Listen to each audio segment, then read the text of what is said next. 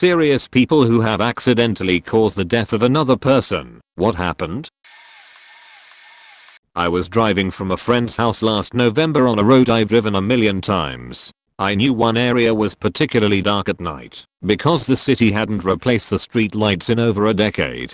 The dark area also crests a hill in a residential area between two crosswalks that are far apart, so people cross the road at the top of this hill. Knowing all this, I still never saw him coming. There was a huge thud, and my window was cracked all the way across. I turned around and saw him laying motionless on the sidewalk. It was late and no one else was there, so it was just me, parked on a side street, and this body. I checked his pulse while I was on the phone with 911 but couldn't feel anything because I was shaking so badly. This was maybe a quarter mile from the hospital, so the paramedics were there before I even realized what happened. They put him up on a stretcher with this strange device that I found out later was to automatically compress his chest.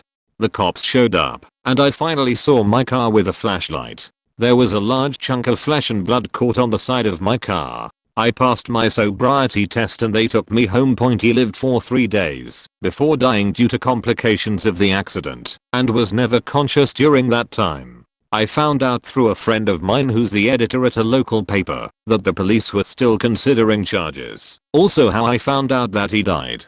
I was obviously a mess about the accident, but also the possibility of involuntary manslaughter. After the officer called me to tell me officially that he died, I consulted a lawyer and was basically told not to talk to the police again and to let them conduct their investigation. 2 grueling weeks later, I got a phone call at midnight from the officer who gave me my sobriety test. He worked third shift. He told me that the guy was incredibly intoxicated and basically stepped into oncoming traffic without paying attention.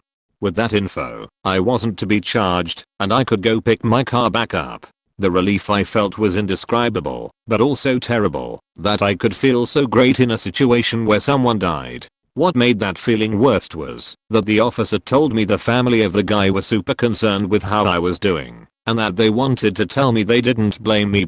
He was 24 and had just graduated college. It was his last night in town before going back to his hometown. I go to his Facebook page every once in a while, just so I don't forget what he looked like. Sorry if this comes through as rambling, but I've been actually explained this in writing before. Edit. Clarified / spelling on a few things. Edit 2. Thank you all very much for your words. There aren't a ton of people I can talk to about this because they just get super sad and coddling, so it's a strange breath of fresh air to get some of this stuff out in the open. Thank you. I'm not sure if this counts, but I wanna get it off my chest. After reading these, my friend was a well-known and liked guy. Very social. Did drama, football, and baseball in high school. Some of the best moments of my life was with him. One day he just stopped coming around. He would read my messages but not reply. He ignored anyone else. It was so bizarre. One day, he came to my house, and it was like the good old days. He said he got into target shooting, but his gun blew up because he fired a bullet that had been in the washing machine. He had some powder burns on his hands. He asked to borrow one of my guns, and I said yes. 2 days later he shot himself with it. I've hated myself since. Most of our mutual friends hate me. His family hates me, and I was barred from his funeral. I feel so bad I didn't see the signs. I miss you, Tom. I wish I could have helped you, like you did me. Edit. To clarify, he borrowed my gun. Also, thank you all so much for your words of support. I wish people here could see things how you did. It's taken years, but I no longer blame myself for what happened. It still haunts me. He was being himself that day, laughing, joking, and making plans for us to hang out more. I'll let him borrow the gun without a second thought because I got lost in the moment. Plus, as soon as I said yes, he carried on like it was no big deal. We grew up with guns. A lot of people don't see that. Most never asked. To them, I'm the piece of shit who gave him the gun. Plus Tom was very popular person and I never was. So I guess it's easier for them to demonize me. It still hurts though. I wish I could have talked to him about how he was feeling.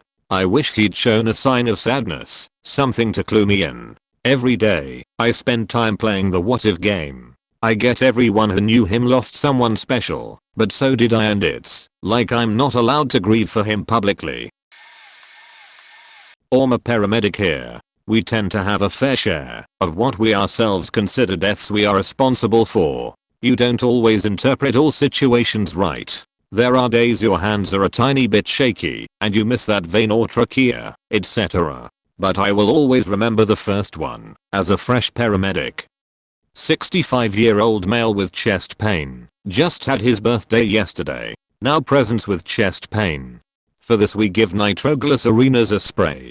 Works well, but has a downside. It reacts massively and violently with Viagra, etc., which was a brand new drug on the market back then. I asked the patient if he took any medication. He says no point now. The seasoned paramedics already know where this is heading. I of course forgot to ask the wife to leave the room and ask again because he visited a hooker for his birthday.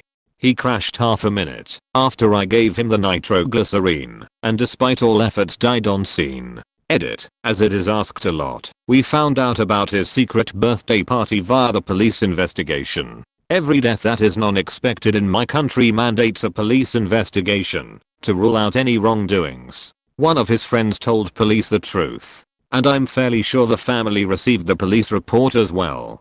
Edit 2. Nowadays it is protocol for most services to explain to the patient that he will most likely die if he has taken any Viagra, etc.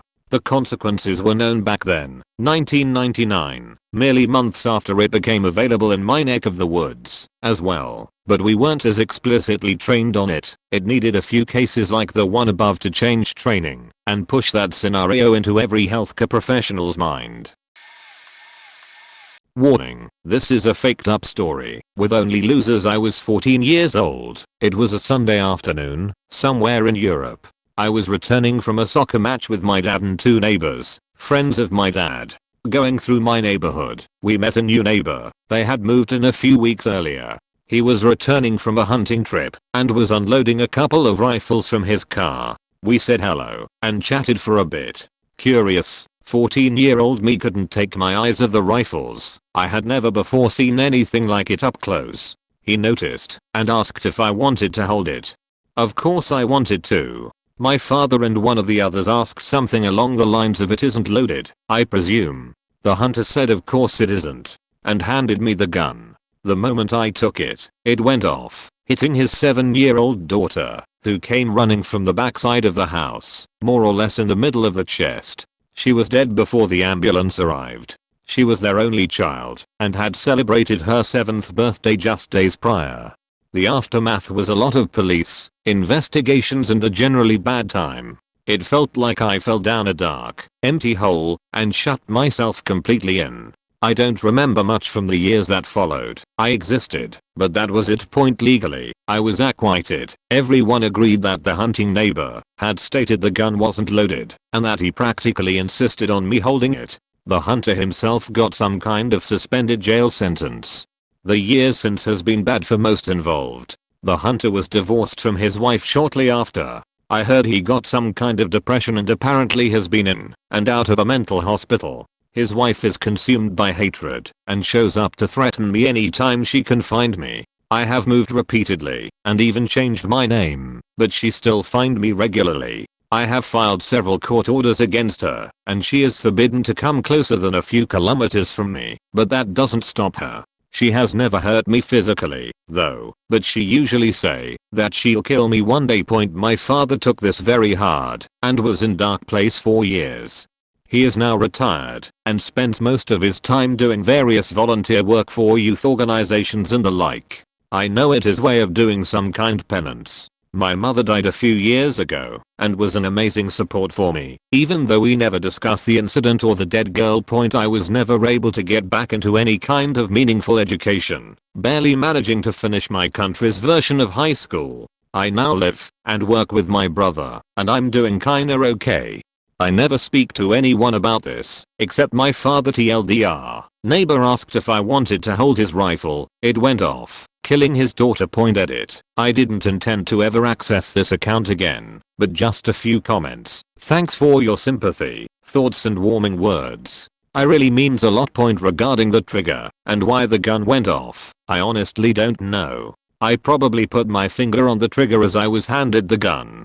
Remember, I had never seen a live gun before. My only experience with guns was television. I haven't even been a gamer, ever, only a soccer game at a friend's house. I know the official report, which I probably have someplace, say something about the gun, the trigger and the probable reasons why it went off, but at the time I just blocked everything. I don't really feel like reading it anyway. It doesn't matter now, and will only bring me pain. The mother is arrested with regular and irregular intervals, and I know she was at least heavy fined some time ago. She is regarded as a low threat according to the police, no violent history ever, and I think she is considered mostly noise and no action. This kind of court orders is not very common in my country, and I think not very high priority with the police. To be frank, I'm not very afraid of this woman. She is mostly a very unpleasant reminder of my own guilt, and every time I see her I get a very negative reaction that can last for days or weeks. My ex asked me for money for Thanksgiving dinner so she could try and smooth things over with her father. Her life had fallen apart in a horrible divorce between her parents in her senior year of high school. All her college fund was wasted in legal fees. All her prospects and privileges were ripped out from underneath her. She was already a rebel because of abuse from both parents, but nothing too bad. Some weed, alcohol, teen angst stuff. After their divorce and her mother disowning her for not lying about her side of the story in court, she moved away with her dad. Started getting into oxy. Thanksgiving rolls around. She calls me and asks for money. Seemed fine. I wanted a receipt. 6 hours later she odd on heroin. There was no funeral. Barely a blurb in the paper. She was just erased. It kills me to think about how she used to be so smart and ready for the world, and how it all crushed her. Fuck drugs, fuck parents who can't even see what they are doing wrong, fuck me for trusting her. I knew she was an addict. She's gone now. Edit, spelling and grammar. I'm not rereading this edit 2. Thank you to those who have kind words to say. Edit 3. I can't believe this blew up to over 3k upvotes. I'd like to graciously thank all of you, and I feel for all who have been through similar. It's places like Reddit that will help you get by if you can see past the trolls. Thank you. Final edit. Thank you for the gold. Again, I appreciate the thought. I just wanted to vent, but I'm doing fine really.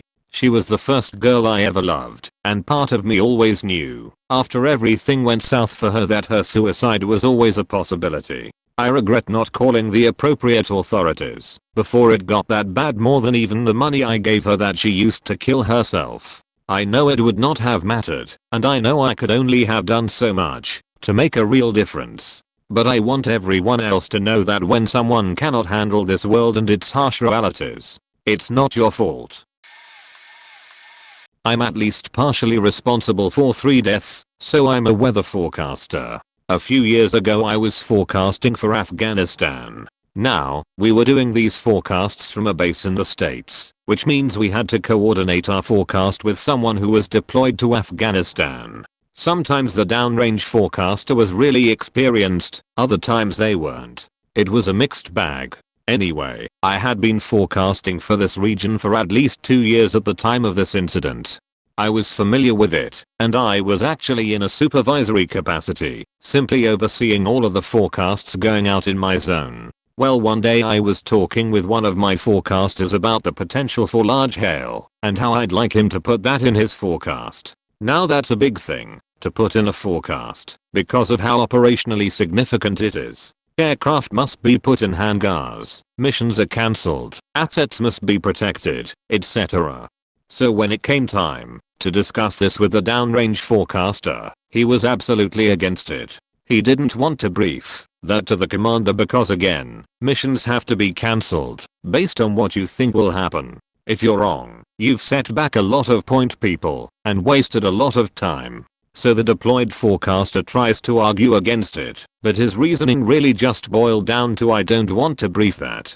So when I wasn't looking, he essentially just pulled rank on my junior forecaster and forced him to take it out of the forecast. And so it went out to the base with no hail in it, only hinting at some vicinity thunderstorms. Well, when I noticed I was pissed, but I said screw it, we'll let him be wrong. This was the first time I'd ever wanted to put large hail in a forecast. Maybe we were over forecasting it. Nope. Basically right on schedule, a huge thunderstorm popped up and dumped large hail on the base. It did a few million in damage to aircraft, injured a hello pilot who was pre-flighting his bird, and killed 3 Afghan National Army soldiers who had left on a patrol and couldn't find any cover. They wound up beaten to death by hail. That has always bugged me. They didn't need to die. We knew the potential was there, and I basically just let an incorrect forecast go out that got them killed. I used to work a strange overnight schedule. 10-hour shifts Monday, Tuesday, Wednesday, and Friday. I'd try and keep awake the same hours on my days off, especially on Thursdays. This was a pretty rural area, so there wasn't much open at those hours, except a gas station that had a tiny cafe area. I didn't want to keep people in the house awake, so I spent a lot of time at the gas station. I'd usually read or talk with the cashier on duty. I think she felt a little safer having someone else there too. One night a man comes in with a little boy and asks if they can use the bathroom. It's something like 3 AM. The kid looks sick or uncomfortable.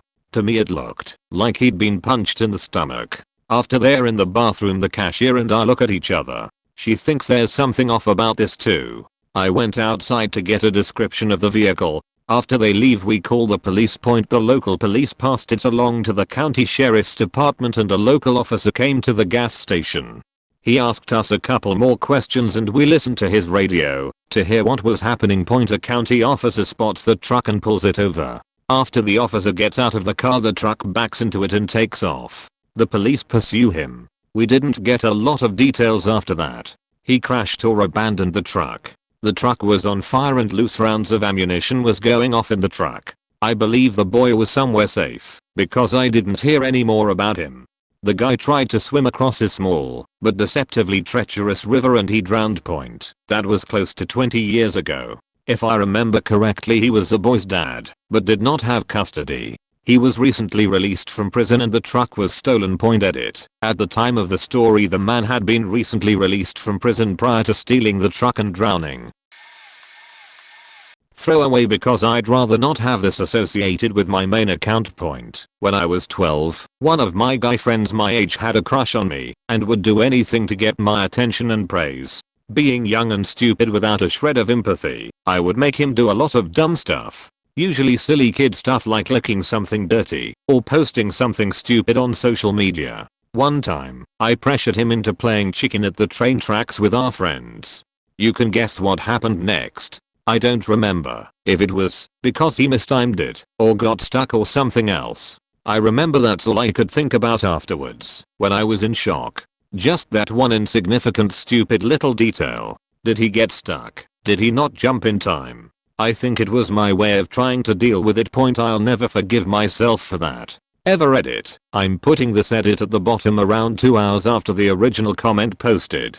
The reason for this edit is because I wanted to address the 2 main replies I've been getting before new people jump to post the same thing. These are wow, you suck and wow, these people saying you suck. I'm sorry for what happened. I'm alright with people saying mean things about this. This is a natural reaction. I'm in no way angry at any of you people saying these things. You are 100% justified in that reaction. To those giving me sympathy and sticking up for me, thank you, but kindly refrain. Don't argue with people's emotional response to a post so deeply upsetting as this. I know that's a big thing to ask, but if you want to be sympathetic towards me, that's the way of showing it. Thank you everyone. I was the first car at a red light, with a grey car to my right in the right lane. I picked up a habit to look both ways when a light turns green, and it never proved worth it until now. So my light turns green, and before I go, I check left and right like usual. This time, I see a red truck speeding at least 100 miles per hour trying to make his red light. 2 whole seconds pass, and I'm still waiting, but the grey car to my right didn't see the red truck speeding, so he went along. Huge collision. The grey car that was to my right is now rolled over, hitting 2 other cars in the other lanes, and the red truck that sped through hardly had a front anymore. This happened no more than 5 meters away from me. I think I was in such shock that I proceeded on my way without much consideration or checking up on them or anything, which would be one of my greatest regrets. I always wonder what would have happened if I did not check left or right before going. Probably wouldn't be typing this, to be honest. Also, that grey car wouldn't have been T-boned and flipped, so I have a bit of survivor's guilt, I guess, about that. I wish there was a way to reach out and see what happened to that grey car. I hope he or she and all their passengers are alright. I often use this story as a cautionary tale about always checking before going, even if your light is green. Green doesn't mean go, it means proceed if safe. Not exactly caused by me, but I was definitely part of it. When we were 15 or 16, we had a guy in school who got bullied real hard and ended up committing suicide. I remember being quite nice to him whenever we were on our own, but being quite insecure myself at the time. I've also been a douche to him in the group a few times. It was definitely life-changing and shaped my character to the better. It's just scary that you completely fail to realize what such actions can do to somebody when you're a teenager. Edit. On a side note, there were definitely more things to it, as we have realized afterwards. He immigrated to us from Albania, had no father and certainly nobody to talk to about these things.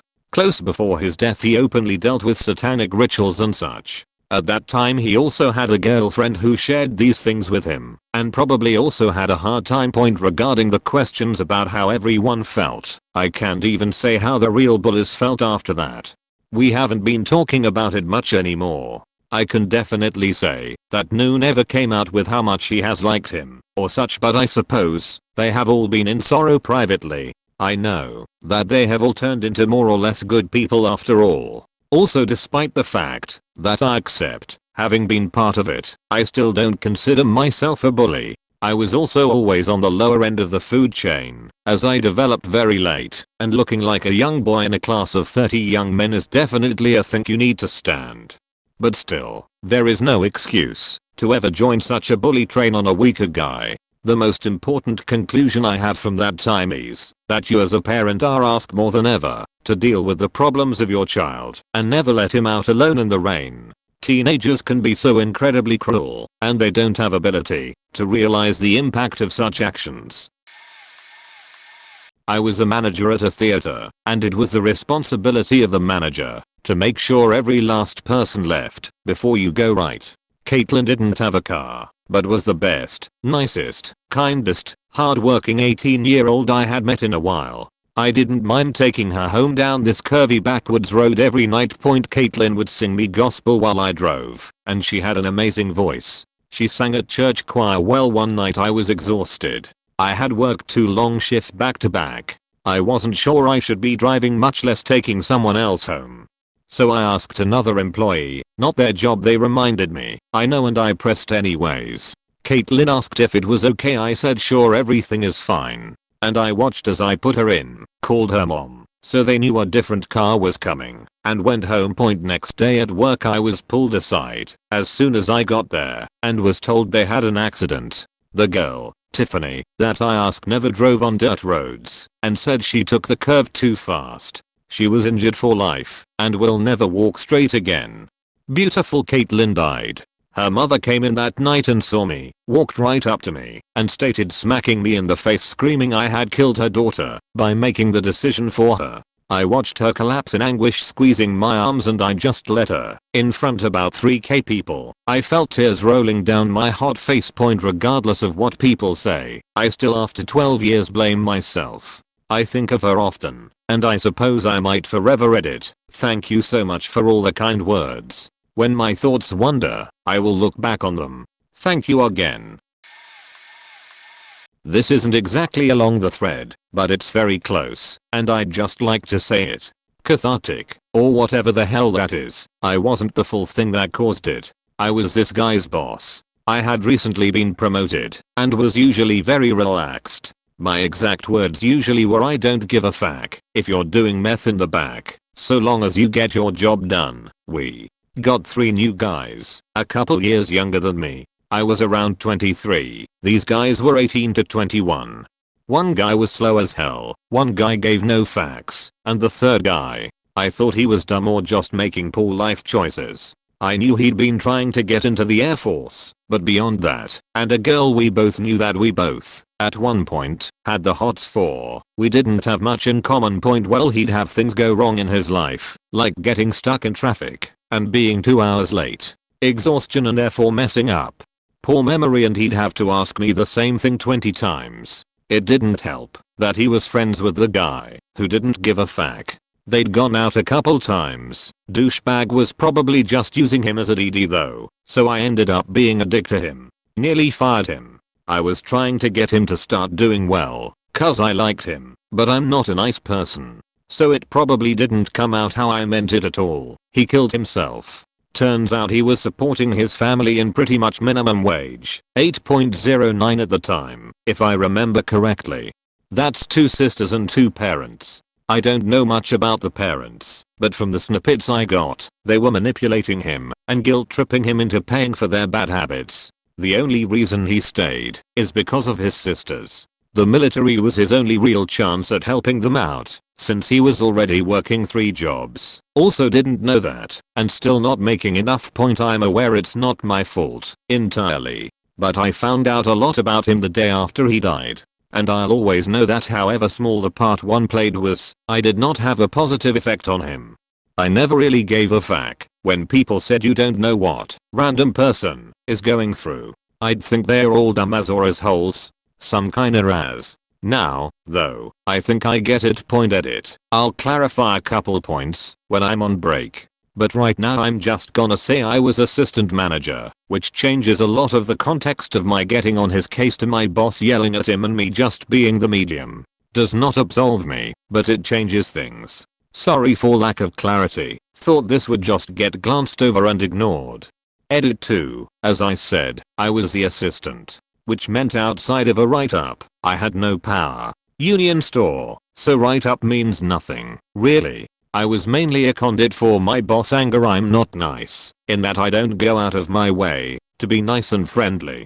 Poker face, honest opinions, and will call people out on shit. A lot of people do not like that, even when they say they do. How I was a dick. Example, one time he was 2 hours late. This is in a kitchen retail blend, so not really acceptable. Why he was late? He was filling out paperwork for the Air Force. There was an accident. He got stuck in stop and go traffic. Understandable, but still bad. Since he called the store and talked to middle management, I had no choice but to really get on his case. He'd also show up late because he worked graves at the airport. I did not know this at the time and was getting what sleep he could. This also made him slower and more forgetful.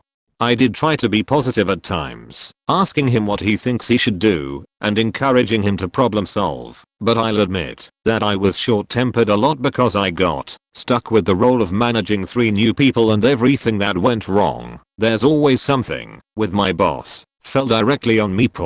Why I didn't know these things. I did talk to him when we had time, but he didn't open up much about his life. And he was only there a few months maximum. I can't actually remember how long, yet I feel like a jerk because of that. And even the co-worker he was friends with had no clue about how stressful his life was.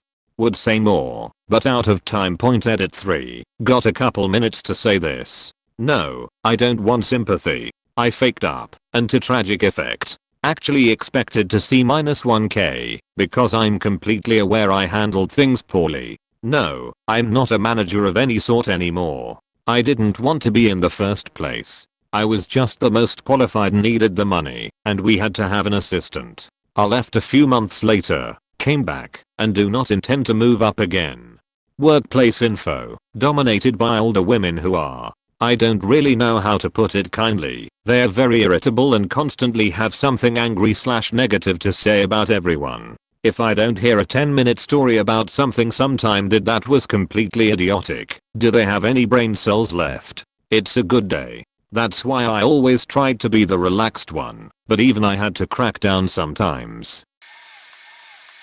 As many who have posted, I indirectly caused someone's suicide. I was not the whole reason, I know that, but I was the last nail in the coffin, so to speak.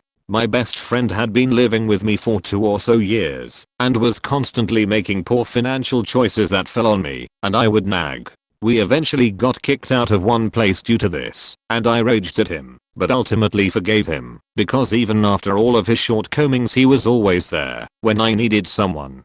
Fast forward to me being gone for the weekend. I get home and check my financials and see that there are some weird food or charges on there. I call the places and ask where they were delivered to and realize he'd used my credit card to buy food. Now I'd given him money when he needed it before, because I will not let someone go hungry, but to steal was the last straw, and I absolutely lost it, and just unleashes everything on him. He refuses to admit that he did it and tried to hide the pizza boxes. He proceeds to get absolutely wasted that night and tries to say that his grandfather was sick in the hospital to I guess get me to break my anger. Then next day I text him that he will either admit to it and pay me back, which seems easy, or I will have to get the cops involved. About 3 hours after that text was sent I get a hysterical call from my girlfriend that he has shot himself. It was a year this past April. I know I'm told not to feel like I'm to blame, but I still think about it every day. Now I bite my tongue more and take care of what I say to people. Edit. Thank you all for the outpour of support and replies. Fuck it, I'll reply. I haven't told many of my friends this story, but sharing it has helped wrap my head around what happened. It was about 3 AM on a Thursday last December. I lived in Fort Lauderdale at the time. I was heading back from a party at a friend's house, pretty bleary-eyed. I had slept for a few hours and then got in my car. I was running out of gas, so I stop at a gas station right off of I-95 before heading north to home. A guy walks up to me while I'm pumping gas and he asks for directions. He was older and a bit drunk. He came off as a Yachty, and Yachties are really common in that part of town. I had a bunch of Yachty friends, so he didn't sketch me out, but I immediately kind of wrote him off. I told him to take I-95 north. He stumbles off and gets on his Vespa. Scooters are super common in South Florida, and then drives away. I go inside, get a drink, then sit in my car for a few minutes, waking up before going. I hit the highway and I'm cruising north when I see a ton of emergency lights coming down the southbound side. I remember thinking, oh shit, something's going down. I start paying closer attention to the road in front of me and there are lights in my rear view too, coming up really faking gassed. What happened next was kind of a blur and is NWS. There were recognizable body parts in the road, part of an arm, an upper torso with the head attached, blood everywhere. Bits and pieces of plastic and metal in the road and lumps of flesh or organ or something. I didn't see any of it until I was extremely close, but the image is something that has really faked me up. I called my mom. She said I was incoherent and screaming about blood. FHP checked my car, which had blood on it but no damage.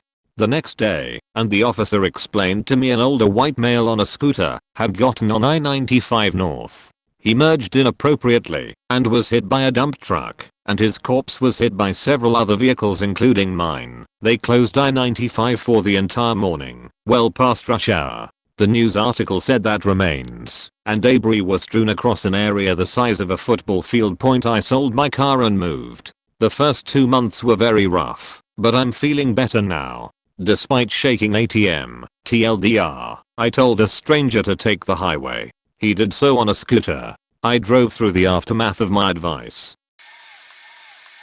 Haven't told anyone what happened, but my friend's little brother who had cerebral palsy was asleep on his back, and my friend slept in a room beside his, and I had to spend the night with my friend's little bro, because there was a spare bed in his brother's room.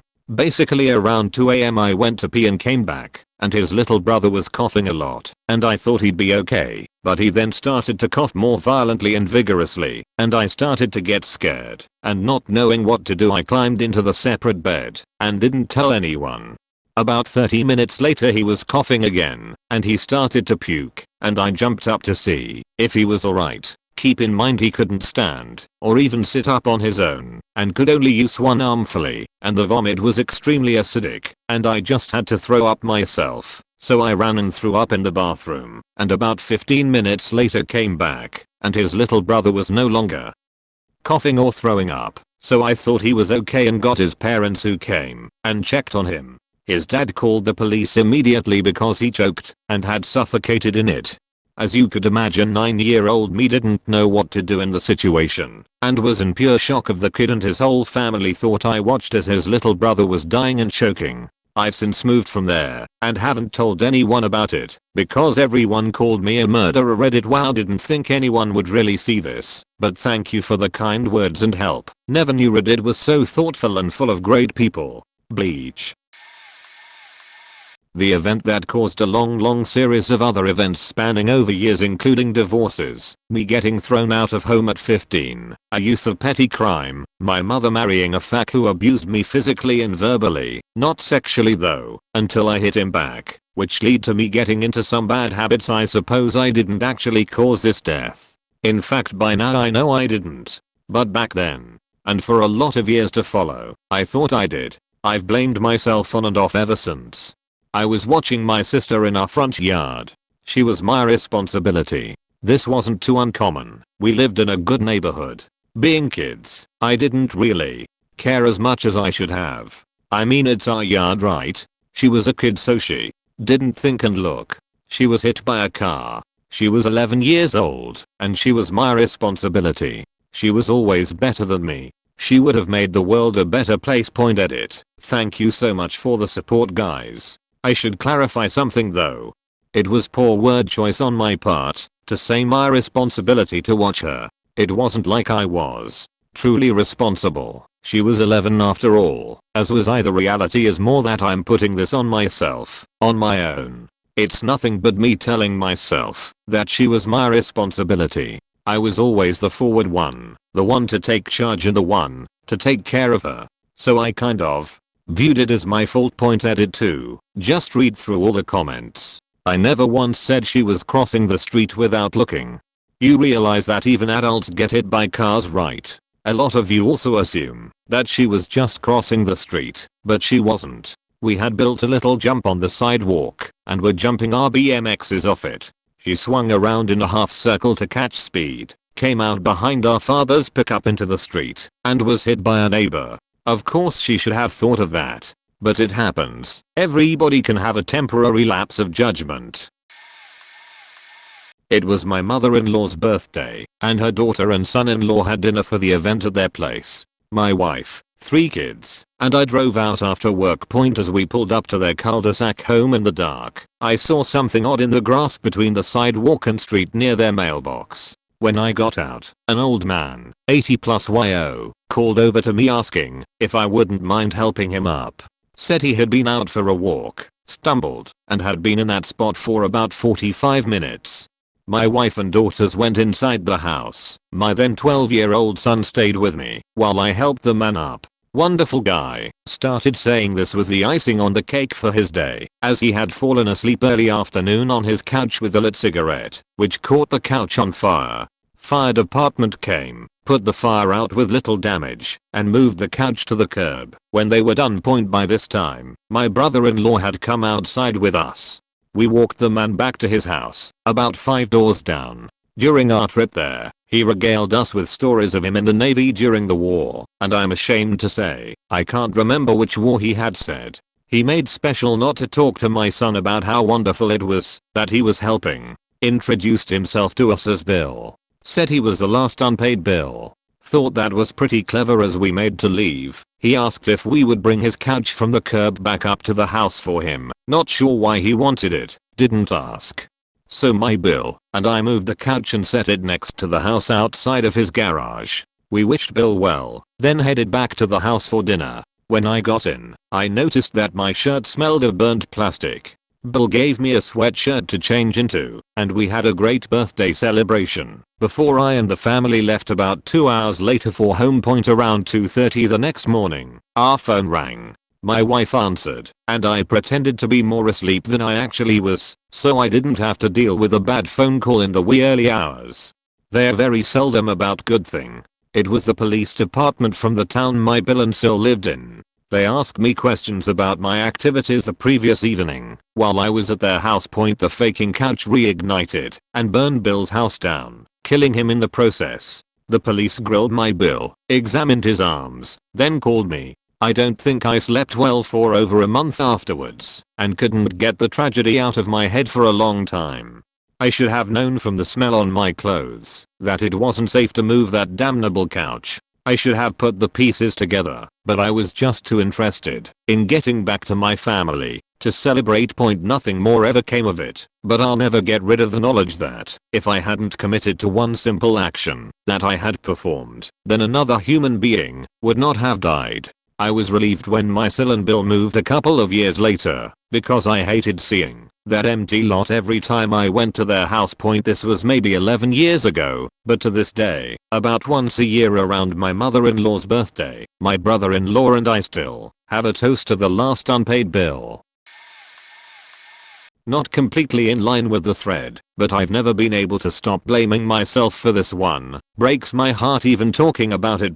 I was young, 18, had been dating this girl since I was 15. She was my first love. She had always been depressed, but that had faded when we got together. Our relationship was fantastic for the most part, until about the last 2 months. Long story short, I became homeless and couldn't live with her. I got back onto drugs, something which has always been a weakness for me.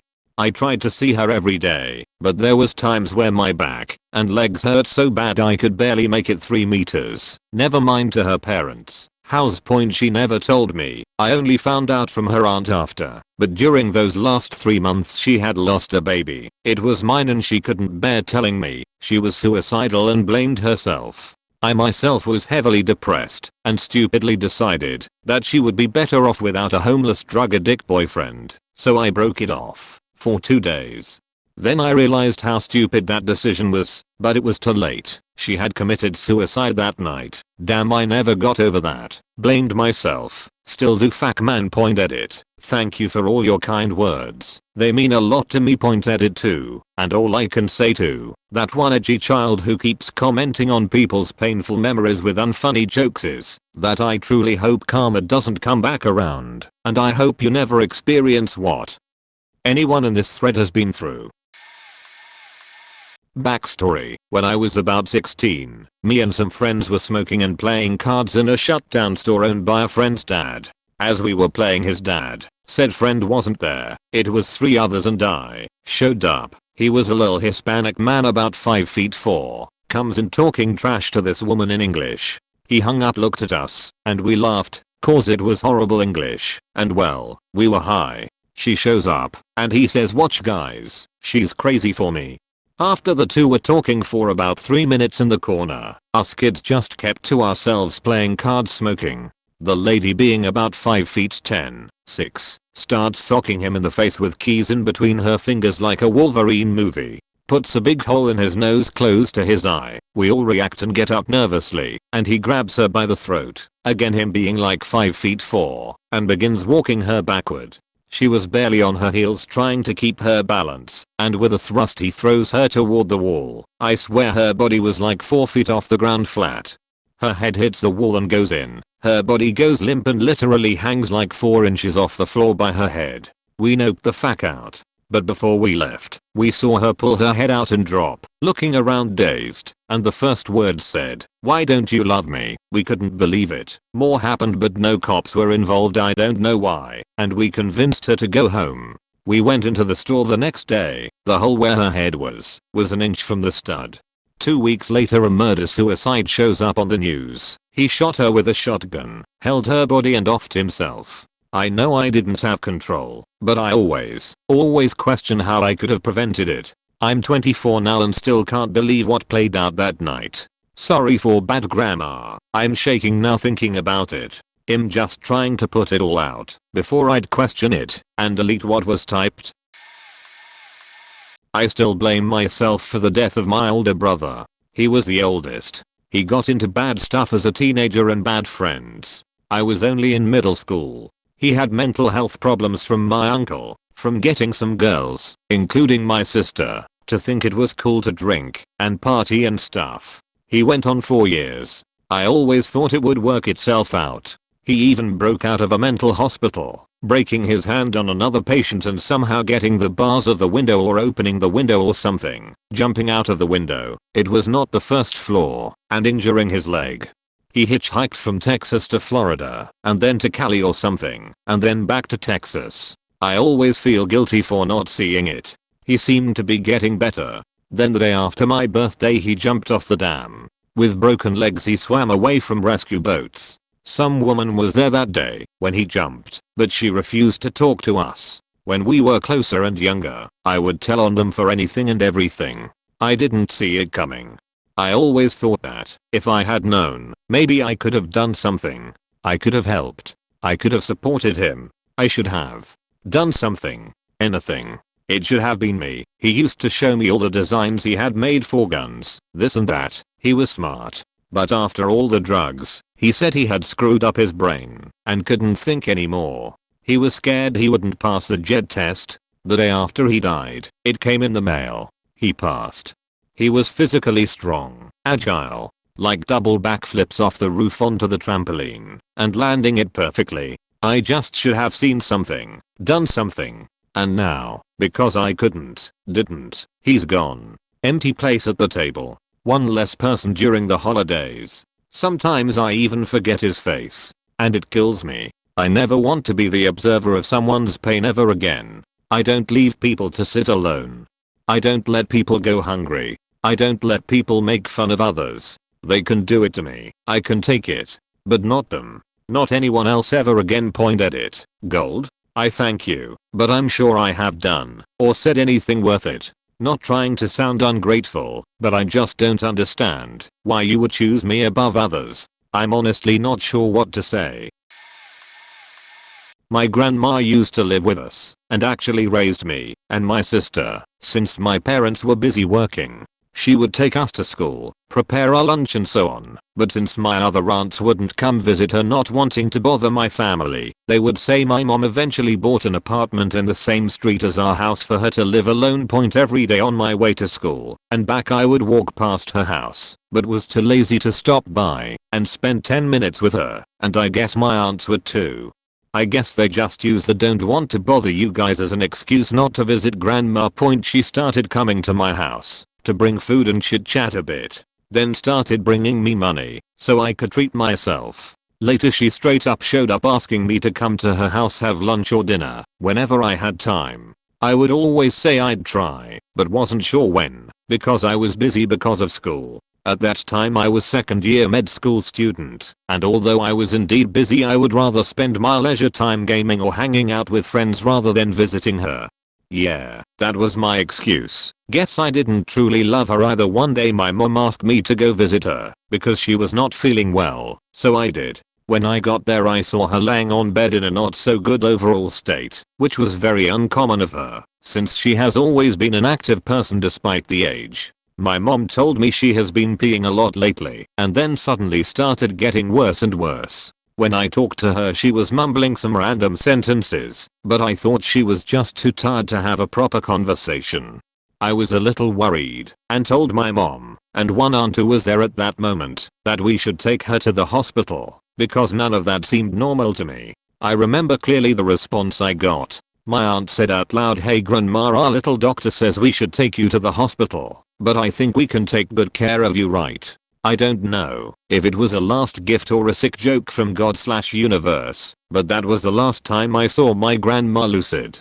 The big old proud smile in my grandma's face after hearing that I was her little doctor still haunts me today. We ended up not taking her to the hospital that night, and when we eventually did, it was too late. She died from sepsis due to UT. Now that I think back, it was so clear, all the signs were so obvious. I should have done the diagnosis, or at least I should have trusted my gut instincts and insisted a little more on taking her to the hospital. I know it's not all my fault.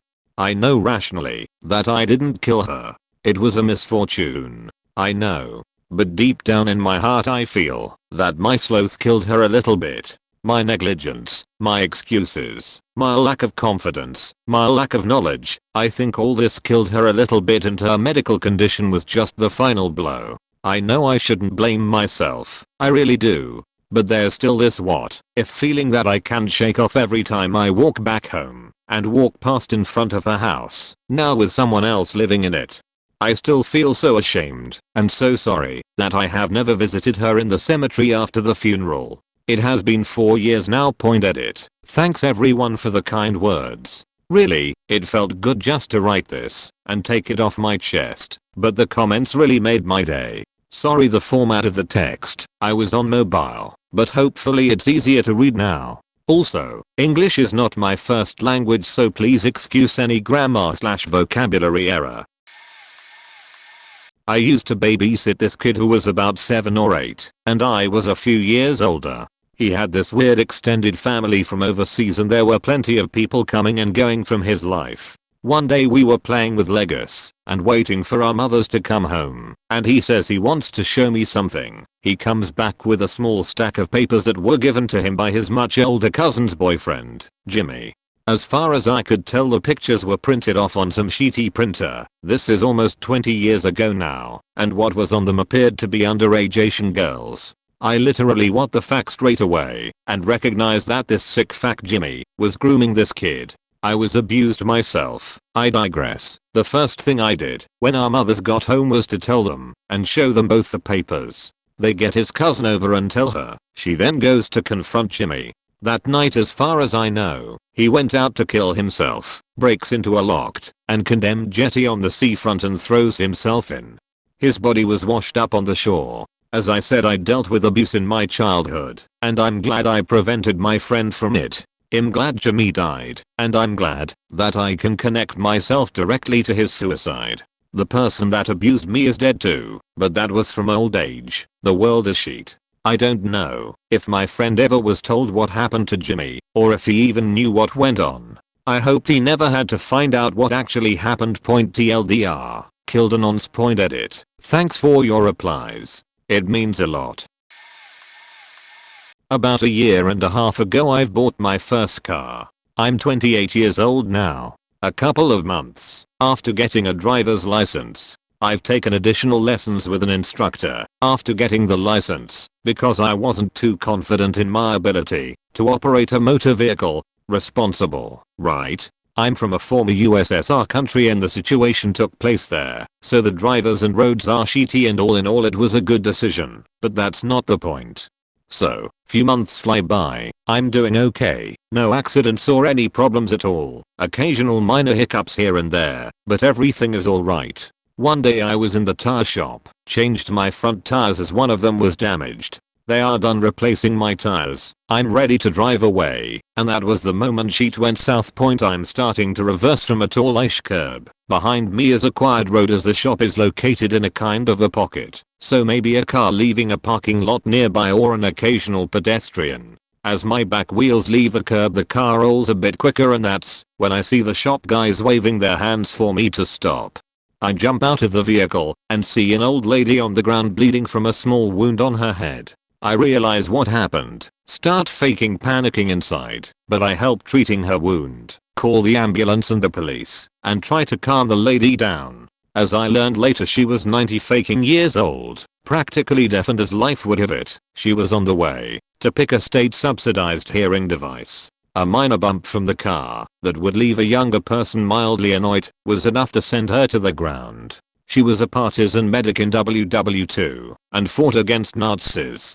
So, I'm informed by the police investigator that hitting anything while reversing is 100% on the driver. Her almost 60 years old son is screaming that he'll kill me, and the situation looks faking grim. Afterwards I visited her in the hospital. Her son was not mad anymore. He's a driver himself and understood that shitty accidents happen. She had a minor gash in the head, a fractured hand, and some pelvis fractures. Doctors didn't give her much time considering her age. I've completely paid for her treatment, moved her from the hospital back home, paid for a nurse to attend her while her son was working, but it didn't help much as she died some 3 to 4 months later. Her injuries have practically healed completely, and she was almost able to walk again. But such damage in her age was not really recoverable completely. I've paid for the funeral and other expenses that came along, made amends with her son. He wasn't really angry at me anymore, and that was it, in a way. The legal side of the question is being worked on. The courts are slow here. My lawyer said that I would get a probation in the worst case, as jail time is rarely given for criminal cases like this one. More so considering the extenuating circumstances such as not leaving the scene of an accident, calling the police/ambulance, and paying for everything point as a conclusion. I want to say that this whole ordeal sucks balls. I'm guilty, of course, even though I couldn't physically notice her as I was reversing from a curb, and she was a small old lady walking behind the back pillar of the car outside the line of sight. This incident has taught me to pay attention at all times, and to double check everything that I might not be able to see on the road, as you should also do. P.S. I'm sorry for any mistakes. English is obviously not my first language. I don't know if you could say I directly caused the death, but I'm a cop, and one night I was following a car that was driving erratically. It was maybe 3 AM, and it was driving in circles all around town, not going anywhere in particular. It seemed to me the driver was drunk, so I pulled him over and went to talk. Turns out to be two college-age guys, about 20 years old. They were behaving strangely and were somewhat incoherent, clearly intoxicated but didn't smell of alcohol. Driver turns out to have a suspended license, so he is going to jail. I have no choice in the matter. Search the car and find an almost empty bottle of vodka, and it soon becomes clear their erratic driving was from them trying to chug it and hide it. Both were showing more and more signs of intoxication and now reeked of booze as their bodies started absorbing what was in their stomachs, so it's all in all a pretty minor deal in the grand scheme of things. Suspended license is the most minor of arrestable offenses. Spend an hour in jail being processed and then sent on your way. Passenger talks his way into getting arrested too, but it's for underage drinking, also very minor. No DUI. I promised him I wouldn't if he would come clean about what substances he was on. I was more worried we were about to have an overdose or bad pill/alcohol mix on our hands. 3 days later, get a call to a house for an unresponsive subject. Turns out to be my driver from the other night. He hung himself because he was so distraught over his run-in with the law. I learned that he had some other arrests that year, had a crappy job, an alcoholic family, and my arrest was the final straw. It's not my fault, just happened to be the last in a series of mistakes he made, and he decided enough was enough. He didn't want to be responsible for any of it anymore. I don't feel bad. I was doing my job, and I think we can all agree getting a drunk of the road is good. It's just a bit eye-opening that an event so minor to me is enough to trigger a suicide in someone else. I don't know if this is appropriate, since it's not a direct answer, or if anyone will even see this, but after reading through the comments here I feel compelled to say something. To the people posting your personal stories here, or to anyone else fighting a war inside your own mind because of a tragedy you never would have wanted to happen. Forgive yourself. Please, for the love of all things, forgive yourself. You are human, just as I am. You're all wonderful and caring, or else you wouldn't be so haunted by something like this from your past. If you wake up every day thinking, if I had just, or all I had to do was, or anything of that sort, then damn it, it's not your fault. Tragedies happen. I hate seeing them, and my heart goes out to everyone affected by any sort of hardship. But just because a tragedy happened, even if you were directly involved, does not mean you are personally responsible. And it sure as heck does not mean you deserve to live in guilt and torment because of it. That is not a debt you owe. I'm yearning for your heart to find peace, and if you live each and every day carrying the memory of a loved one, I consider you a hero. And I hope somehow, some way, you're able to draw the strength to continue to press through, find that peace within yourself, and forgive yourself. You deserve it, and I want it for you, just as I want it for myself. Peace and love. I know I'm late to this thread, but I've got to get this off of my chest, because it's been on my mind for years, and will likely stay there forever. When I was 19, my friends and I were drinking heavily at this park playground. I remember taking massive pulls from a handle of vodka and honestly don't remember much else. I guess I drove us back to my friend's house at some point. At my friend's house we hung out in the garage for a few minutes, but we all thought we had to go home right away for some reason, maybe because it was so late. Either way, I realize I'm way too drunk to drive, and I give my keys to my brother, who swears he is able to drive drunk perfectly fine. So we get up to leave, and the friend whose house we were at just starts begging us to sleep over and just leave in the morning. There were couches and his parents wouldn't care. But we were too stubborn. I convince my brother we have to go home, since I don't want to get in trouble. So we stumble outside and leave, making it home at some point. I just remember waking up to vomit multiple times later. The next day I try to hit up my other friend who also had to leave that night. His name was Chance, a fantastic intelligent guy, sometimes a dick, but never with bad intentions. He was just really honest. He doesn't respond. For days, we always would get in a Skype call and play CS, or whatever pretty much every day, but he just wasn't responding to anything. Then before I'm about to just go to his house, I get a call that he's in the hospital in critical condition. His brain had essentially shut off after he crashed his motorcycle into the back of a truck. He ended up being euthanized, and his family donated most of his organs. I don't go a single day without thinking about him. I should have just told everyone to sleep that night. I don't know why I wanted to go home so bad. Never drive drunk. It's just not worth it ever. I miss my friend. 3 lanes wide on my side of the street. I'm in the lane closest to the middle of the street. I just get through an intersection and see a car attempting to turn in front of me into a gas station. This gas station entrance is close enough to the intersection I just went through that there is no middle section for them to wait in to turn. When it is clear, they inch into my lane across a double yellow line and stop. I quickly get over to my right 1 lane. They inch over into the next lane and stop again. I start to panic. Why are they stopping? What is he doing? I quickly see I can get in the far right lane and move over this older man driving. I think he panicked. He tries to gas it past me into the gas station. I'm in a Dodge Dakota, and they are in an old Chevy truck with rack seating. I slow down as much as I can, but there is no time. I T-bone them, and my car basically slams them into a concrete pole. I stop a couple of feet from a concrete wall myself. I get out of the car with my adrenaline on full. I'm not even sure if I'm hurt or not. I can't feel anything anyway. I stumble over to their car to see if they are okay. The looks I received from this old man and his wife still haunt me to this day. They looked at me like I was the Grim Reaper coming to claim them. Absolute horror. Blood coming down their face, wondering why I did this to them as smoke from the front of the car looms over them like creeping death. The woman died later that day from her injuries at the hospital. The man later tried to sue me, but I was cleared of any legal wrongdoing based on the investigation that had taken place. They had concluded that I had done everything I could have done to avoid a collision. It was just unfortunate timing that this older gentleman made an illegal driving decision. A decision that I'm sure he regretted until the end of his days. I'm still messed up from this, even though it was years and years ago.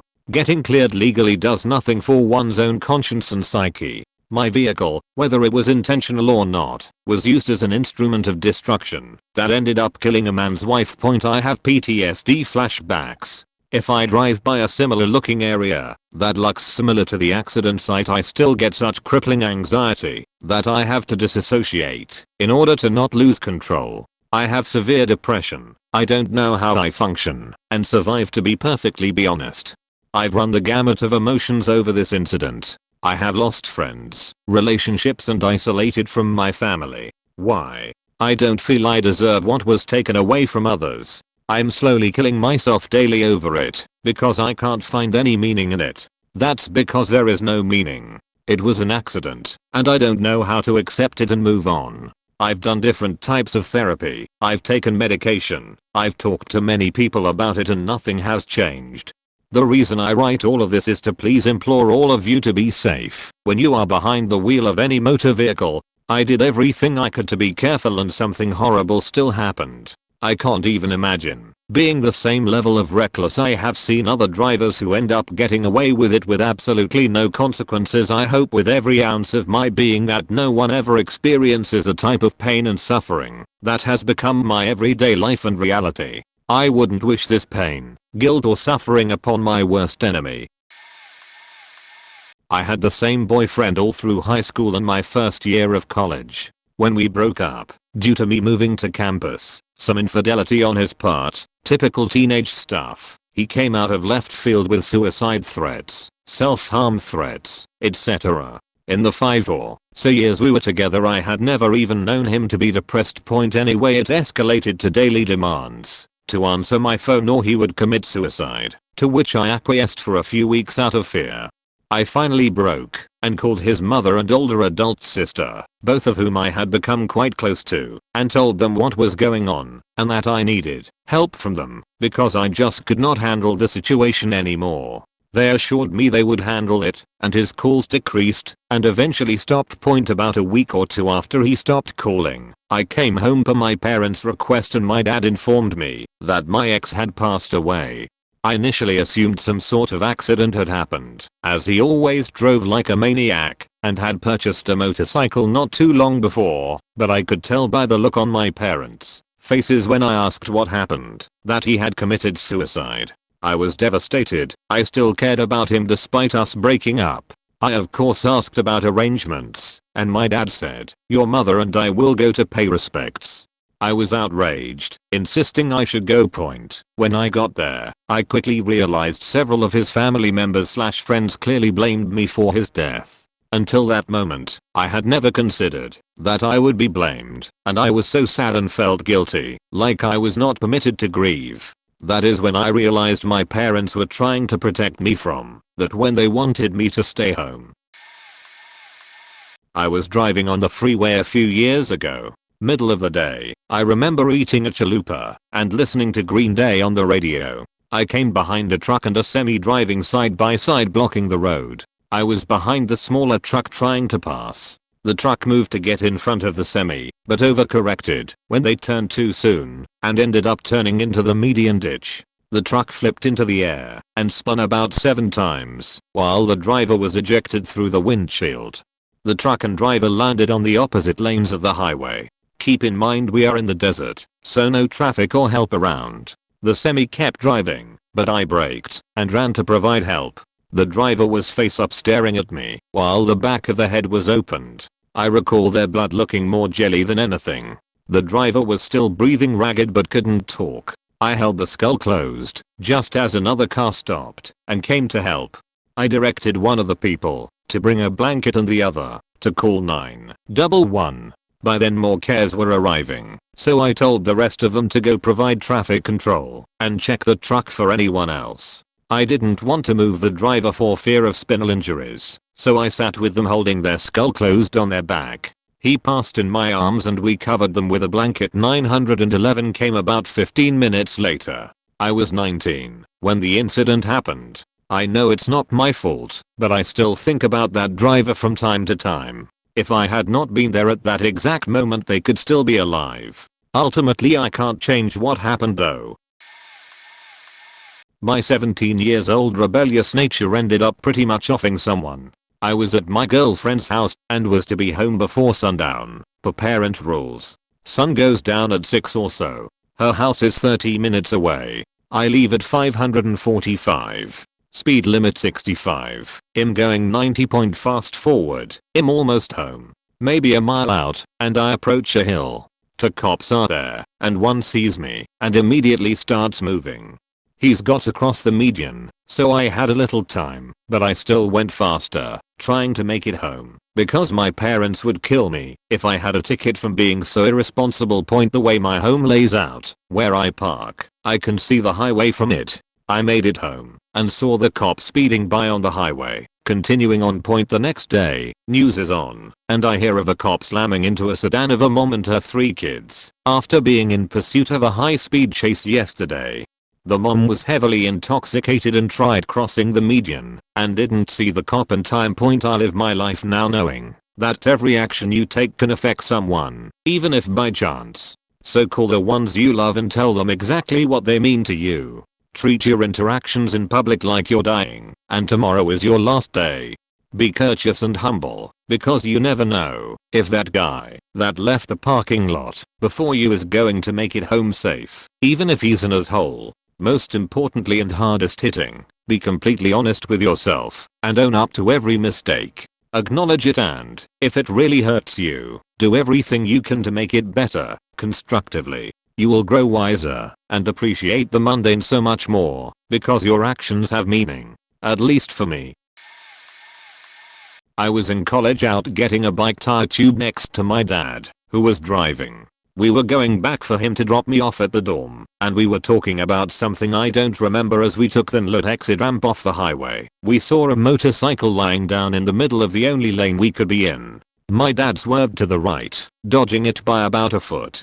In the next few seconds, I saw a dark lump on the ground, felt a jarring bump as we went over it at around 30 miles per hour, and we stopped. The bump didn't feel like much more than a big speed bump. I looked out the rear view window and saw the bike lying around. We swerved, but I couldn't see the lump we went over. I was about to get out of the car, I think, and looked over to my dad. I don't remember the exact words said, but he said something like, "Let's get off the ramp." So we drive off, and we kept going. The car was dead silent, and about 1,000 feet or so ahead a car pulls up to the right of us with people screaming at us to stop, and that we just ran somebody over. My dad yelled back that we are finding a place to park, but they were frantic. So, we stopped. 2 or 3 more cars stopped too. We get out of the car, and an entire family gets out of the car. That stopped us. 2 adult children, their parents, and a grandparent as well. I noticed a long streak behind us that was dock of the road, and I looked under the car to see a bloody dead man we dragged the entire way. I didn't look for longer than a couple of seconds, and I think I went into shock because I don't remember much more than the rest below. Cops came. We gave statements saying we were just going to stop a bit ahead and call the police, and I'm quite sure the family gave statements saying it seemed like we didn't intend to stop. I haven't spoken to my father in a few months now, and every time I think of calling, this story comes to mind. It happened more than a few months ago, and when we did talk about it, all I asked was if anything happened with the police again later. I really do feel like we would have kept going and tried to forget the entire thing if he didn't get stabbed and stuck underneath our car. I wonder if he was dead before a lot, and I'm pretty sure he wasn't until we killed him. I feel like I need to establish this before I write this. I don't feel guilt or shame at all, period, so this had no effect on me, but it's according to the thread, so I'll share.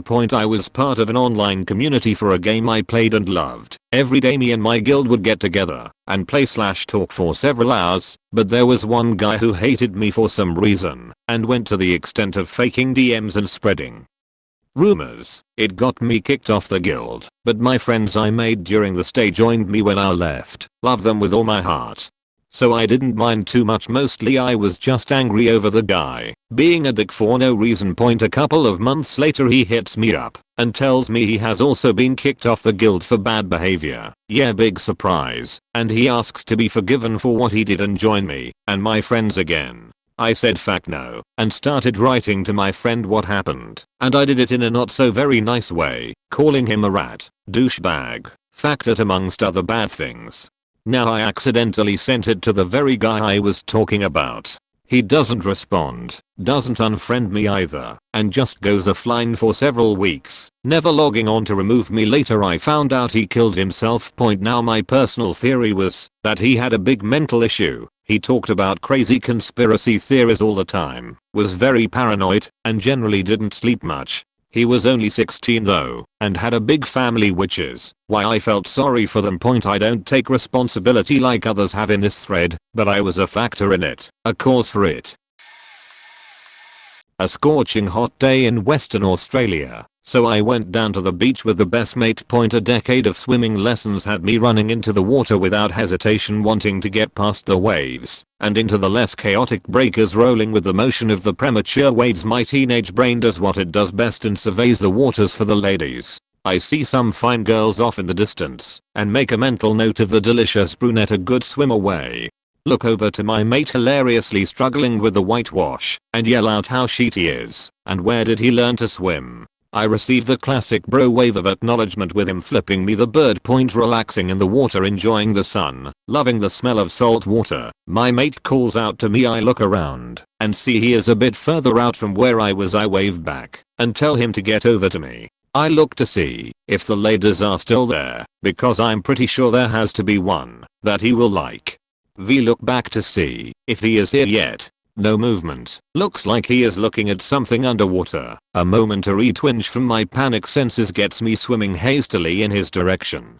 I'm getting closer and reality is crashing hard because he hasn't moved for the 15 seconds I have taken to swim to him. Grab him, roll him over, a few bubbles escape his mouth and a blank stare meets my eyes. I pull him above the surface. I wrap my arm around his chest and start swimming backwards to shore. He is heavy, my muscles burn. How far is the shore? Am I close to the sand yet? I seek out tentatively for the ground. It's not there. We sink for a moment. Why am I swimming so slow? I find the ground and now I have footing, but the waves are now crashing around us, and he is so heavy. We are in the whitewash and I'm feeling like jelly. Am I far enough on land? Remember your CPR training. 5 compressions. Breath. More compressions. Breath. He is foaming at the mouth. I'm so tired. People are gathering. Children speak without understanding. Is he dead? Parents shush them. Someone call an ambulance. A beautiful brunette is crying. I'm a doctor. I feel myself pushed aside. I'm lost. Everything is so distant. I hear ribs crack. He will wake right. Like the movies. Nothing. An ambulance. A police officer. A police station. Do you have anyone you can contact? I call our best mate at work. He is skeptical and threatens that this better not be a joke. When he arrives at the station he takes about 5 steps in, sees me and the gravity of the whole situation pulls him to the ground in tears. It's fake from now. I remember a morgue and seeing his body. His family is from Melbourne, Victoria, so we have to identify him. I think I lasted 3 months in Perth before leaving for a wander around the country. I said I would be back in a few weeks. It was 10 years before I came back to Perth, Western Australia.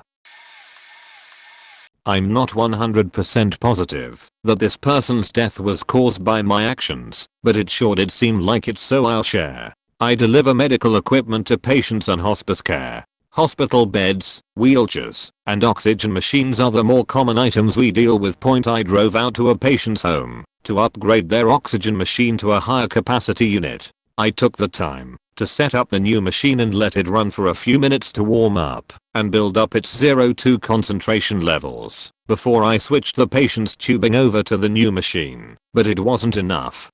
In the 5 to 10 seconds it took me to unscrew their O2 line and screw it into the new unit, they crashed. I'm sitting in their house writing down the serial numbers from the new and old machine on my work order when I hear a noise that I'll never forget. The patient's husband and family all start crying out her name in agony. She must have been in such bad shape that the drop in oxygen concentration level or brief lack of concentrated oxygen caused her to crash quickly.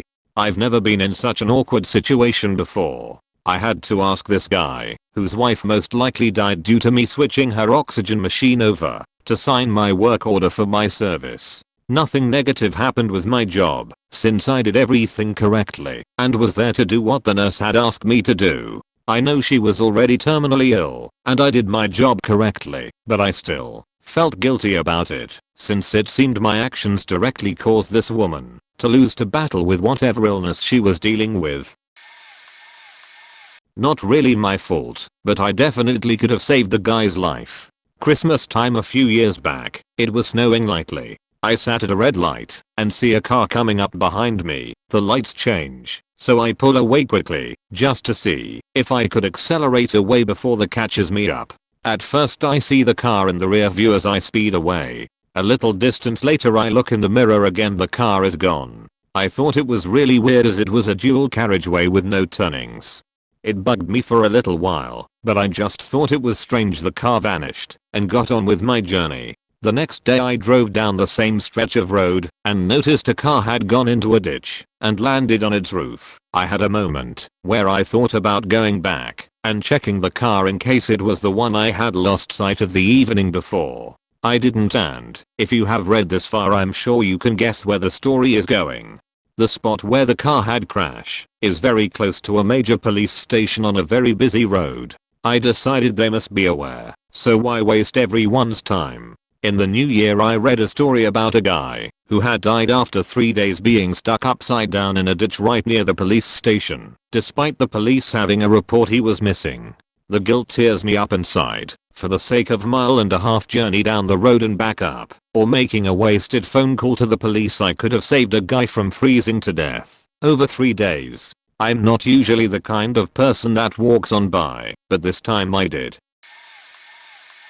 It was junior year of high school. A friend and I were put into a class together and all we did was screw around. There was this really odd kid, didn't have any friends, and was essentially a hermit all of his life. He was a weirdo, but we accepted him for who he was. He used to fantasize about Columbine and stuff like that, wore a trench coat and combat boots to school on multiple occasions, but we saw through all of that. We end up being a really close group of friends and always included him on everything we do. We were all hanging out one night and decided to smoke some pot and let him try it for the first time. He ended up falling in love with it and would always smoke with us and sit around and bullshit. It really relieved his anxiety and stress. Fast forward a couple of months and we all take part in acid. This opens an entirely different realm for him and made him realize what real drugs actually do and that it's not all just a variation of the same thing. He started hanging out with another group of people and changed. Instead of hating everyone else, he turned on himself. All that hatred for other people had melted away and turned into self-hatred and loathing. He started to not come around as much and tried to distance himself from us. Then we found out he was using heroin. We tried everything we could. He ended up in the hospital for trying to kill himself a few months later. During his stay we brought 10 people up there to visit him and were supportive through the entire process. When he was released he would tell us that he quit using and only smokes pot. A few weeks go by and we broke into his room while he was sleeping, normal for us, and the entire thing was absolutely torn apart. Lamps broken, stuff torn up, just completely messed up. He ended up having a fit after work one day and went on a destruction spree. He never gave us an answer as to what happened. A few days later I get a call from a friend saying there was an ambulance in front of his house and they were taking him out on a stretcher. We all made jokes about it, and the next morning I get a call from a friend's mother telling me that his parents found him dead in his room. It was not until recently that I found out it was confirmed as a heroin overdose. I feel partially responsible for introducing him to drugs, especially since he wasn't completely sane to begin with. We spoke at his funeral and afterwards his parents wanted us to visit them and tell them stories and they thanked us for being his only friends. I never would have thought I would have to bury a best friend at 18. Hard drugs won't just hurt you, but everyone around you. Enough of my co-workers joked that I killed him, so it might fit here. I was working in a law firm, and the owner called to say a woman was coming in and was owed thousands in child support. It was the 3rd or 4th time she would be in. She had backed out every time before that because she was afraid of her ex. As my boss put it, get her to sign this time. Well, she came in and was obviously upset about the situation. I went through the details and the guy had treated her and their children horribly. He did, in fact, owe her thousands, tens of thousands. I got her to sign a contract and set to work on the motion for contempt of the court's order for child support. I did a good job. The motion was a litany of his sins for him and the judge to read and included a demand for his incarceration. A paralegal put the papers together and I dropped it off at the courthouse for sheriff's service on my way home. Out of sight and out of mind for a few weeks, maybe more than a month. I came into work on a Monday morning and my secretary said, "Jaborki, did you hear about case?" "Nope. What of it?" "Go talk to boss." I headed to his office, curious, and told him I was told to ask him about the case. Oh, well, I got a strange phone call from another jurisdiction, sheriff's office. "You know Mr. Casey?" "Yeah." "Well, I don't know him, but know of him. He's a deadbeat." "Well, dead is right, dead." "Yeah. The sheriff called asking for you. Apparently, he hanged himself in a motel room in other state. They found your motion under his dangling feet. The pen is mightier than the sword." He laughed. "That's pretty cold, Jaborki. Well, thanks for letting me know. We're refunding the retainer, right? And Then I had an argument with my boss when he didn't want to refund the retainer anyhow. The ladies in the office said I killed a guy and my boss called me killer for a week or two until the joke wore thin. I was assigned all the contempt motions after that. Rather on purpose by accident. I didn't think it would actually cause her to die. My other half sister and I did not get along. She was a manipulative evil person who pitted family members against one another, swindled my mother for every penny she had, and would use her own children as bargaining pawns against family members who would want to be involved in the kids' lives. Well, she went in for liver transplant surgery. For the second time. Second-hand knowledge, I was told she was declined the transplant the first time due to poor conditions in her heart rate/pressure. She led a very unhealthy lifestyle which contributed to her failing liver and caused complications preventing the surgery. Understand, my sister has wronged me in ways known only by my mental health professionals. She was a predator in many senses of the word. To say it plainly, I hated her. So, the second surgery is successful. She is recovering in ICU. That same day I learn about the operation and I call her phone with an intent. Her husband answers, "Hello, me, is she dead yet?" Him, "What, me?" I said, "Is she dead yet?" Him, "No. What do you want?" Me, "Well, I hope she faking dies." Clicker. Few hours later I get a phone call from my other sister's boyfriend, asking if I had heard about my older sister. It turns out, when her husband relayed the story to my sister, complications emerged and she died.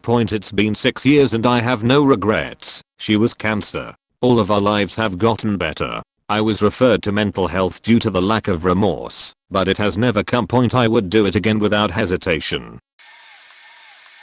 I know this doesn't count exactly, but it's kinda relatable to the question. When I was around 14, a week or two after I left for summer holidays and a week or two before my 15th birthday, my mum was attacked by 2 men and a woman. What happened was my mum was at her friend's having a smoke outside her house when the neighbor came out, recently moved in. She's got bipolar and a history of domestic violence, but still lived with her abuser and accused my mum of talking about her.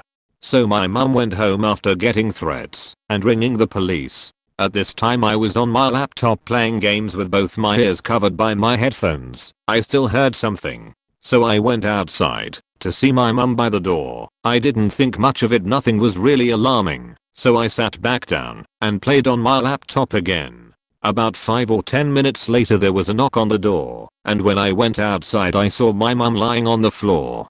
She was barely conscious, bruised, bleeding, hair ripped out, no glasses, fake, nails gone, etc. She was obviously rushed to hospital and recovered, but for a year following we still lived in that house opposite people who want us dead and know they could do it because they got away with attacking my mum. I've always felt guilty about that day. If I had just asked my mum if she was okay when I saw her at the door, maybe I could have got her in the house before she was attacked.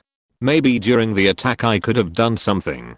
I don't know. To add on to the bad experience a year later of living in that house, my mum couldn't handle it anymore. Around the same time, one night I was talking to her trying to comfort her, but she told me she just wanted to be alone. So I left her. About 10 minutes later I went back up and found her barely conscious. I asked her what she'd done, and she had taken a lot of her tablets. And these were major tablets for her brain injury and back problems. I rang the ambulance, then my nan and granddad, and for 2 weeks following she was in a coma. Every night I cried myself to sleep, and every day when I visited her for as long as I could I cried next to her. Again, always thinking that maybe I could have done something. Maybe I should have stayed. Since then, I get really anxious about taking pills. I'm sick right now and haven't taken any medicine besides throat soothers. I'm a lot more appreciative of my mum, but also a lot more skeptical of her. I'd like to think as time has gone by though I've become more relaxed with her, since she's a lot happier. We were finally able to move house and it's really peaceful. I'm still pretty depressed due to this and other shit in my life, but I manage. Sorry if this answer isn't allowed, but I thought it may be relevant. Sorry if it's too long too. I'm also glad to answer any questions. I don't think that I directly caused this, but I feel responsible. I dated this guy for almost 3 years in high school. I'll call him Sam. He was my first boyfriend, my first everything. We broke up before high school ended, and he ended up becoming a heroin addict. Not because of me, this was a separate thing. We hadn't spoken for almost 4 years after the breakup, but somehow, we ended up reconnecting, because he was friends with one of my best friends. Of course, that led to sex, which led me to thinking we were in love again. I probably would have done anything he asked. I started doing dope with him here and there, when we hung out. Fortunately, I always had a hold on it. I was broke the majority of the time, and could really only do it if he was sharing, so I was never able to become fully addicted. Plus, I only saw him a few times a week tops, and I was not about to take on his drug connections to buy it on my own. Well, I had this other friend. I'll call him Jake. He was this beautiful, clever, intelligent man who was dating one of my close friends. At one point, he'd been a photographer for my city's local newspaper, and he was friends with just about damn near everyone in St. Louis. I could not say a bad thing about this guy. We usually hung out and smoked pot, but I knew he would occasionally do other drugs if somebody just happened to have them. I went to hang out with him one night with my ex, the heroin addict. We all ended up buying a few beans. They were the strongest I'd ever experienced. At this point in time, I was only snorting it, but I still got faked the fuck up, like I'd never felt before. Jake ended up deciding he was going to shoot up with Sam, and they were both beyond gone. They survived and we were fine, but Jake was trying so hard to get us to let him do more. We refused. We knew then that the dealer had gotten his hands on some seriously potent stuff, and we knew what would happen if he did both at once. A few nights later, I was supposed to spend the night with Jake. It ended up falling through because I couldn't come up with the gas money in time, and I was 40 miles away. He ended up just hanging out with Sam that night, and they apparently got 4 beans. Sam took his home and let Jake leave with his 2. The next morning, Jake was found in the parking lot of a car wash a block away from his house. His boyfriend, my close friend, had been trying to reach him since the night before. He still had the tourniquet tied around his arm and a needle was still sticking out. He'd done both doses at the same time. I know that I'm not fully responsible for what happened, but at the same time, I've always felt like I am. He never would have met Sam if it weren't for me, and he would have never had access to that sheet if I hadn't introduced them. I just feel like it wouldn't have happened if I'd have been there that night. I never would have let him do both. Heroin will likely kill you eventually anyway, but this guy wasn't an addict. He just had no self-control. If he ever got his hands on drugs, I just have to force myself not to think of it anymore. This happened in 2013 and it still feels like yesterday. He was 28 years old and nobody saw it coming. Edit. Just to drive the point home, I did something really stupid at the end of that year. I wanted to post a Facebook status commemorating all of the people who had been there for me that year, and I included him in the list of like 30 other friends. I did the tagging before I wrote the post and immediately had to insert my foot in my mouth. I said something to the effect of, "I love all of you so much for making this year worthwhile. Let's make 2014 the best year yet." And I had tagged him in it. Cue the message from his poor faking mother. "Well, some people won't be alive for 2014. Maybe if it weren't for you and your boyfriend, that wouldn't be the case. Faking crushed. I'm an idiot." Edit 2. A bean is $10 worth of heroin cut with Dormin in a capsule. I haven't touched it since late summer 2013. Sam, however, is still very much addicted. We don't speak at all anymore because I went off on his girlfriend for enabling him a couple years ago. I'm sure that any day I'm going to get that phone call that he took it too far and it's going to absolutely destroy me. Please never try heroin. I was the rare unicorn that was able to put it down with ease, but that's usually never the case. Fuck heroin, fuck fentanyl, just fuck opiates in general. I was making a movie with some friends when I was 16ish, and we had the idea of being washed up on an island for one scene. There was a small island in the lake we lived near. We figured we could swim to it. My buddy went first. He floated the camera gear out on a buoy, went second, and my other friend went third. Suddenly I heard him yell for help. He was struggling in the water. I swam back to help him. I swam him up to the docks, and I put his hands on the docks, pulled myself out of the lake, and turned around, and he was gone. I yelled quickly for my other friend and dove in. I saw him drifting down into the water. I panicked, like really panicked, and thought I was going to drown, so I resurfaced for air. After that, no matter how many times we dove in, we couldn't see him beneath the murk. Took us between 7 and 10 minutes to get him out. We did CPR to the best of our abilities for as long as we could until a passer-by managed to get the police to us. Then everyone just left, and we were alone freezing in our skivvies on the dock at night. They told us later in the hospital that he didn't make it. He was one of our closest friends, a brother. I'll never ever be able to forgive myself for panicking in that key moment. If I had stayed calm and just gone for him, I could have pulled him out in time. I was weak and my friend died because of that. It's been 12 years and it haunts me every day of my life. It's certainly altered the course of my life. I can see him sometimes in my dreams, just floating there against that formless blackness that is a deep murky lake bed. Tough to let go, I guess. I was 15, almost 16, and learning to drive. I had my learner's permit and could operate a car with parental supervision. I was with my dad driving home from school one evening when I came to a crosswalk where two people were waiting to pass. I asked my dad if I should let them go, and he said yes, it's always important to yield to pedestrians and let them cross. So I let them go. They smiled and waved. I waved back. I remember one man had a fountain soda. A moment later, a drunk driver came speeding around a blind corner in a truck from the other direction and slammed into the first pedestrian. I later learned the driver was going around 60 miles per hour in a 25 zone. The pedestrian was sent flying about 60 feet down the road. His soda ended up all over our windshield. It happened so fast. I was in shock. My dad jumped into action. He pulled me out of the driver's seat, gave me his phone, and told me to call 911. He then flipped around and went after the drunk driver, who was fleeing the scene. As my dad was pulling away, he told me not to go look at the man who was hit. He could see that other people were already running to help him. I called the police and listened to my dad. I never went over to see the man, which I'm thankful for. I could hear from the screams that it was not good. My dad caught up to the drunk driver enough to get his license plate number, which he reported to the police when he returned.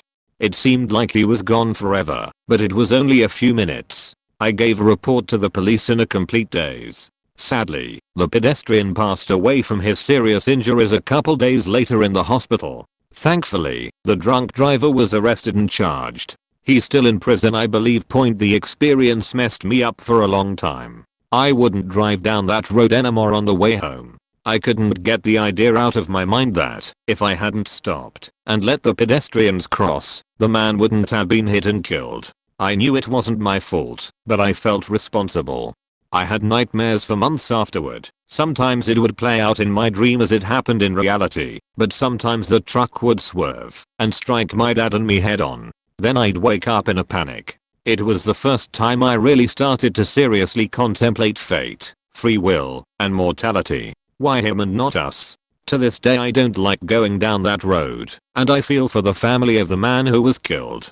Life is fragile and fleeting. While I was learning to drive, I stopped at a crosswalk and let pedestrians cross. One of them was hit and killed by a drunk driver as a result.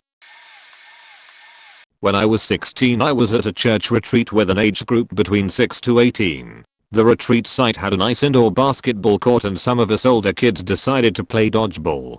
The game was nearing the end, and it was just me left on one side and another guy on the other side. He was really good and I was good at dodging, but my throws were unimpressive to say the least. Everyone was cheering on to see who was gonna win. While I was concentrating on dodging the next incoming ball, one of the younger children, 6 years old, decided to walk on the court on my side. I didn't see him at all as I was running full sprint across the court to dodge the ball. I tripped over something I didn't see or expect and went flying across the court. It hurt a lot as I pretty much just landing on hardwood floor, but no one showed any concern for my situation, so I got up to see what the fuck was going on. Then I saw who I tripped over. It was the little kid, and he hit his head really hard on the hardwood floor and was crying. I went over to see if it was okay, and there were no blood or anything, so it didn't look bad. But after some ice pack and a few hours later he was still crying. The adults finally decided it was probably more serious than it was, and took him to a nearby hospital. I felt super bad, and being stupid teenagers, some of my friends joked around that I had killed him to try to uplift the seriousness. 3 days later I had found out he had a birth defect in his head where the blood vessels were very fragile in his head area and the impact has caused all of them to rupture and bleed out, killing him. I had blamed myself for that incident for almost 10 years, having to see the boy's parents and sister at church every Sunday as a constant reminder of what I had done. I was always so sure and so scared that they blamed me every day they saw me. A few years ago I finally got the courage, with a little help from some booze, to ask the sister about finally and actually tell them that I was really sorry. And she looked at me like I was crazy and that they had never once blamed me and that it was an accident. I cried. It was like a boulder was finally lifted off my shoulders. It really helped with getting out of a lot of spiraling depressions I commonly fell into. I've since moved on and have my life fairly well put together, and no, I never went to therapy for it, although in hindsight I should have, but my mother, being the conservative Christian that she has, never believed in psychological therapy, but she's totally okay with physical doctor and medicine stuff. I don't understand her logic either. I'm a little late to this, but I'd like to share my story. I didn't directly cause it, but there are days I feel like I did. Backstory: I was a fuck up as a teenager, lived in a group home, truant from school, combative, stole from family members, basically anything to rebel, I did it. My grandfather never gave up on me. Well into my late teens he called me his little buddy. He was the best person I ever met, and my family tells me that he would be so proud of me for turning my life around. 2 days before my 20th birthday I went to visit my grandfather in the hospital. He was recovering from a hip replacement and was bedridden. I showed up with my boyfriend to say hi. We talked for about 30 minutes, and he suddenly got restless. He wasn't supposed to be out of his bed or really sitting up without a nurse to supervise. I didn't know this at the time. He started to pull himself out of bed to sit in a chair next to his bed. I could not bear to see him in pain, and I was trying to keep it together because I was about to cry. He didn't ever want to appear weak or helpless, so he refused my help when I tried to offer it. The nurse came in to give him his medicine and started laying in on him for trying to get out of bed. He fussed at her, and she very sternly told him that she had told him multiple times that he was to call for help if he needed anything. I decided that I had reached my limit. He was really upset that I was leaving. I hugged my grandfather and told him that I would see him the following weekend to celebrate my birthday with the family, since I wanted to wait until he was home to celebrate it with them. As soon as I was out of the room, I had been there for maybe just under an hour, I broke down and bawled. Something didn't feel right. The next morning I woke up at 5:30 am. I'm the type to sleep until noon on my days off. I just laid there, wide awake. My phone rang, and I ignored it, because it was my uncle and I knew. I just faking knew. I listened to the voicemail. Hey, barely know, so I just wanted to let you know that dad passed this morning. I remember going to my sister's bed and telling her. She started crying. My mom heard it and came out, so I told her. She hugged us and cried. I just faking stood there. I didn't cry, I just felt numb. I was later told by my dad that my grandfather was found in the bathroom on the ground. When they tried to get him back into bed, he fought them off and told them that no one cared about him and he wanted to die. It eats at me to this day. I'm almost 31. No one knew that I went to visit him the day before. This was one of the only people in my life that never gave up on me. I just left because I didn't want to think about him being in pain when I should have thought more about how he didn't want to be alone. The next day after he passed was my birthday. I shopped for shoes for the funeral, received a birthday card from my grandparents that said love you, grandma and grandpa, and 2 days after that my boyfriend broke up with me via email because I had become needy. Edit words. Joplin tornado.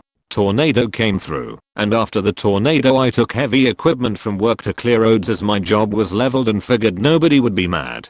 Clearing roads for M's, and moved a pile of wood that had someone in it. I can't prove to myself they were dead before, and that's what fucks with me. Alert. I found people is a lot more compact piles of rubble with no injury, but never found anyone in the middle of the road, and the road I was clearing was a duplex complex entrance that had taken a ton of damage with trapped people. I'll never forget the smell of fresh cut timber sitting on top of the D5 with nothing but helicopters overhead.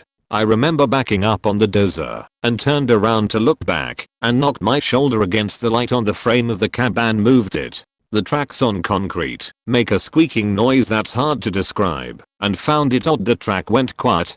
Turned around and saw my light had knocked around and pointed down. While still slowly rolling back, I adjusted the light and saw blood roll over the track.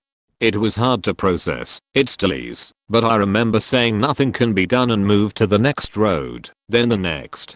The sun set, then rose again, and the dozer had run out of hydraulic fluid. It wouldn't move anymore, and I remember seeing the hydraulic leak. The fluid is a clear red color and I seen it, then out of nowhere I just fell apart. I learned the name of the person under the pile later that year. It was someone I knew. I moved out of the state a week later. I hate the smell of fresh wood now. I get sick if I use a chainsaw and haven't touched a dozer since. Brain does funny shit sometimes. I have. When I was around 12 to 13 years old, and me and my friend were walking by junior high on a Saturday afternoon. While we were walking by, two kids decided to jump us. I was willing to just give my money and valuables, but my friend was absolutely pissed. He tried to fight them, only for one of them to pull a knife out. They were upset that he had hit them, so one of them, for revenge, they smashed his face into a handrail, breaking his nose and knocking him unconscious. With my adrenaline pumping and fight or flight mode activating, I jumped on the kid who had hit him and started punching him in the face, with each blow landing and him struggling against me just made me angrier and angrier. I kept punching him until he stopped moving. Once I realized what I might have just done, I picked up my friend and ran as fast as I could to my house. It was only then that I noticed the blood all over my hands and broken knuckles. I made sure my friend was okay, then I went hysterical to my mom and confessed, which police eventually found me a few days later. They told me I had hit him in the face with the back his head against the concrete so hard I sent him into a seizure, which ended up killing him. After testifying about what had happened and the police finding the knife on the kid, they dropped any charges against me and followed through by getting me and psychiatrist and counselor to help me with the aftermath. I have to live with this every day, and it still haunts me with how beside myself I was with rage. Friday summer night in Peru, January 2008. I was picking up my girlfriend at the time to spend the weekend at my family's beach house and took the Panamericana Sur, longest highway in South America. It was a busy night, lots of cars, buses, and people along the road. I was cruising at around 80 km/h around this shady area on the middle lane, blasting Green Day's The Key album on my Suzuki Vitara at around 10 p.m. About 50 meters in front of me, I spot this group of 3 guys crossing the highway, ironically just under the pedestrian bridge. They managed to avoid the car on the left lane, but the third one hesitated for a millisecond and stayed behind, in the middle of the road, on my lane. In less than a second, my survival instincts hit hard, and I realized I had 2 options: slam the brakes, possibly lose control of my vehicle, crash into other cars, busy highway at the time, and kill myself and many others, or keep my vehicle under control, hands on the wheels, and sadly, run over this dude. I consciously made the decision and chose the second option. It sucked. Hit the guy at 75 km/h. Saw his body flying from my rear mirror 2 seconds after the impact, and while on shock, kept driving for another 10 seconds. Pulled over, parked and walked back to the scene. Longest 5-minute walk of my life. Pierce, that was his name. Body was split into and traffic had stopped. Witnesses claimed that he was still alive, but thankfully, he died seconds after. 26-year-old, left 2 kids. I stayed on the side of the road and cops and ambulance arrived to the scene shortly after. Many people knew him from the area. His parents arrived almost immediately and went to see the corpse, and that's a vivid image that will haunt me forever. People were accusing me of fleeing the scene, speeding, driving drunk and whatnot. Was detained for the weekend, all tests cleared, and well, since he jaywalked a damn intercontinental highway right under pedestrian bridge, the law backed me up.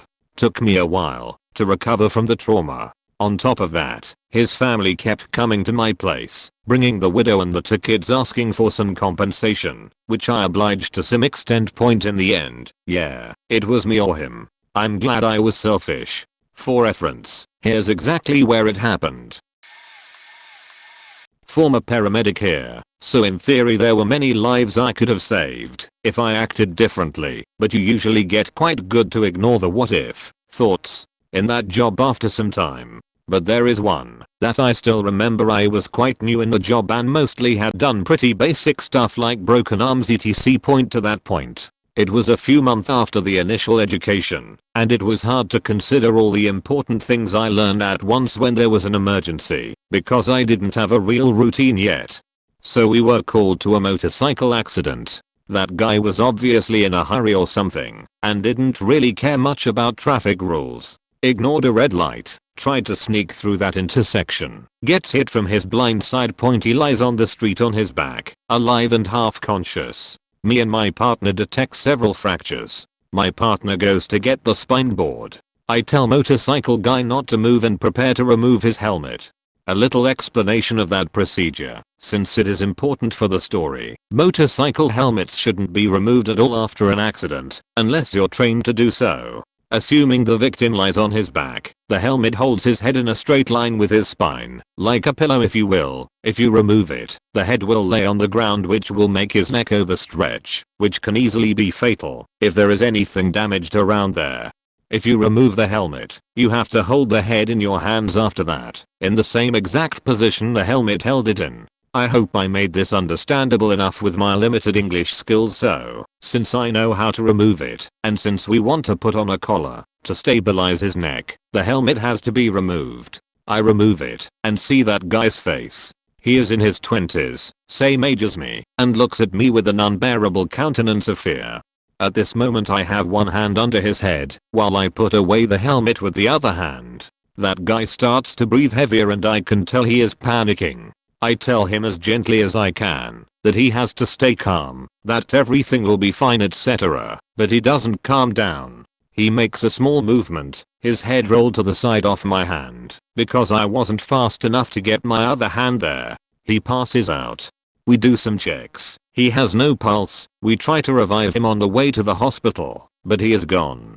Turned out later that he had a neck fracture, and moving his head destroyed his CNS. I know this is a risk you face in that job, but I practiced that maneuver so many times before, to a point where it became a smooth and quick movement with no possibility of head movement. But something wasn't right that day. I was unfocused. Had a pretty big mess in my private life at the time and let it affect my work. That moment I looked him in the eyes as he died still haunts me. A spine board is in a way like a wooden plank. You basically tie the patient to the plank with several belts to immobilize him to avoid further damage in case of spine fractures.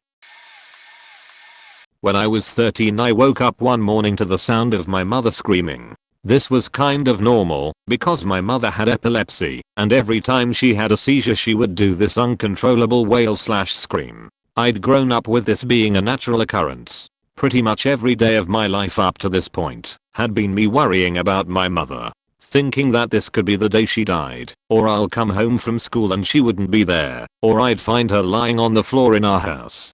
Every time she'd had a seizure she was fine, but I still worried and it drove me crazy because there was nothing I could do when she had one. I was never even strong enough to turn her on her side because I was a child. Then this day came and I didn't go crazy. I didn't do anything. I didn't worry. I woke up, told my grandma what was happening, and we both went in the living room and waited for my mother's seizure to end and her to wake from the daze that came after and come out of the bathroom. I laid on the couch and went to sleep.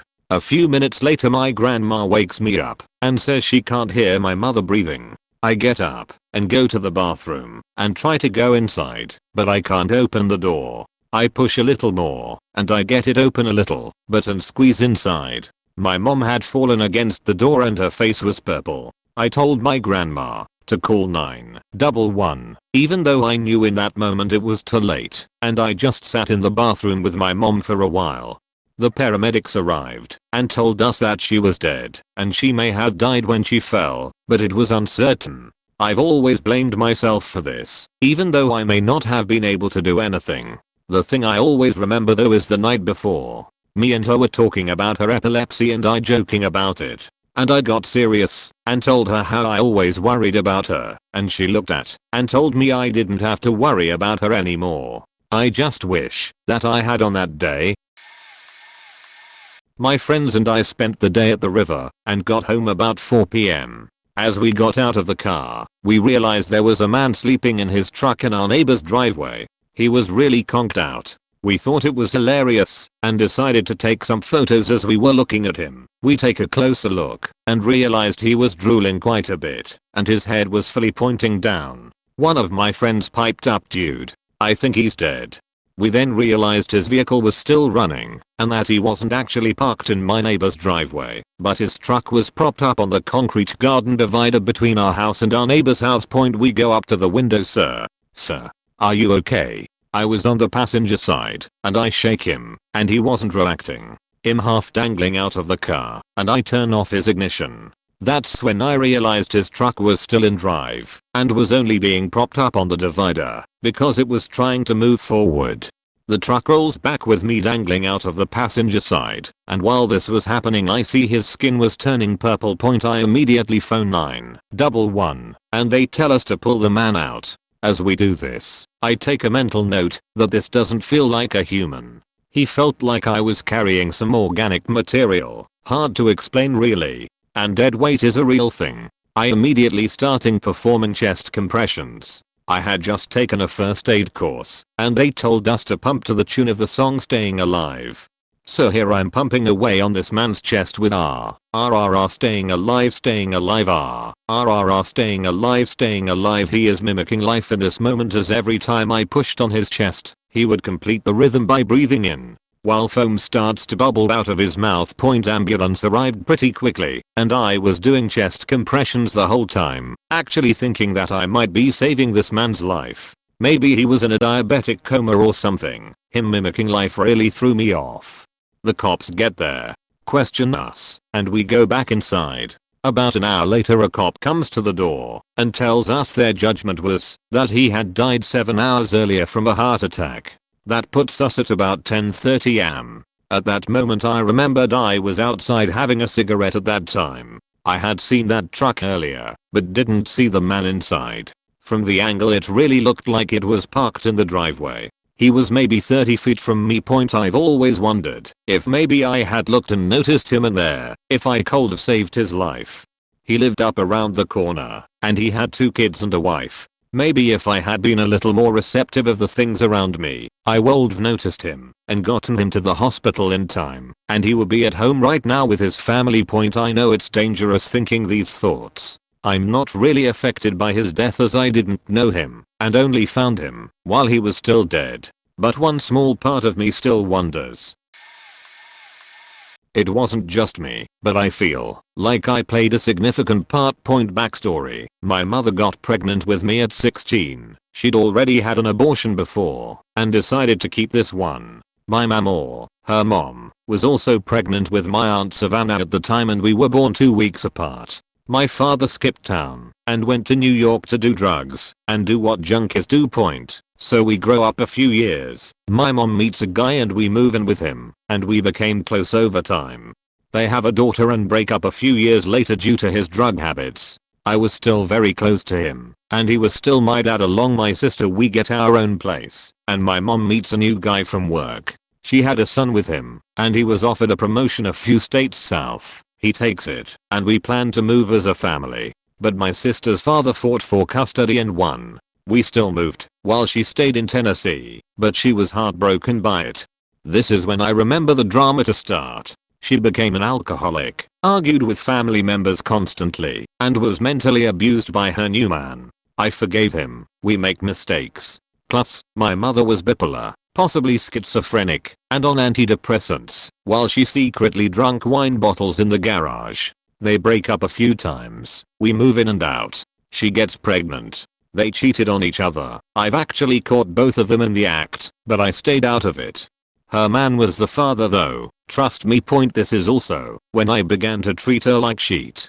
I constantly disrespected her and gave her shit for drinking. I began to feel disgusted by her presence. I felt toxic around her. She put on some weight and I began to be grossed out by her and made her feel bad. Because we eventually moved to Cali and their daughter is born, her 4th child. We were on and off. I was kicked out once because she hit me and I hit her back.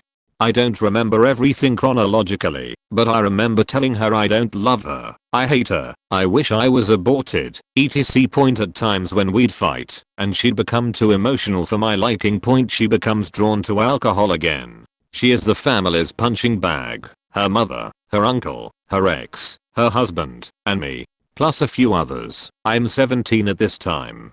Her and her husband have a huge fight over the baby while they are drunk. I stayed in my room because they fought like this for 10 years straight. I was used to it. I hear her come and go from the back door constantly throughout the night. She was smoking cigarettes until 2 AM rolls around and I don't remember hearing it anymore. I continue playing until 4 AM until I hear her husband scream my name from across the house. She hung herself in the closet while he was sleeping. Be nice to your mother. I'm talking to you specifically, kids. Being an adult faking sucks and nothing is worse than a demon child. Okay, I've been on here for a while and posted about this on multiple occasions, but I've never gone into full detail. But buckle up, because this is going to be a long one. I'm also on mobile, so just a warning. Alright, back when I was 11 I had gone over to a friend's house for a sleepover during the last week of fall break. She didn't go to school with me, but we had been friends since around preschool and my mom had stayed friends with her mom. You know the drill. Her family lived on a pretty large property behind a really large creek, and it was a double wide trailer, I believe, in the countryside.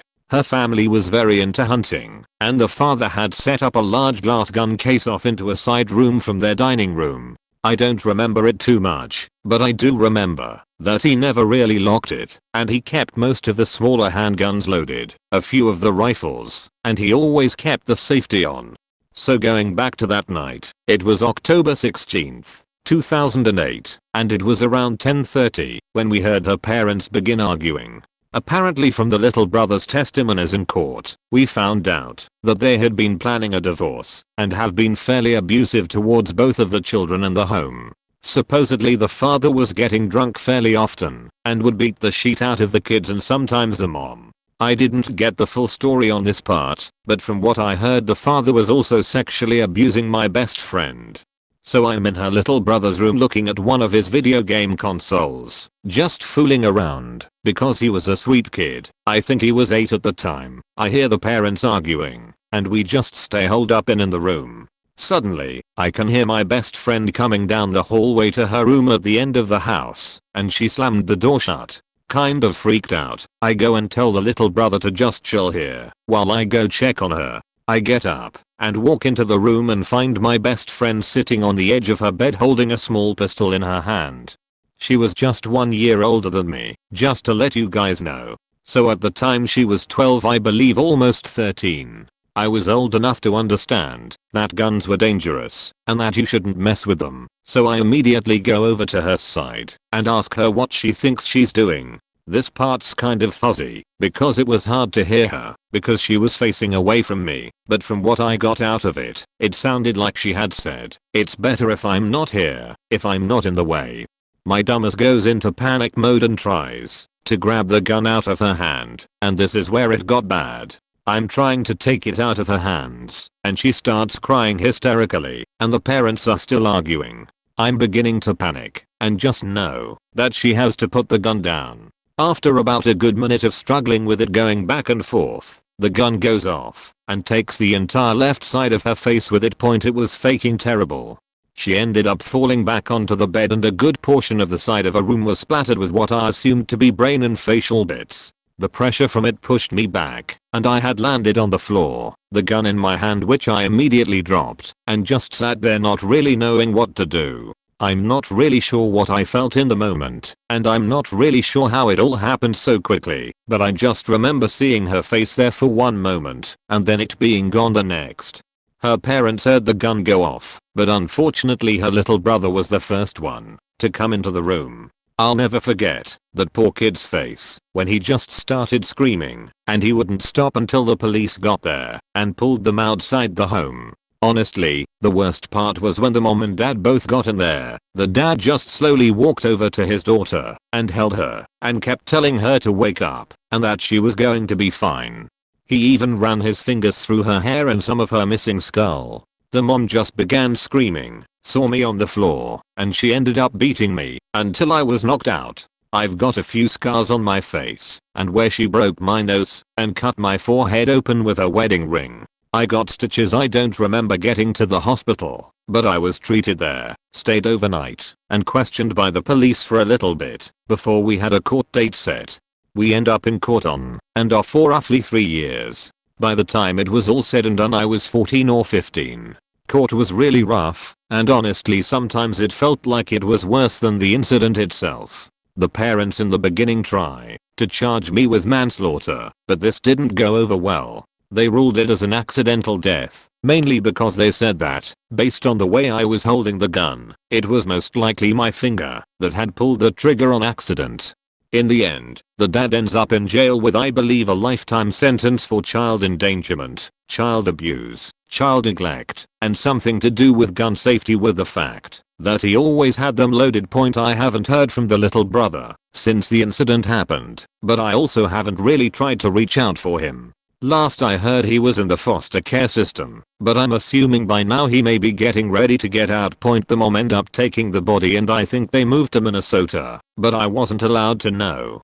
My parents had gotten me into a local hospital and I ended up in therapy and inpatient care for around 2 of those years on and off through court. I had seen multiple therapists and psychologists, which diagnosed me with PTSD, schizophrenia, anxiety, paranoia, and a lot of other things. It's been almost 9 years since the incident, and I still remember it like it was yesterday. I've been going to therapy on and off, but currently cannot afford it.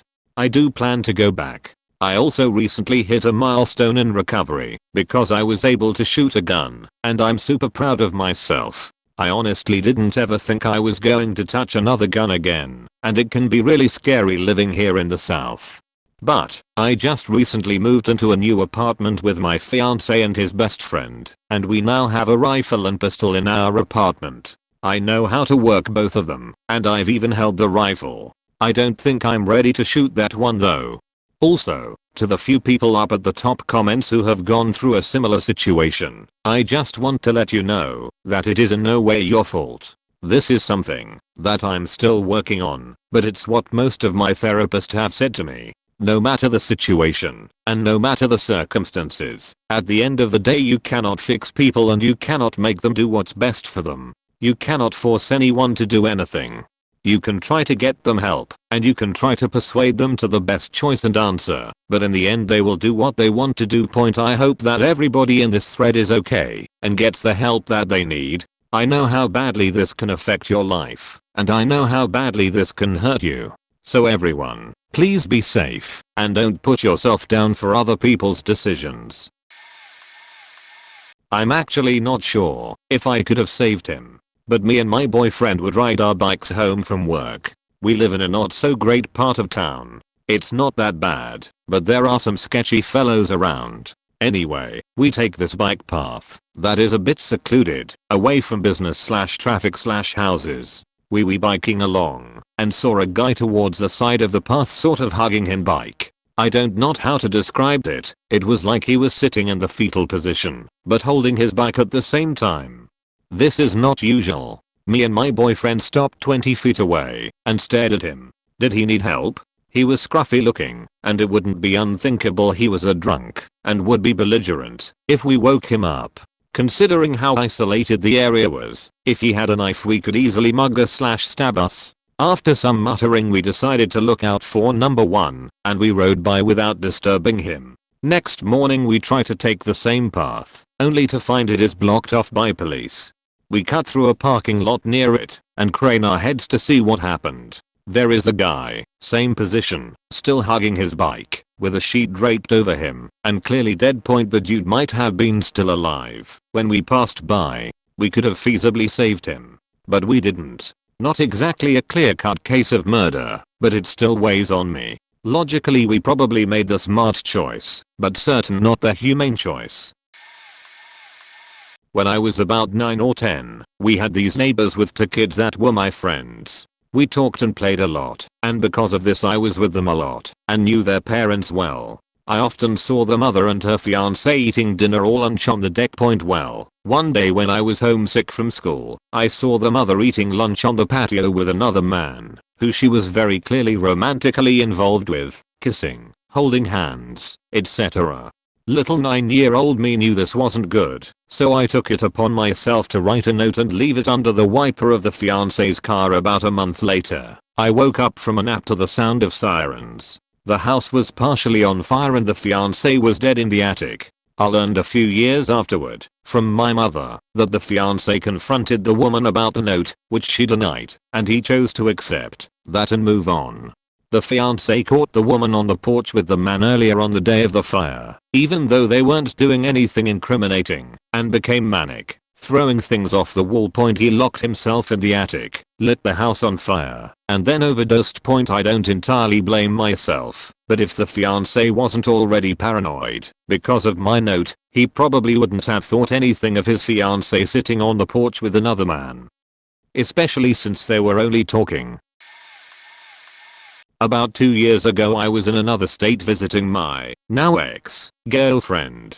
She was at work, so I was just wandering around town and decided to go to the mall. I was driving my pickup through the mall parking lot and was pulling out of a row of cars. I looked left, then right, then left again, and began to pull left to exit the row I was in and enter another row. There was about 10 to 15 people standing on the sidewalk in front of a store to my right, and I noticed them, but didn't think anything of them, because they were on the sidewalk.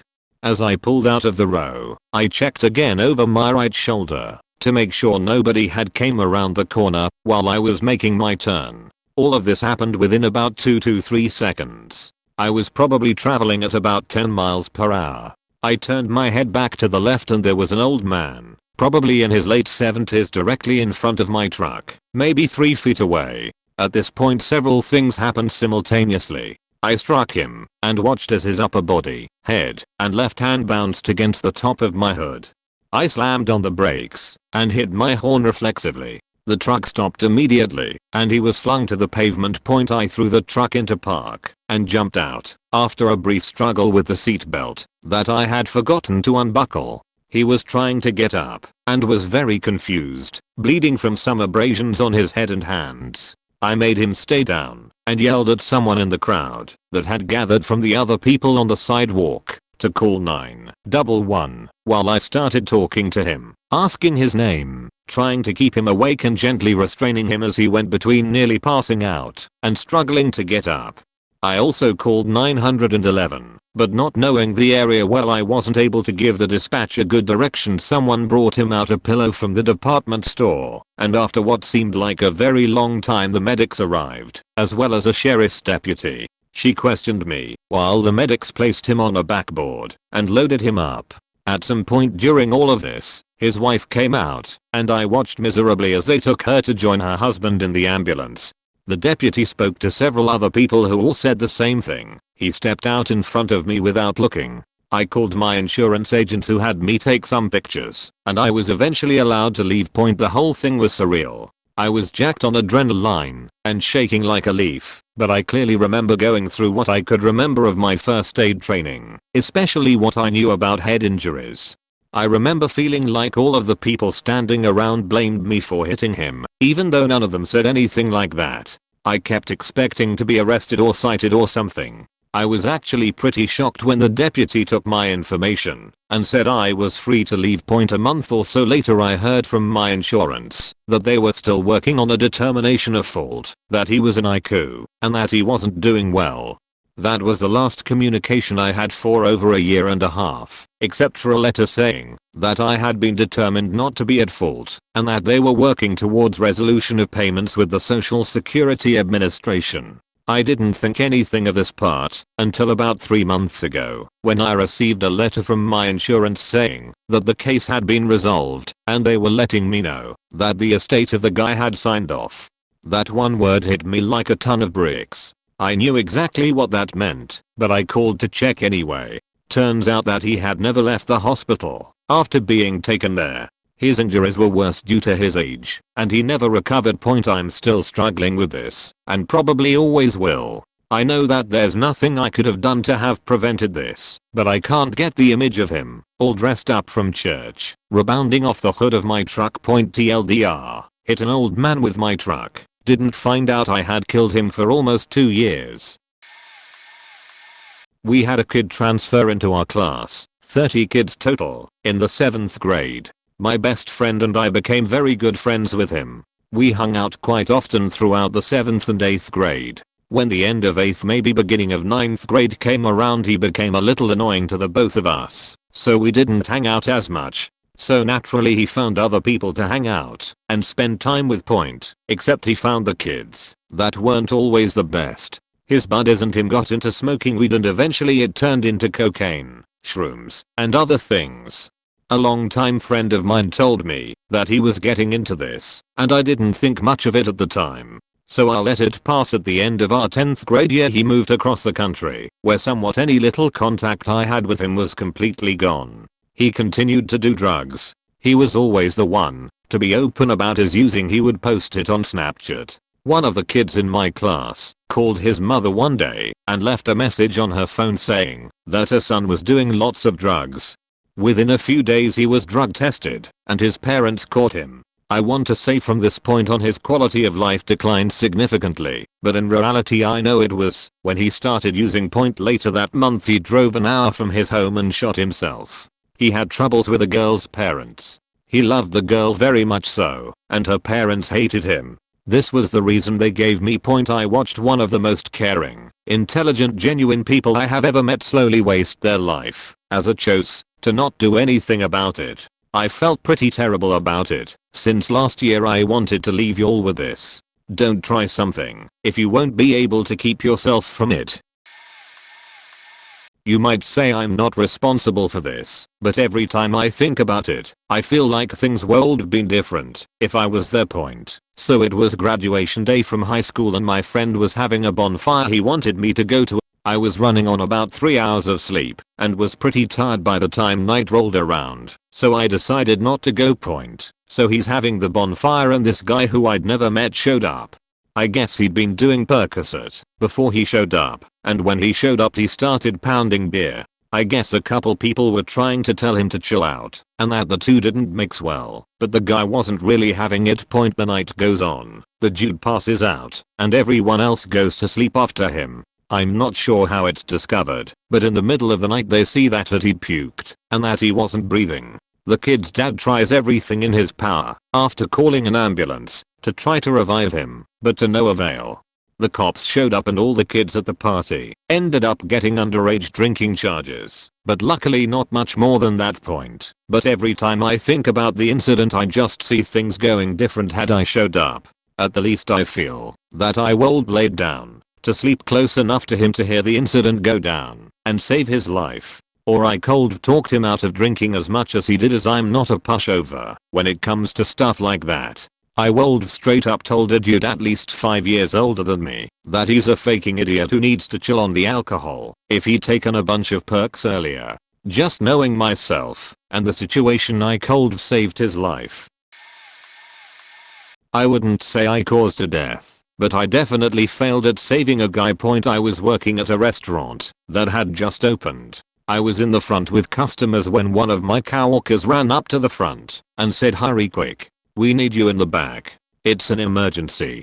So I go back and I'm thinking maybe a shelf fell on someone in the walk-in freezer. I'd had medical training in the army, so I was preparing for lifting a shelf, head trauma, broken bones or something that would happen if something big fell on you.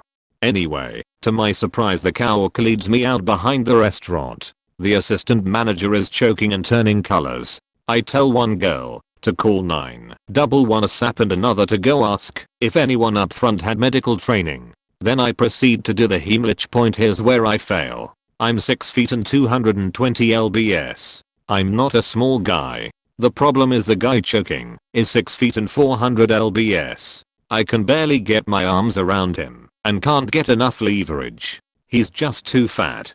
So I start guiding him quickly over to a wall for him to sit up against so I can do an alternative Heimlich.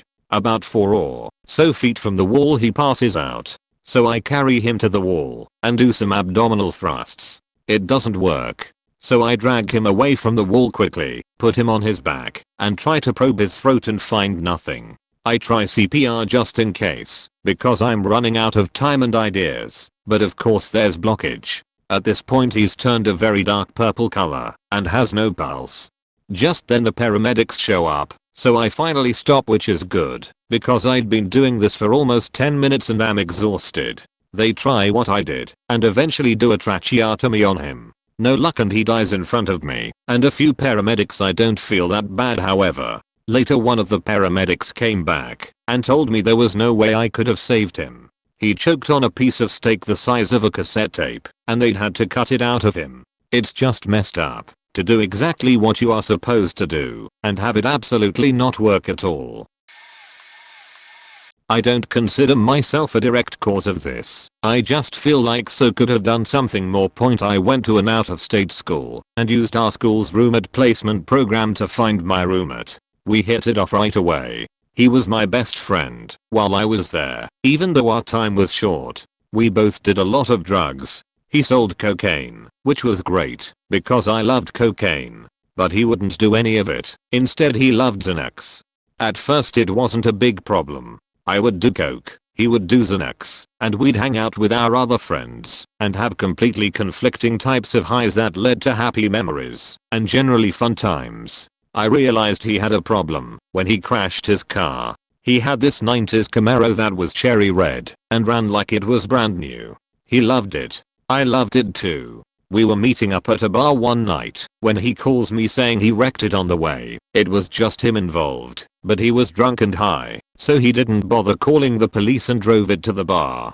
I got a look at it and realized he ran over the median and slammed sideways into what I can only assume was a large tree or concrete wall. He was fine, but his pride and joy wasn't. Over the next few weeks I could tell he was doing more and more Xanax. Christmas break finally came and he FaceTimes me. Christmas morning he's in his parents' garage back home with a brand new Mercedes. He was so excited and the car was beautiful. We keep in touch as friends do over the next couple weeks before it's time to head back to school. The day I arrive I get a call from his grandmother who lived in the same town as our school and whom I'd grown close to.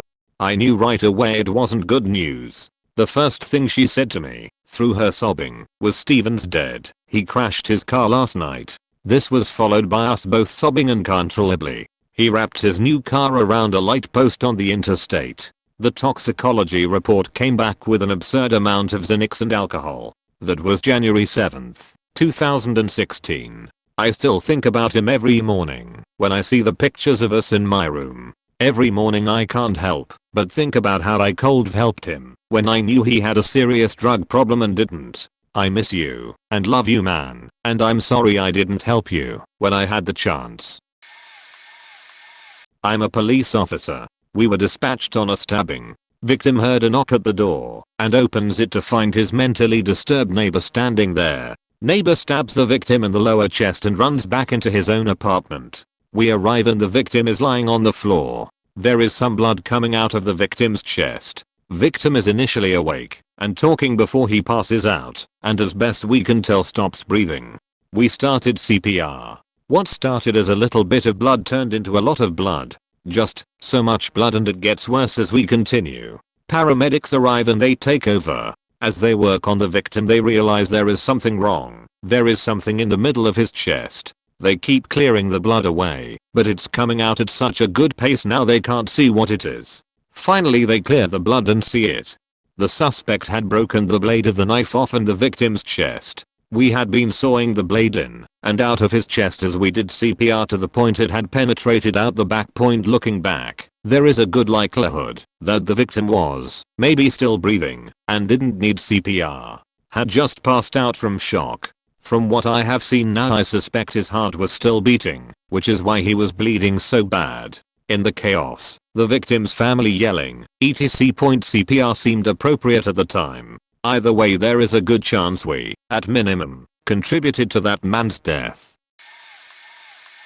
I didn't cause her death, but this is kinda related, and I need to say it. Sorry if it's misplaced, I won't mind if it gets removed. I just need to say it. I met a girl on a Cupid about 5 years back. She was extremely pretty, intelligent, fun, and friendly. The only issue was that she had a somewhat mangled face from a car accident where she was left in a coma and suffered hydrocephalus. Among other things, I knew her after this accident. She was interested in dating me, but I didn't really return the interest.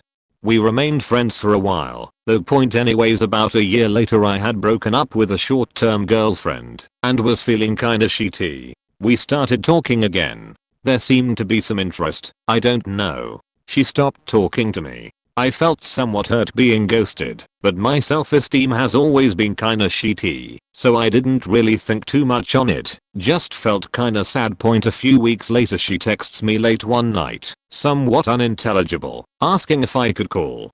It was like 2 AM, and I was asleep, so I responded and said I'd talk to her tomorrow. She never texted me again. I called, I think, or maybe I didn't. I don't remember. She never contacted me again. Then, about 2 years afterwards, I texted her. Then I messaged her on Facebook asking if she still had the same number, since I was in town and wanted to meet up for lunch or something.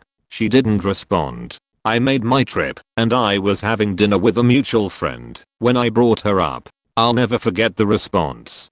"Oh, Yana's dead. She died almost 2 years ago." I checked the dates. I think she texted me because she wanted to say goodbye. Maybe she was scared and alone. I don't know. I'll never know. I don't know anyone who was with her when she passed. I don't even know how she died or what happened, although I can assume it was related to the lingering effects of her accident. I totally blew her off and all she wanted was to talk to me before she died. Or maybe she just wanted to talk to me and it was a coincidence. I don't know. I will never know. All I know is that I'd give damn near anything to hold her and say I'm sorry. Sorry for everything. Sorry I wasn't there. Sorry I didn't date her, even knowing in hindsight what was coming. I don't even know where or if she was buried. I have nothing except a poetry book she wrote and signed for me. Edit. Probably grammar and spelling. I'm not rereading this.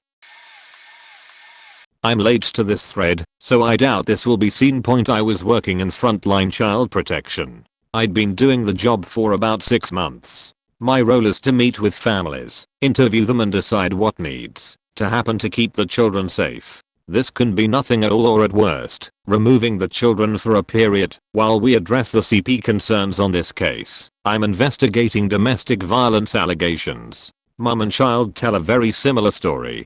The most recent incident, the child jumped in the middle of the parents, got pushed out by dad and hit the door frame. No significant injuries, just bruising. I've seen far worse than this before. We're actually getting to this one early on, and we might be able to have a positive effect. I safety plan it with mum. I have mum take the child to her mum's house until we can speak to dad. He wasn't there when I turned up.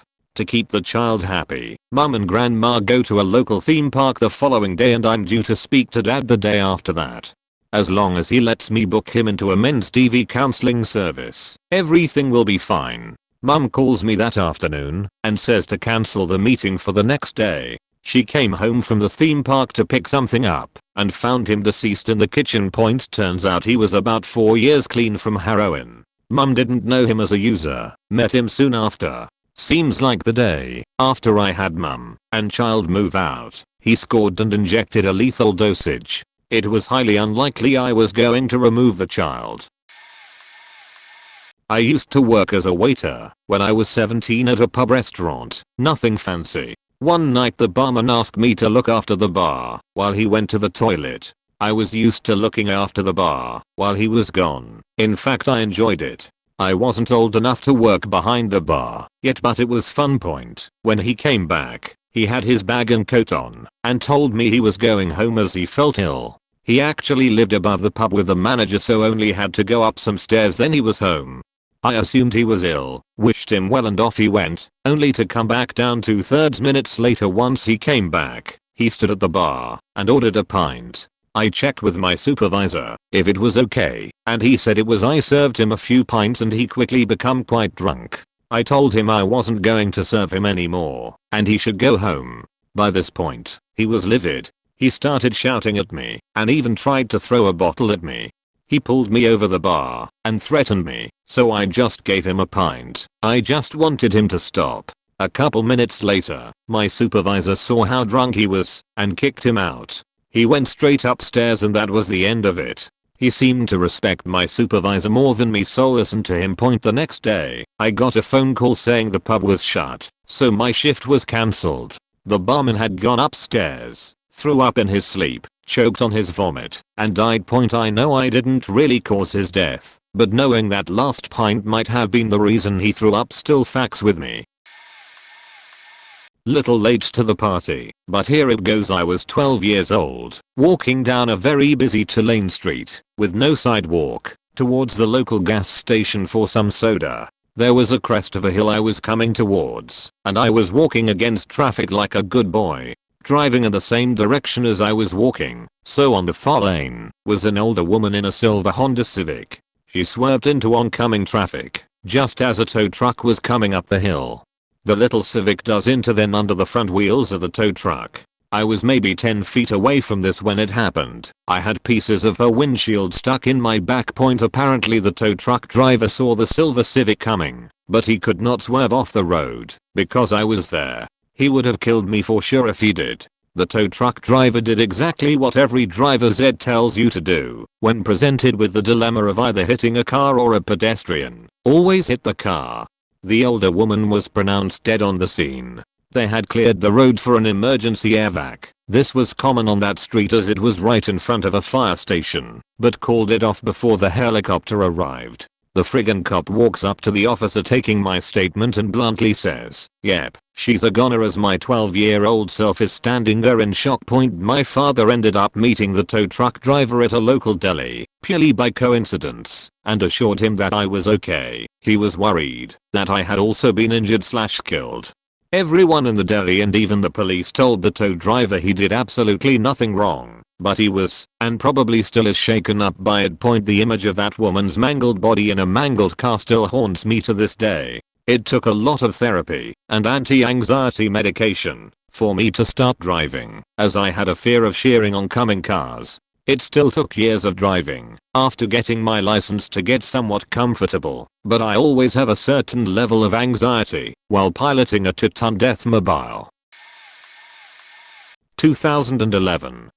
I was 18 and a patient at a psych hospital. Most of the other patients were quite a lot older than me, or just completely bonkers, but I'd made one friend, let's call her MM, was 22 and anorexic, and while she didn't stay permanently, she was frequently readmitted after a week or two in freedom. One day she asked me to help her smuggle in a hair straightener. No big deal, right? They were forbidden in this ward because we had some borderline patients who might intentionally burn themselves, but I knew M didn't do that, and she would keep it under lock and key in her room. It's just that the nurses strip searched her whenever she'd been outside the ward because she might buy laxatives. I, however, could walk through the doors unbothered because my illness didn't require any accessories. Soon after, a new patient, C, was brought in by the police. Usually when someone is forcibly admitted, they are quite violent and loud, so C's docile demeanor seemed odd. I figured she'd be allowed to stay in a regular room right away, like I had when I was admitted, but instead they put her in isolation. That's pretty much the highest level of escalation. For context, the previous tenant of the isolation room had been swallowing her cutlery, regurgitating it, and stabbing the staff. So that meant that there was something seriously off with C. 2 weeks passed without any interesting events, and I almost forgot that C existed. Since she was in isolation, none of the patients ever saw her, and unlike the cutlery girl, she didn't scream. Then M's roommate was released, and the doctors decided to move C in with her. M was understandably wary, but C seemed agreeable enough on a first impression, just very quiet and reserved. The next morning, M and I were sitting in the common room. I was drawing, M was knitting. She was getting close to finishing her current piece. When she asked me if I'd like some socks, I enthusiastically agreed, and we went to her room to pick out the yarn. She knocked before entering to make sure C wasn't currently half naked or anything. No answer, so we entered. The room was empty, but the door to the bathroom was ajar and the lights were on. M called out for C, no answer. M went inside the bathroom, empty. So she looked behind the door. That's when her face fell, and she just froze in place. I went to take a peek. It was C, strung up by her neck on a metal towel hook. A power cord was digging into her skin, the hair straightener grazing her shoulder. Her feet just barely off the ground.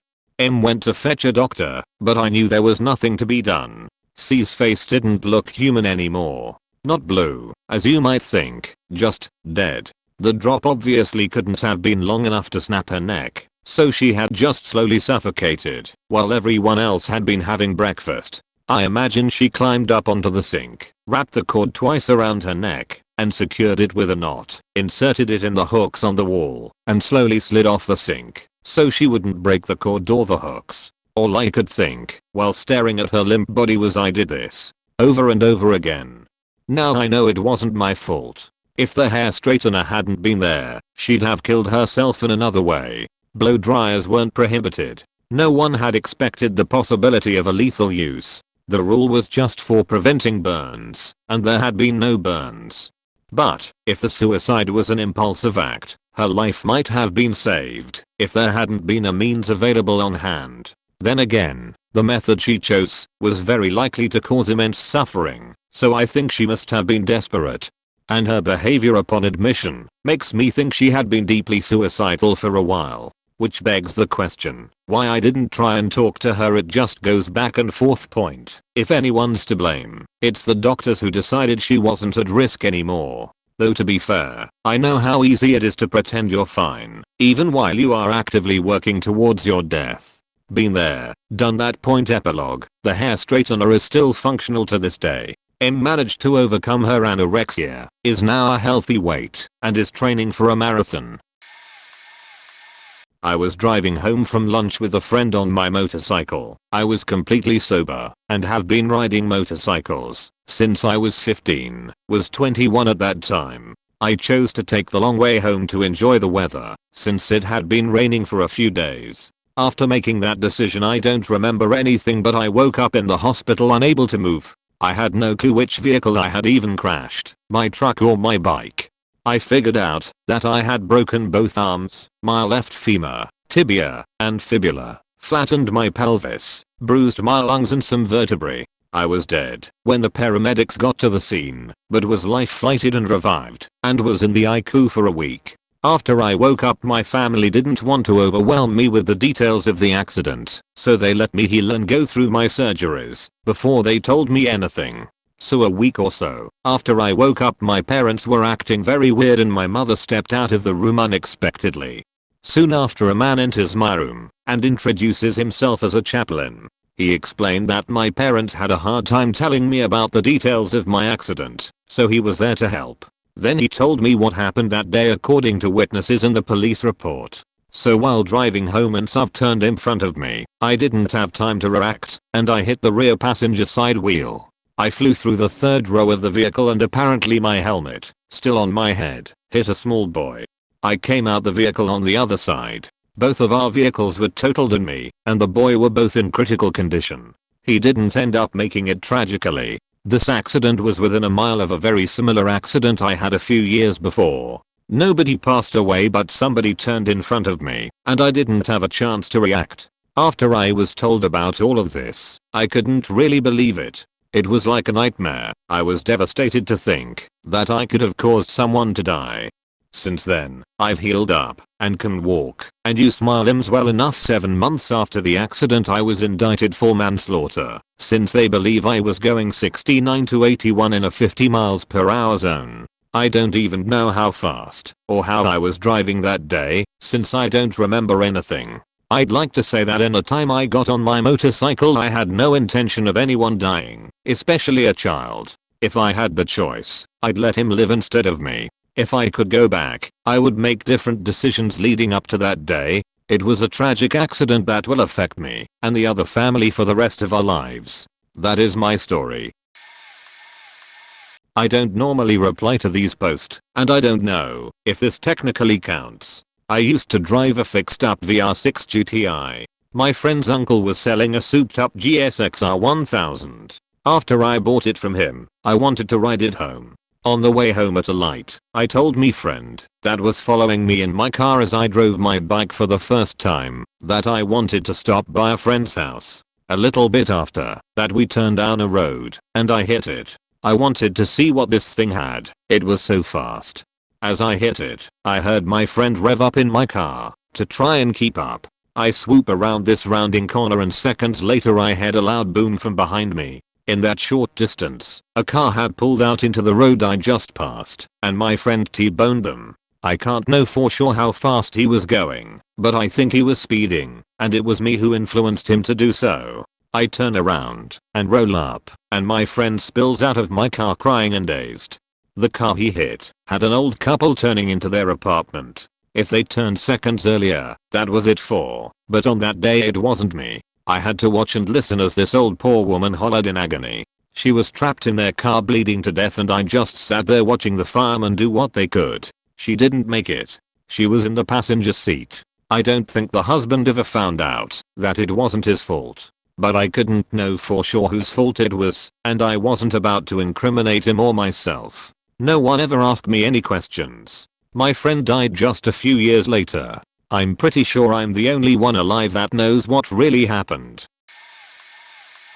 This is more of a what if scenario than perhaps a full-fledged cause of the death, but it still bothers me to this day. I used to live in an apartment building and lucked out with some very nice neighbors, including a sweet older lady across the hall. We didn't cross paths all that often, but when we did we'd often stop for a chat to catch up. One day I was in my apartment on the phone with my ISP as I was having internet issues.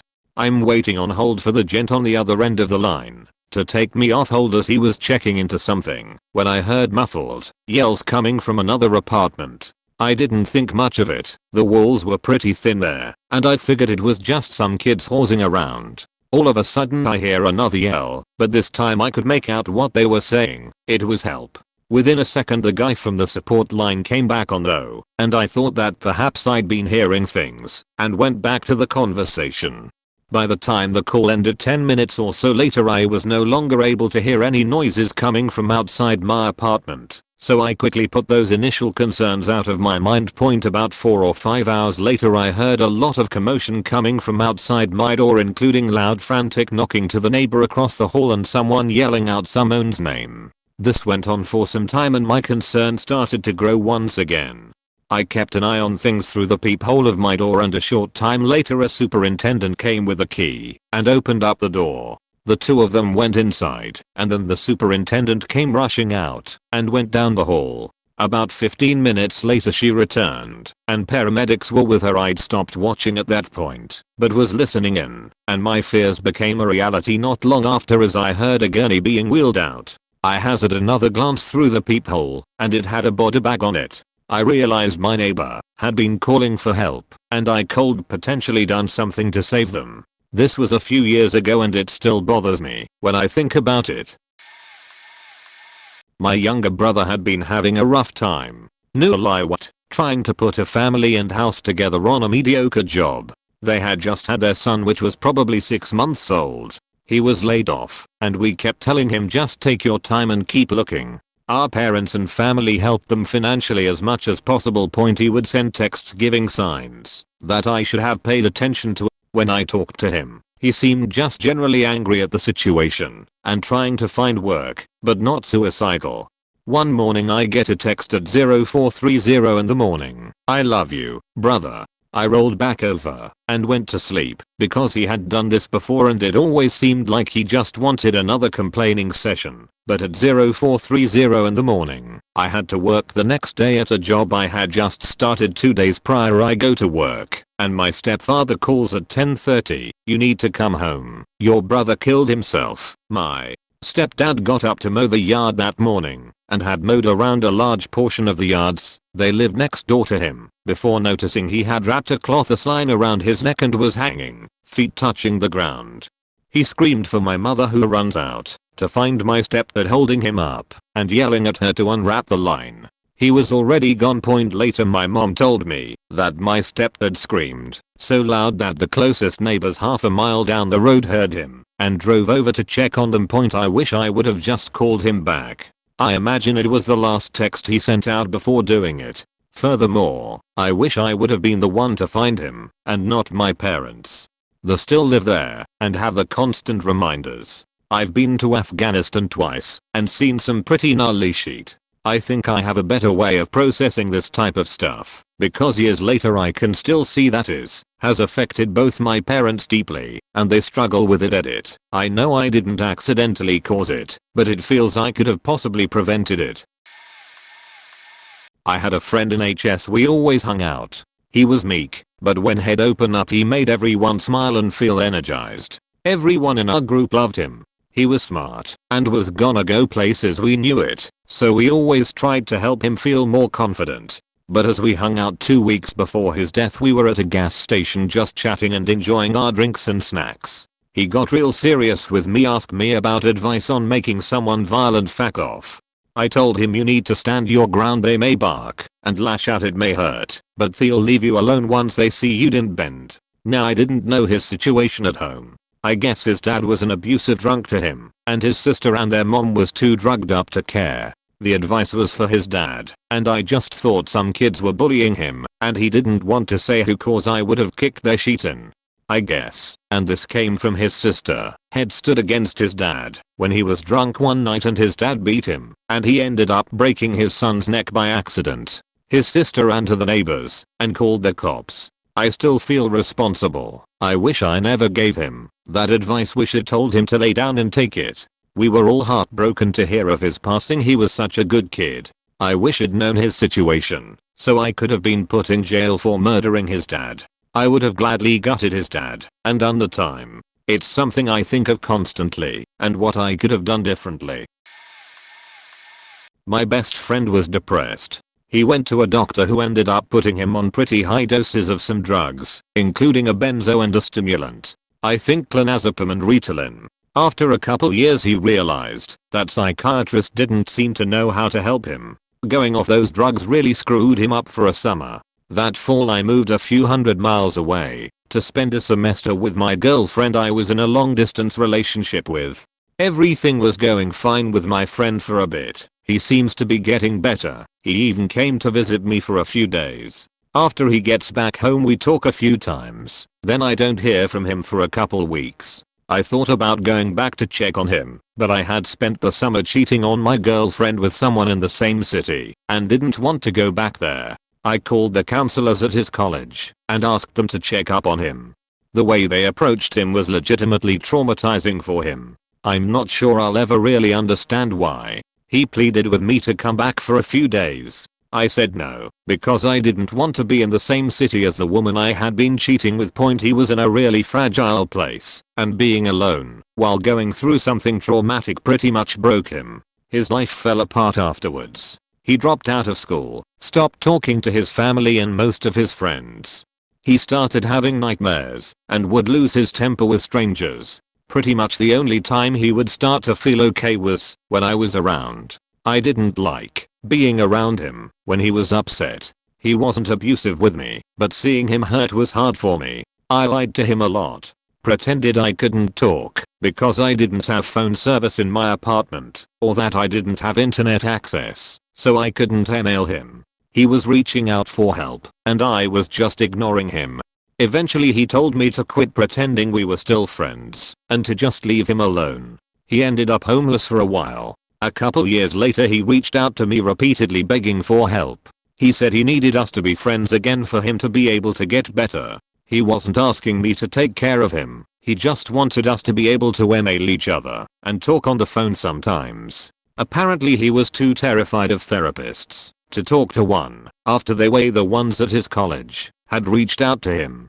He was trying to work through stuff on his own. He was the smartest guy I've ever met. He tried studying psychology and trauma recovery to figure out how to get better, but what he kept coming back to was that it wouldn't be possible for him to do it on his own. That he needed some way to reconnect with people, and he thought that if the two of us were in touch it might be enough for him to pull himself out of the hell I had inadvertently turned his life into. I don't know why I ignored him. I guess it was just too hard to look at how much I had screwed up his life, even if I had never meant to. Eventually I set up a filter to archive any email he sends, so I wouldn't have to see it. After a coworker committed suicide I started to worry about how my friend was doing. There was a time when I loved him and thought of him as family. I looked through my emails to see if he had kept messaging me. He had. I tried writing to him, but never heard back. He had killed himself a few months after the last time he reached out to me for help.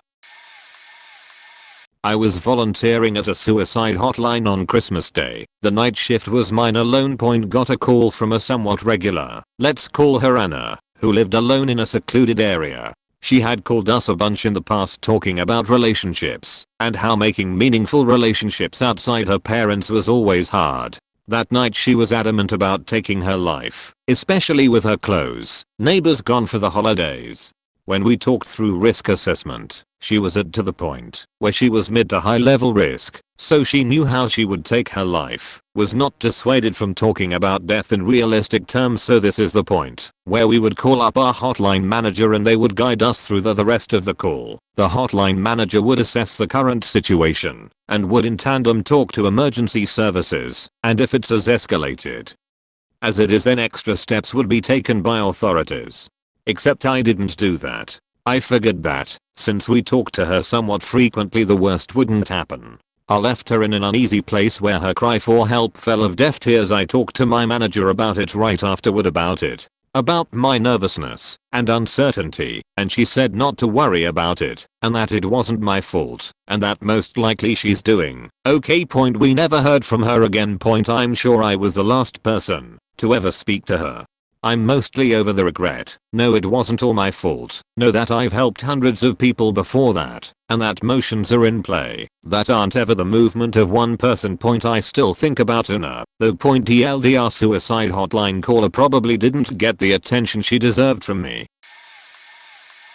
Posting from an alt, so hopefully it gets buried, but I feel the need to tell it. My friend, let's call him Ryan. Grew up with Ryan, middle school, high school and college with him. Faker was a riot. His mom passed away unexpectedly his senior year of HS. It hit him hard, but we all assumed time healed all. I worked with Ryan for a spell during college for about 2 years. Great worker, great coworker, and we had some downtime a few times, so we would go to the liquor store and grab some shitty whiskey from time to time. Nothing habitual, just some good old day drinking while getting paid, or so I thought. What I had viewed as a minor thing became a regular thing for Ryan.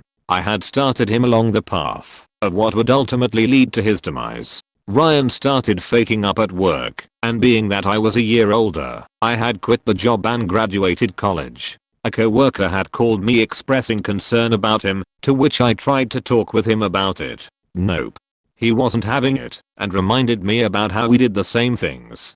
Thankfully, Ryan got arrested soon after that and stopped drinking, started going to meetings, got a good girlfriend, was working out, and on the right track. It was like a dream come true seeing him like that. Then his girlfriend broke up with him, and the spiral started. I saw him with an alcoholic beverage, and physically hit it out of his hand, and asked him what the fuck he was doing, and he lied, and told us he was doing it for a while now, but I knew the truth. Alcoholics, we can see/smell you. As soon as you take one swig of booze, you're not fooling anyone. After watching him go on the downward spiral before and somewhat accompanying him down that spiral, myself and none of my friends could ever see it happen again. So we distanced ourselves from him. I started getting phone calls from him at random hours of the night. I slowly started ignoring them. Then, the night he passed, I ignored one of those phone calls. He died in his father's house, in the bathroom from an apparent odd. We attended his funeral this year, and I'm the one who sent him down the path to begin with. This is a very long story. I'll try to TLDR. If I can point a long time ago, I was not famous, but known among a certain subculture. Call it minor celebrity. I slept around, and some, though not most, of those flings were with female fans of mine. One fan started sending me very long letters. Yes, written. This was a long time ago. Like 8 to 10 pages. Some were graphically sexual, and incredibly arousing. I found out she was around 18. I was in my 20s, and at first put her off. But she stalked me. And I do mean stalked. She found out my phone hash, the phone hash of a woman I had settled into a relationship with, and at times, would call literally hundreds of times in a weekend. I had to unplug my phone, because it would perpetually ring. This went on for over 2 years. I wish I could say I put things at arm's length, but the truth was much more complicated. I was aware she had been in and out of mental hospitals, but more importantly, I was attracted to her. She was brilliant, and kind, and funny, and impossibly sexy, and I was a total mess at the time. Eventually, I went on tour, and when we went through her city, I met her, and slept with her. She was 20, and bouncing around different locations, something between couch surfing and homelessness. She asked if she could come with me, and be with me, forever. I was terrified, and gave a variation on a not right now answer. In hindsight, this was an awful choice among many awful choices. A week later my shrink suggested that I cut off all contact. When I said I was worried she'd attempt suicide, my shrink said no, she'll just feel sad, and then she'll get a plan together for herself when she realizes she needs to do something. I didn't think so, but my confidence was so low I took her advice. A week later, after ignoring her incessant calls, I got one a bit later than usual, about 3 AM. It was her, committing suicide 1,000 miles away in a motel room, forcing me to listen to her die. She screamed at me and blamed me for abandoning her, and the truth is, I did. She told me it was my fault she was going to die, and then she died. I desperately tried to call the police where she was, but, unsurprisingly, they had already dealt with her so many times, they did not take my call very seriously. She called back 5 minutes later, and said I love you, and those are the last words she spoke. This was unfortunately within a 2-year period, where I had also witnessed the deaths of 2 friends, one murdered, one in an accident. I'm still very scarred from this, despite so much therapy and etc. I know her choices are not entirely my fault, but I do feel that my decisions contributed to her pain, misery, and depression. I also came to regard suicide as a very violent act, often with multiple victims. I changed completely. I'm now a very withdrawn person, live in a remote area, and have eradicated any ties to my past. I no longer think about it daily, but when I'm reminded of that situation, usually weekly/monthly, I work very hard to forgive her and myself. It is a struggle. TLDR, failed to set boundaries, slept with, exploited, a mentally ill person, then abandoned them, contributing to their suicidal ideation. Was forced to listen to her kill herself, while she blamed me.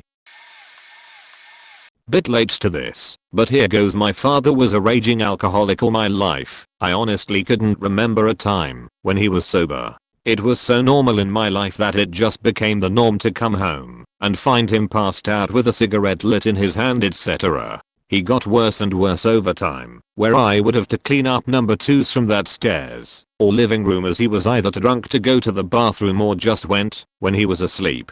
About 10 years ago he came home from work. He worked nights as security, but literally just spent the night drinking in work, and would saunter home. This morning was different. He was really slurring his words, couldn't stand straight, kept trying to take his shirt off, saying he was too hot. My mum was worried, but I told her to let him just sleep it off. I was sick of him at this stage. By the way, he was a very abusive man also. I know on numerous occasions he hid my mother. Once when I caught him do it, I knocked him out, but anyway, I digress. Anyway, my mother agreed to let him sleep it off. A few hours later we tried to wake him, but he was unresponsive. He was still breathing, but couldn't be woken up. We rang an ambulance, which took them over 2 hours to turn up as they got lost. They rushed him to hospital. Turned out that he drank antifreeze in work to get drunk, and it started to kill all of his organs or something. He was in a coma for 3 weeks, and then had a series of mini strokes while in the coma. This led to something developing called Lewy bodies dementia. He then suffered for 5 years and died. We were told that it was preventable if we had gotten him to a hospital sooner, but I honestly thought he was just really drunk. His entire family blame me for his death. My mother doesn't. If anything, I think it was a relief after 25 years of abuse, but it still plays on my mind that if I wasn't so fed up with him, I probably would have taken more care and gotten him the help faster, and he would still be alive today. I personally haven't done so, but someone killed my nephew years back. I'll just copy the post I made in another thread months ago. A man killed my 8-year-old nephew a few years back. He wasn't speeding, and Andrew kind of just ran across the road. I felt really bad for him. He was torn up badly. He tried to come to Andrew's funeral to pay his respects and apologize in person, but his parents lost it and called the RCMP and had him escorted out. We're all human and our emotions tend to get the best of us. Even it's obvious we're wrong. Edit. Getting some messages asking how this happened and the details. Andrew lived in a small town literally minutes outside of the big city. Still not a very well traveled road. Now this small town had expanded over the years across the highway. So the town was physically split between the highway. So they built a tunnel going underneath the highway to safely travel across. Andrew was 8 and a little brat for sure. I loved him, but a brat nonetheless. He was picking on his older sister early in the morning. As punishment for picking on her, his dad told him he had to deliver her papers that morning. As Andrew finished one side of the town, he had to cross the highway under the tunnel. Andrew was terrified of this tunnel. It was winter time in Saskatchewan, Canada at 6 in the morning. It was pitch dark out, and the tunnel only had just barely enough light to cross through. So Andrew made the choice to run across the highway instead. He ran, and a man who couldn't see him because it was pitch dark out struck and killed him instantly. Andrew's father to this day has not forgiven himself. He made him deliver papers as punishment, and his son died because of this decision. This is why he was so emotional, so angry with the man who had killed his son, because he wishes he could blame someone else, but he blames himself, and he can never let that go. I was 17 and going on hour 5 of a 7-hour drive into the Appalachian Mountains to visit family. As I headed down a winding, dark country road, a car came peeling out of a hidden entrance and cut in front of the car in front of me. They had a trailer attached and lost control and ran into the oncoming lane. A car coming the opposite direction was forced off the road and straight up the mountainside. I quickly pulled over and ran to help. The car that had run into the mountain was perched precariously several feet up the incline, completely sideways, with the driver's side facing the ground. I was by far the smallest person at the scene, so the other witnesses hoisted me up to the window to see if the driver was okay. He most definitely was not. He was an elderly man, and the steering wheel was shoved into his chest. There was a ton of blood, and there was this awful wet rattle when he breathed. He mumbled something and tried to open his door. I was scared that he would fall out, so I shoved him by the shoulder back in and pushed the door shut. When I did, he suddenly stiffened and his eyes glazed over and his breathing stopped. I kept trying to get him to answer me, but he was gone. The paramedics that showed up 10 lifetimes later said his neck was broken and that he died instantly on impact. I knew he hadn't died on impact. He was trying to talk and looking at me with clear understanding until I shoved him. I sat on the side of the road for a long time, well after everyone was gone and the scene had been cleared, before I could manage to get back on the road and make the final leg of my trip. It's been over 20 years, and I still remember his face and the way his eyes looked when he died. I'm going to start this by saying that this is possibly a major trigger warning to anybody battling mental illness, so if you're reading this, prepare yourself. From about 2013 to 2015, I was battling major depression, and from about 2015 until now, off and on between depression and major depression along with many other things such as anxiety, mania, and I sometimes get delusional among many other issues. Well, in May of 2015 after a major failed suicide attempt that took place on October 19th, 2014, I tried to hang myself in May of 2015. I stopped due to honestly it being too fast and it kinda scared me, whereas the bad attempt in 2014 didn't at all. I stopped. I later told my best friend in the world and best friend I have ever had about my hanging attempt. I told him about the May attempt, but told him I had stopped myself, and I told him that in either October or November, when I was feeling a bit mentally better. I brought it up because my friend was aware of my attempts and had actually saved my life, and he was a major influence and support to me getting better. He was also battling mental illness and a new drug addiction. I remember very clearly sitting on my bed having a conversation about this. My friend had just spent nearly a year trying to convince all of his friends, with me included, that he was depression free as well as all of his financial debt was paid off. I believed him because he made $350,000 that year and bought a brand new truck, and he was in the process of purchasing a travel trailer / camper for a bit over $30,000. I assumed nothing but the truth from him, and he had literally never told a lie to me ever and possibly never told a lie in his life. He was an amazing person and literally flew across the country in my time of need, and that was more than once. I worked his same job, so I was working all over the country too, and he would just fly in on a moment's notice anywhere from Delaware, Pennsylvania, and Maryland, on over to Illinois, and down in Texas, and met in the middle a few times.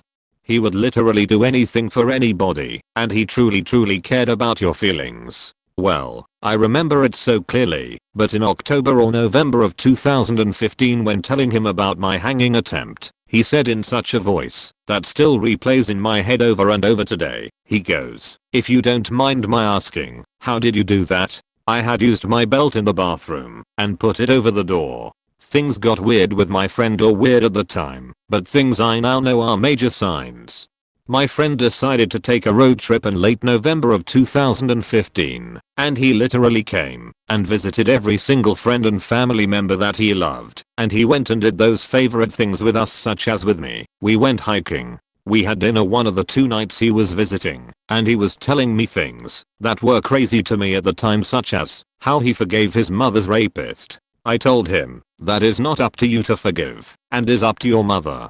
We argued about various things, and I had never in my life even had a slight argument with him. I eventually kinda snapped and I said, "You are really reminding me of the day I snapped," except I was referring to my dark day where I attempted suicide in October 2014. He knew exactly what I meant, because he began acting like a child and making funny voices and tried to change the subject on me. I then got angry, and I was like, "You aren't even taking this seriously." Little did I know exactly what I had called out, and I wish I had more of a talk with him regarding that. On February 6th, 2016, I sent his mom a message for the first time in 2 years, and I was like, "I think there is something going on with Eric." I said, "He can ignore friends, but he cannot ignore family." His mom first responded with, "He seems so happy, and I've had some worries, but I think he is going to do alright." She then sent me another message like 30 minutes later, and she was like, "I do have some concerns," and said, "Perhaps we can talk tonight." Well, it was my wife's father's birthday, so I said, "Maybe call back tomorrow or the next day." Well, it was Super Bowl weekend and his mom was a huge fan as well as he was of football, and she said, "I'll call you on Tuesday," which Tuesday was February 9th, 2016. Well, she called me as I was just waking up on February 9th, and I ignored her phone call because I was still groggy, and it was like 2 p.m. So I was kinda embarrassed I was sleeping in so late, so basically I was going to call her once I'd drank some water. Well, then my other best friend, who is also best friends with Eric, he called me, and I decided to answer because he sleeps like I do and wouldn't think anything of it. I answered with hello or something like that, and he immediately goes, "Are you sitting down?" I kinda make a joke and I go, "Oh, that is never good." The next words out of his mouth were, "He's gone. He hung himself." My best friend on this planet and best friend that I have ever had listened to me detail for detail on my hanging attempt, and he did 100% detail for detail what I had told him happened with me. I cannot tell you how much guilt I have and will always have. People have told me, "Oh, he could have gotten that from the internet or anywhere, but not like this. He got it from me." I don't think I can ever get past this. I didn't realize his state of mind due to lying to me and being very good at hiding how he was really doing and saying that he was better and he left. This happened in October of 2016. My roommate had type 2 diabetes. He told me this the day we moved in together in a 3-bedroom off campus. He said there couldn't be any drinking in the apartment. Told me he had no phone. I laughed and told him he didn't need to partake in my drinking and not to worry what I did. I thought he was a huge nerd. I'm older than most university kids and he was about 6 years my junior. He played Yu-Gi-Oh, drew lame little cartoons, and would come knock on my door every single day to tell me about some event at the school I never ever attended. We couldn't be friends because we were different, but I learned later he was actually a member of a gaming group I had been an early member of that had ballooned to a huge size in our state. We had more in common than I had thought. In October, flu season was in full swing. He got very sick, we all did in the apartment, and was throwing up all day and into the night. Later that evening, around 9, he came to my room as usual and asked if I wanted eggs and cinnamon rolls, and I, naturally, said hell yes. In the morning before class I came out and saw he had left a plate with a cinnamon roll on it and eggs on the counter. The pan of cinnamon rolls was on the stove top and sitting there. I saw the plate, thinking it was for me, scarfed it down, noting it was ice cold, and left for class. When I came back later the food was still out, which I noted and thought was weird, but I put it away for him. On the first night he hadn't come to my room. I went and knocked on his door looking for him. I peeked into his room calling for him, but he wasn't in there. Over the next 2 days I noticed his bike never left the living room and thought he must have gone home to his parents to recover from the flu. I would write little notes on our whiteboard where he and I had taken to writing comics back and forth to each other. Notably, "Let me know if you're dead" as a joke. On the third day his sister came to the door panicked, asking if we had seen him. I said no, we thought he was at home with you guys. She said no and started crying and left. He had no phone so there was no way to reach him. I went and checked his room again, and this time did go all the way into the room to be more thorough. He was lying behind the bed, dead, where he had collapsed and been for 3 days straight. He had decided to take a insulin shot in advance so he could eat the sugary plate of food, but all the vomiting had left his sugar levels already very low. He had misinterpreted his low levels for simple flu symptoms. We learned he had not died right away and could have been helped, but my apathy and lack of attention had inadvertently led to his death.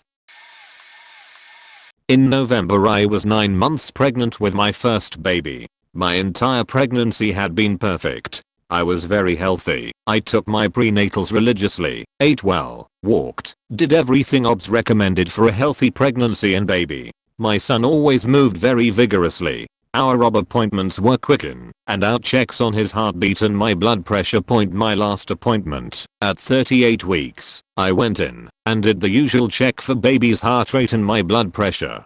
I was checked for dilation and was just beginning to. Everything was moving along great and I was very excited. My midwife was telling me that I'll have my baby in my arms in 2 weeks, maybe less. After my OB appointment, I decided to go to the mall with my sisters. I wanted to get my Pandora bracelet cleaned, and I remember talking excitedly to the girls there about my "it's a boy" charm for my son, how I'm so close to having him, and they joked that I should keep my bracelet on during labor.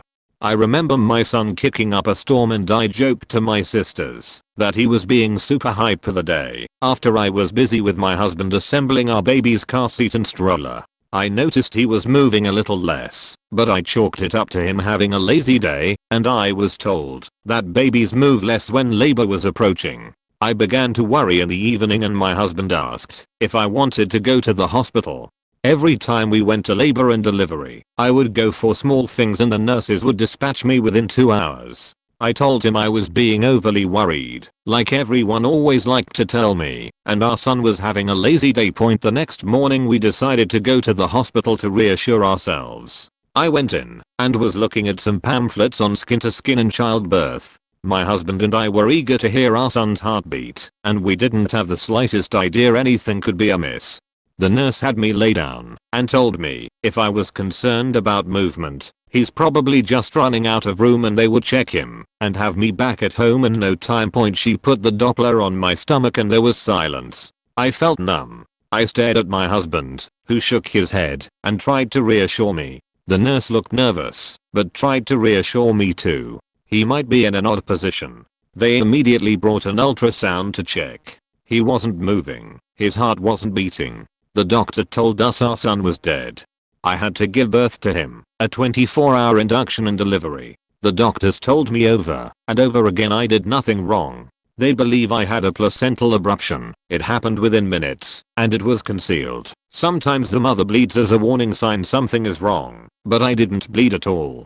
They told me there was no way I could have seen it coming, and no way I could have saved him. I had a completely low risk, healthy pregnancy until the very end. They ran tests on me, and I have no risk factors. One of my doctors wanted to label it a cord accident. He was the most beautiful boy I had ever seen. I wish there was some way I knew he was in trouble, and I could have saved him. I wish endlessly I could rewind time and help my little boy. I don't mean to ramble. It's been 7 months, and I'm still trying not to blame myself, but I do. My husband hates that I do this. He wishes I didn't, but I do.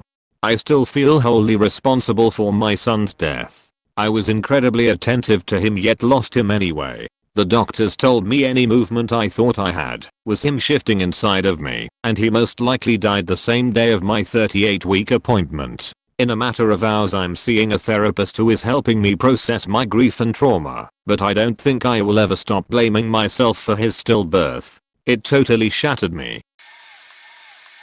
My stepdad was in a bad football accident when he played in college, and because of that he had many back surgeries to try and repair the damage, ease the pain. This was sometime after the latest one, and he had the extreme painkillers, like Oxy or something else like that. He had healed enough that he could get around but still needed the pain meds as he'd have intense back spasms of pain. So one night my sibling and mother were out at my sibling's sports practice, and my mom called to check on me, and she asked me to check on my stepdad because she knew that he'd had more pain that day than normal. I blew it off because I was an 11-year-old that was watching my favorite show and too lazy to get up and check. When my mom came home she said hello and asked if I'd checked on him, and I lied and said I did because I didn't want to get in trouble. My mom went into their room and I could hear her calling for one of us to call 911. I grabbed the phone and walked to the room to see what was going on, and as I told the operator that my dad wasn't breathing I looked at him and knew that he was dead. I could just tell. It was later ruled an accidental overdose, but it took a very long time to not feel like I could have done something had I just gotten up and opened a door. Damn, I have only told my therapist and sibling the truth about lying, though I'm sure my mom knew I was lying and doesn't blame me. During high school I worked for a community center that hired out kids to do odd jobs for people in our little town. One of my jobs was buying and delivering groceries for an elderly lady. This lady was alone in the deepest sense of the word. She was the last surviving member of her family, no friends, terrified of technology, and couldn't walk well enough to leave her house. I would always hang around after I got her groceries to chat and listen to her stories.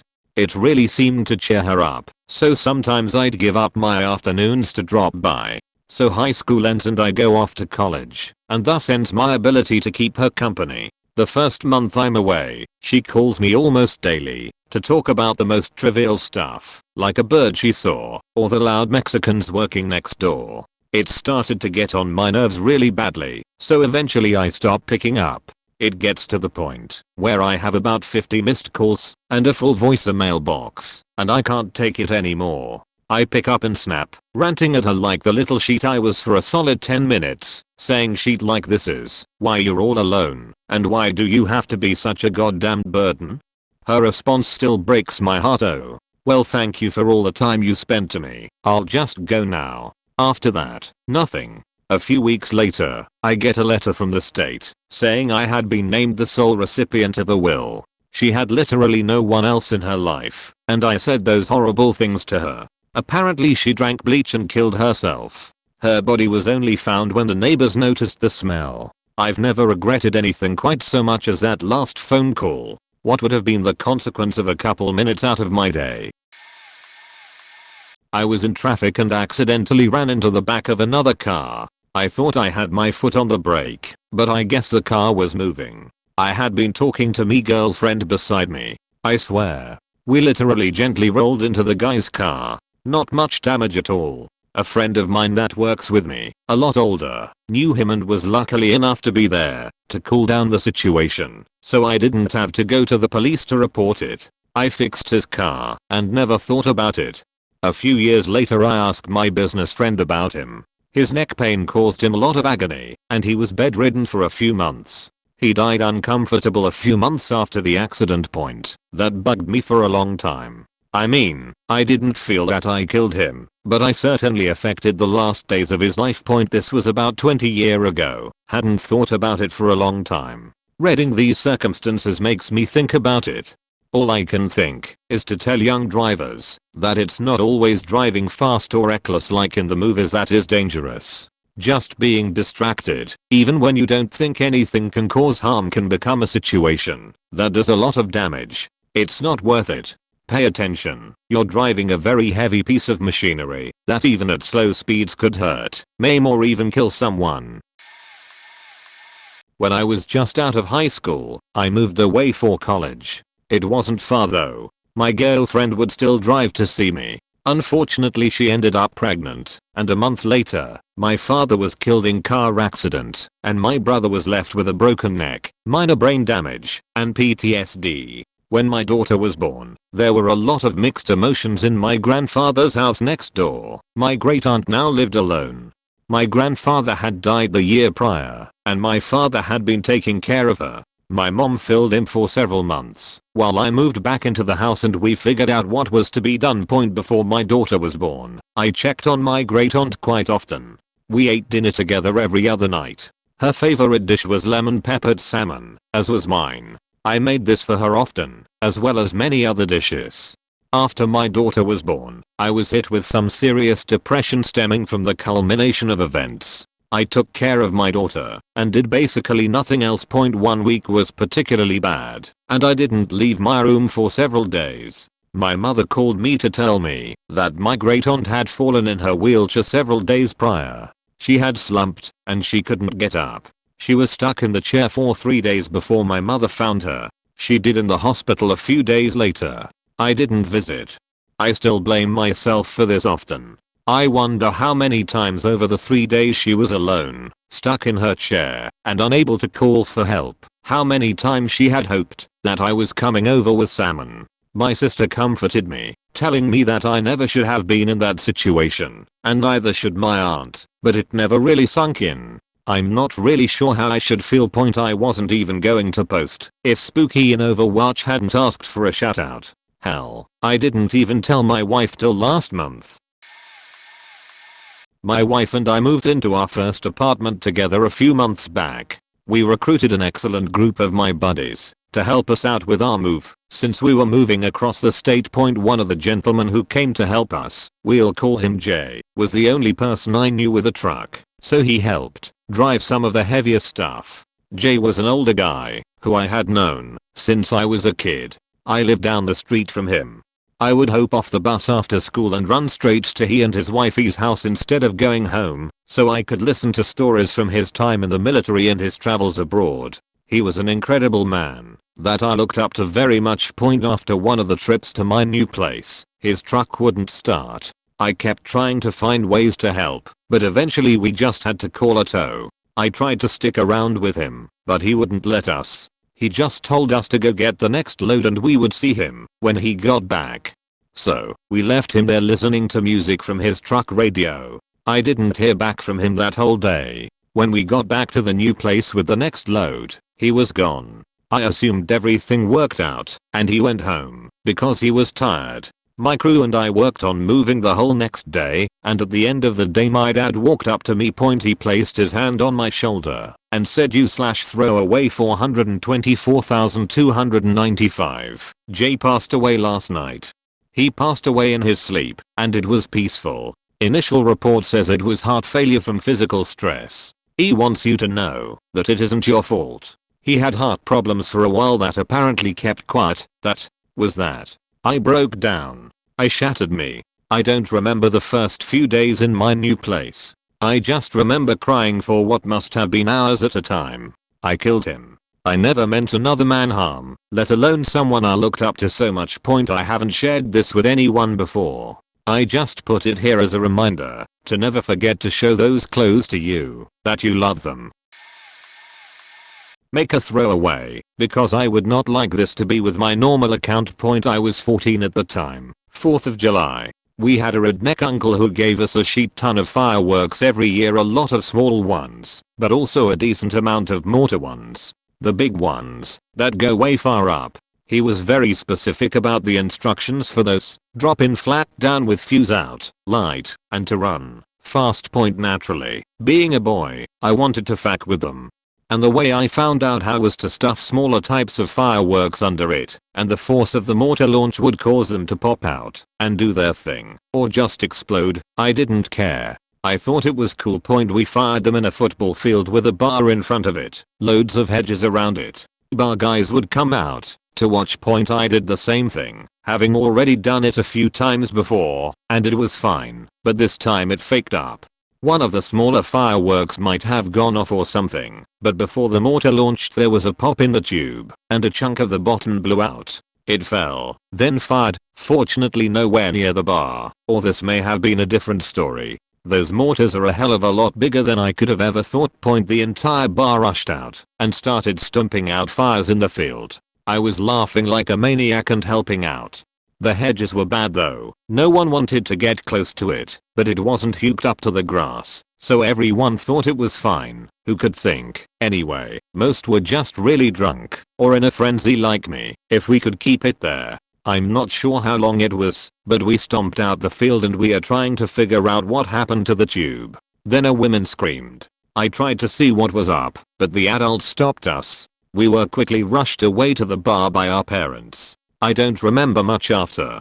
I learned when I was 18 from my dad that there was a drunk/drugged guy out in those hedges. Though he didn't know if he was dead from the alcohol and drugs or the fire. It was deemed a unfortunate accident and no one was charged. I don't know if he was dead before the fire, but it still gets me. The creepy thing for me is I always thought fondly on that memory till then, as it was incredibly fun to me, having a pretty big pyro streak. Moved from Florida to North Carolina in January of 2014. Had sent the wife and 3 of the kids a half day ahead, so I could stay with my oldest son and the carpet cleaning guy at the house in Florida while he finished. Around noon we left the house, locked it up, and headed to the Comcast place to drop off their modem. If anyone lives in Yulee, Florida or has been there, the intersection of 17 and 200 is a prime spot for accidents. Anyhow, I had a loaded Chevy Tahoe and a 16 feet U-Haul trailer loaded to the gills. I had clocked in on the local scales at just shy of 10 kLbs, well within legal limits, but plenty heavy enough to need a lot of room to both stop and get going. Was headed east on 17, and as I was coming up to the intersection, I had gotten there just a minute or so after the light had turned green in the eastbound lanes. The westbound left turning lane, turning across our path of travel, had a green light, but it was a solid light, and not the arrow, and thus eastbound traffic had the right of way. There was a truck in front of me, I was just a bit behind, and a Chevy Avalanche in the westbound turn lane, that had to yield to us, had turned and made it through safely, but he had cut it really close. The guy behind him, an older man in his early 60s in a late 80s model Chevy S10 pickup, didn't make it. I hit him dead front of my vehicle in his front passenger fender. Had enough time to say "oh shit," and it was done. I was doing about 37 miles per hour the last time I'd looked, and the limit was 35. It hit him hard enough to put him completely back across both westbound lanes and into the ditch. My son and I were fine. Made it to the side of the road, got out, surveyed the damage, knew the Tahoe was totaled. U-Haul trailer made it through with just the tongue bent. Ambulance came and picked the old man up, carted him off. Police officer said he wasn't wearing a seatbelt and looked pretty bad. Got a call from a lawyer a couple of weeks later about a wrongful death lawsuit as the old man had died in the hospital a day or so later from internal injuries. From what I found out later, he was terminal with cancer and only had a few months left to live. He was on his way to a doctor's appointment when I hit him and pushed up the timetable a few months. USAA was great, said not to worry about anything as they would handle the legal side of things given my insurance coverage. Never heard anything else. TLDR. Old guy turned in front of me. I hit him. He died. Didn't bother me. I've seen a lot of dead and dying people. I met a woman I fell in love with and fell in love with her child. I cared for them, brought them into my family and country. After 12 months we had a visa issue due to her ex-husband. She had to return to her home country and I decided to move with her. She left before me. A week before I moved they moved to our new house in that country. The act didn't work. I sent the act repairman to the house. I was still in my home country. He left the pool gate open. My partner's daughter got in the pool and drowned. If I had never met my partner, the child would still be alive. If I never ordered the act man there, the child would still be alive. If I had been able to earn more money to keep them in the country, the child would still be alive. But the mother completely lost her way, became hateful to the world, became a completely different person. And I stuck by her for as long as I could before she was completely dead inside. And she went back to her own country. So I feel like my chain reaction I set off by meeting this beautiful girl and her child and wanting to care for them and give them a better life caused the death of the two of them. And the death of the beautiful little family we had. Normally I work away on projects overseas and always come home to a full house full of love and happiness. This was the first time I came home to an empty cold home. I'm not sure this counts, but it sure feels like it. I was 17 at the time and this must have been almost 3 years ago. My best friend and one of my only childhood friends came down with his family to the Tahoe/Truckee area for what I guess was a mini trip for them to help another family member. He came over to do what we had always done as kids, play video games and have a good time. After ordering a lot of Chinese food that he graciously paid for, watching one of the Final Destination movies. How fitting. We played games all night long. I can't remember what we played exactly, but I remember showing him DayZ, which he claimed was extremely boring, followed by Civ V for the rest of the time. He also bought and brought a copy of one of the LEGO Star Wars games over for good old times, which we regretfully never got a chance to play. Eventually the sun came up and he called his father asking when he needed to be back. Turns out he needed to be back in an hour to help renovate his grandfather's lake house.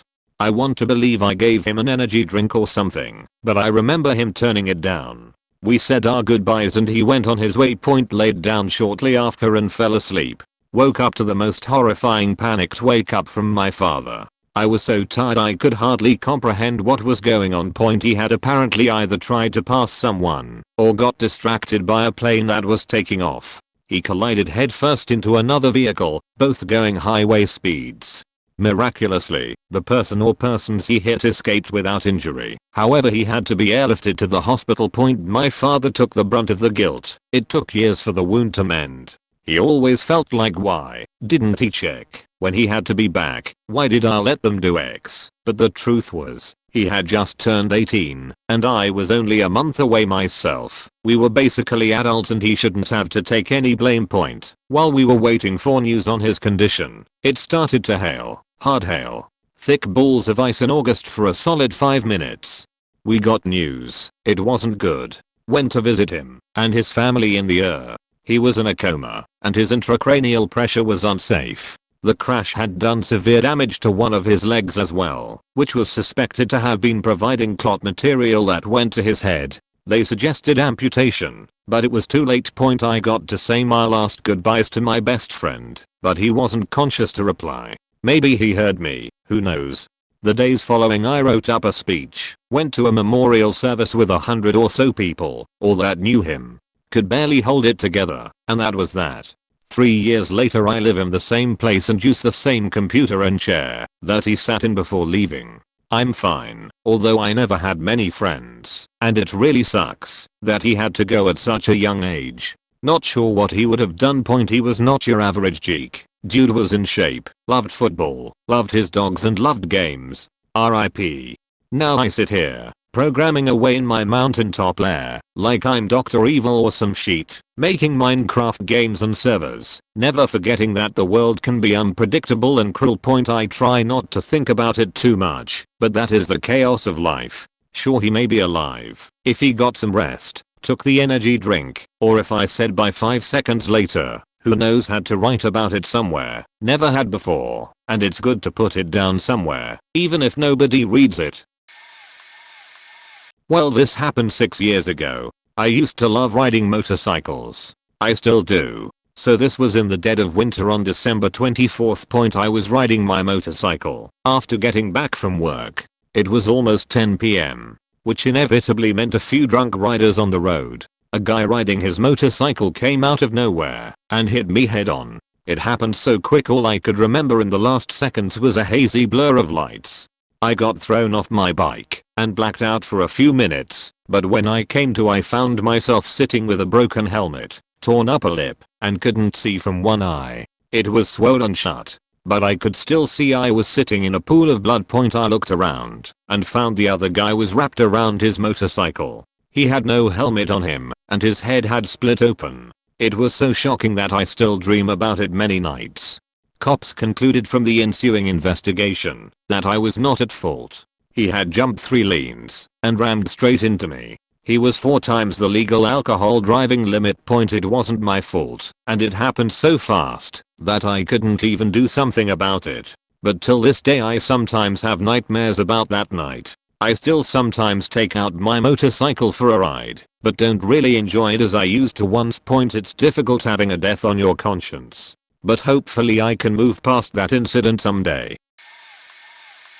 In high school, some friends of mine and I were really stupid and used to play around with whippets. If you're smart enough to not be familiar, I'm referring to inhaling nitrous oxide out of whipped cream canisters to get high. Please don't ever do this. I had another friend in my science class who was a year older than me. I always really looked up to him. He was cool as shit, popular with girls, tough as nails, and the type of guy who wouldn't take shit from anybody.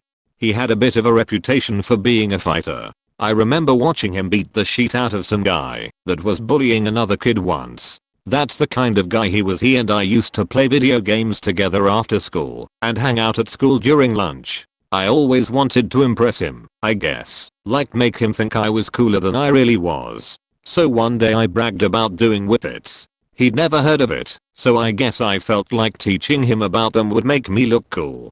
I told him how easy they were to get a hold of. Literally, you can walk into a grocery store right now and buy them with your lunch money. He came to school a few days later and told me he'd tried some and said he really enjoyed it. It was like our thing. We'd come into school and talk about how we'd had some whippets the day before and talk about when we'd get a chance to do it again, etc. It all just seemed like harmless fun.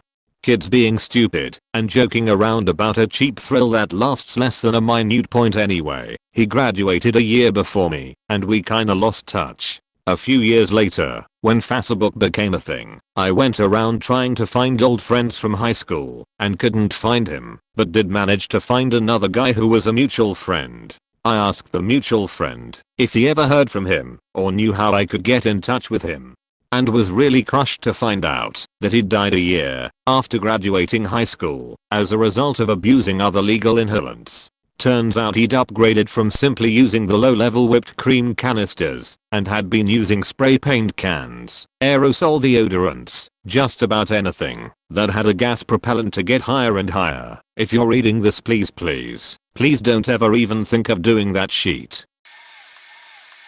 I'm a little late to this, but I'll share anyways. I was a med student living with 3 of my best friends I've ever had in an apartment. After one of our med social brigades in a poor part of our city, one of my roommates, Jane, not a real name, Started feeling sick. After a few hours she went to her bedroom to rest and came out just once to have some cereal and socialize a bit. She looked exhausted, but she said she was fine, took an Advil, and went to bed. Next day my roommates and I were planning to go to a party, but couldn't locate her, and no one had seen her during class hours. We returned to our apartment around 6 p.m. and knocked on her door to see if she felt better. We found her in her bed, dead. We didn't know what to even think or do. We all fell in a shock state. While our brains were processing that one of our best friends was dead in front of us, her phone started ringing, and it was her dad. One of my mates answered it, but I couldn't listen to that conversation and left the room. She died of acute meningitis. I feel responsible for her death every single time I think of her. I should've known. We all should've. I quit med school after that, and my life went downhill ever since. I've kind of accepted the fact that it's not directly my fault, but that doesn't take away the feeling I get sometimes that I could've prevented it. Thanks for this topic, Opus. I like to clear things because I feel my stories are hard to pay attention to because of my storytelling style. Spring break. I was 17. Came back from the beach and was on the ferry, sober. I noticed a car behind me on the ferry was acting belligerent. As we leave the ferry I'm first in line, so I go onto the highway. I'm catching up to the prior cars that unloaded from a different ferry. I see that the car in front of me is swerving so much that he or she is about to fly off the bridge. I keep my distance and slow down 40 miles per hour. I put my hazards on to let people behind me know shit's going down in front of me. Well, belligerent man behind me passes me up. This is a 1-lane road for 10 miles. As he passes me, he starts swerving onto the other lane's shoulder and back into the opposite lane. He never moves back over, and for a good 2 minutes he's going 60 to 70. Then a truck is coming towards him and it happened. Belligerent driver and truck flew in the air and did a 180. I pulled over and my two friends rushed out to the accident. Belligerent man had a baby in the car seat, so buddy one got them out. I turned my car around to flash the other cars behind me. Buddy 2 runs to the truck and it's 2 elderly people. The woman is pinned in and buddy 2 is trying to get them out. I'm terrified but flashing my lights. It was foggy and some cars pulled over, but one didn't notice and drove right past me going 60. Buddy 2 runs from the truck as this new car collided with the truck and car again. After that hit, the elderly man lost his wife that night. The belligerent man walks away with no harm. The baby is also fine.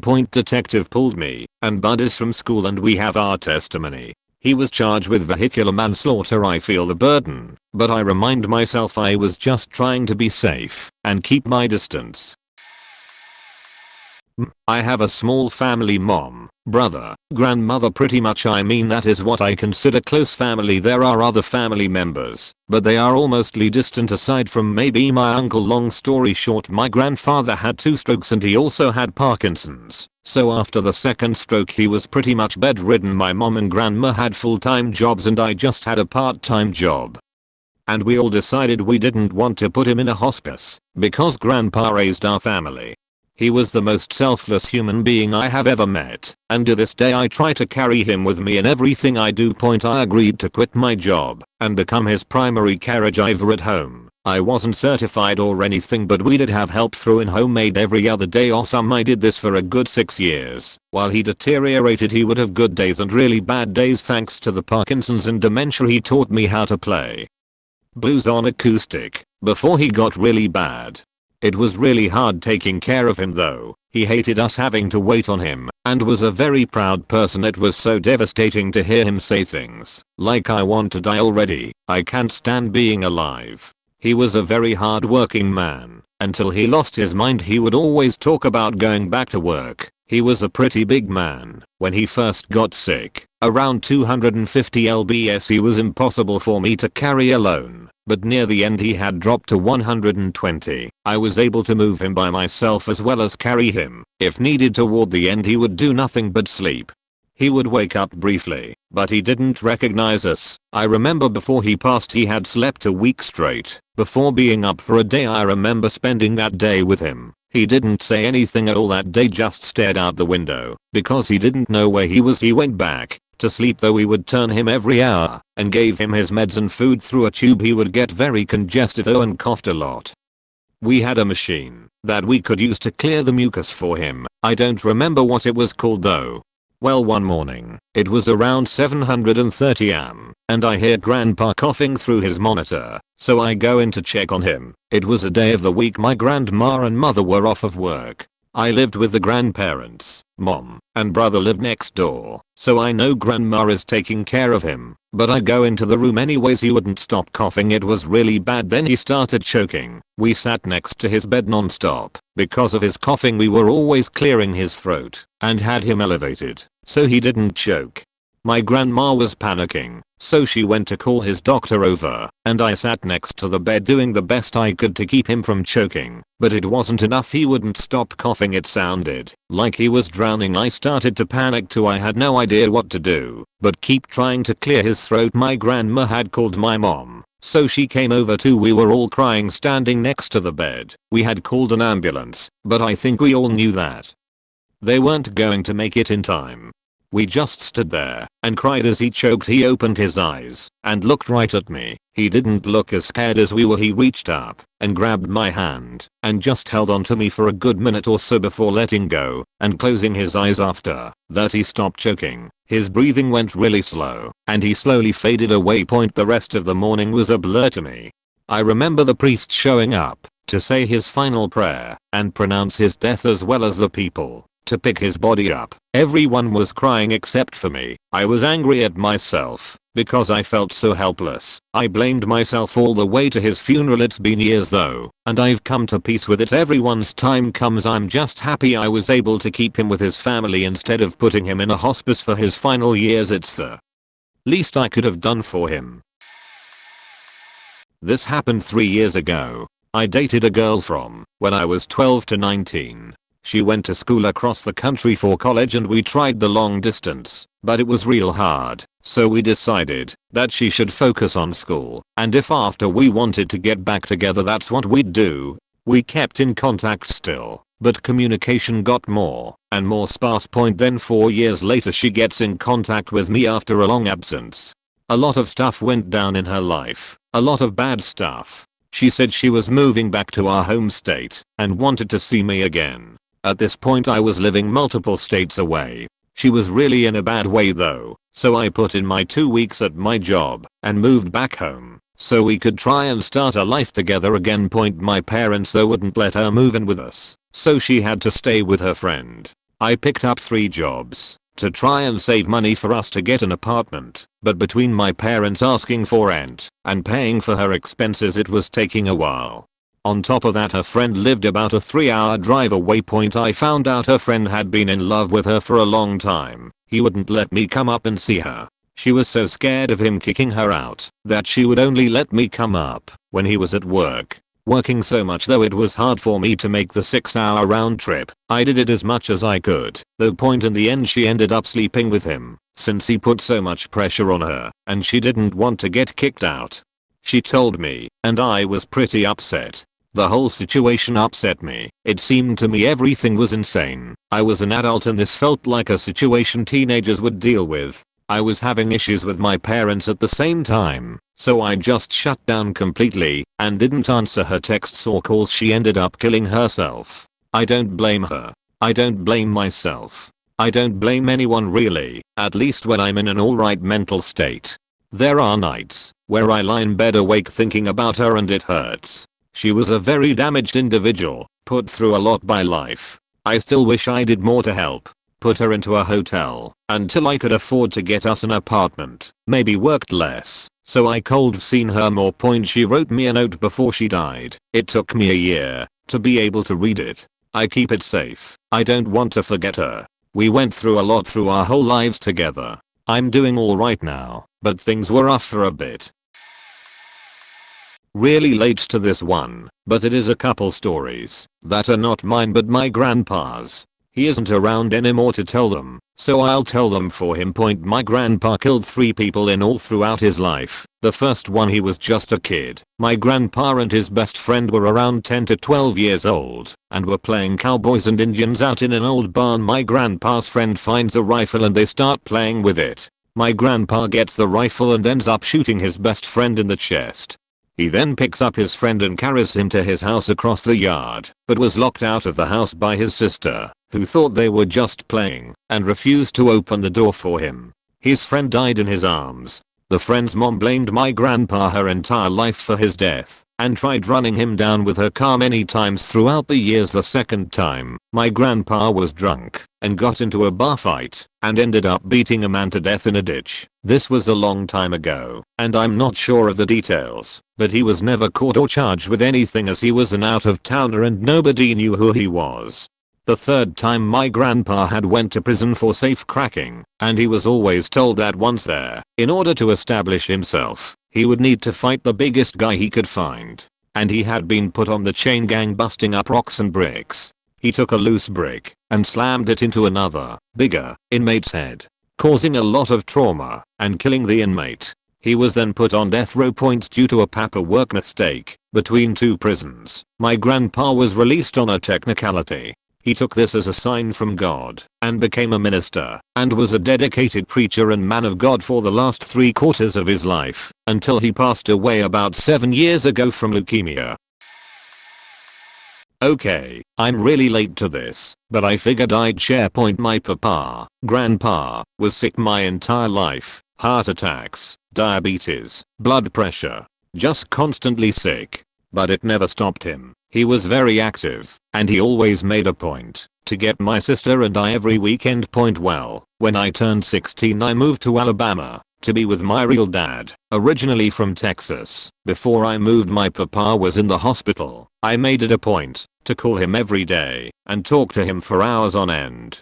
He wouldn't tell me what was wrong. Nobody would. He was my favorite person, and I was 1,000 miles away in a new school. They wanted me to focus as this was a fresh start for me. Well, called my uncle one day to see if I could get some answers. He told me my papa had stage 4 colon cancer that metastasized to his liver, bladder and small intestines. It was bad. The outlook was bad, but my papa never gave up or lost faith. I moved back home after the school year ended. I started using drugs to cope with the emotions I was feeling. Turns out I was undiagnosed bipolar. My mom pulled me out of school my sophomore year. I was 17 by now, and I started hanging out with my papa every day after that. I sobered up after odding unintentionally. I took care of him until I was 19. January of 2014 I was at my grandparents' house. I was in my papa's room playing DK64 and my mom, grandma and papa were in my grandma's room talking. They called me and told me that my papa was giving 6 months. I remember thinking 6 months isn't a long time.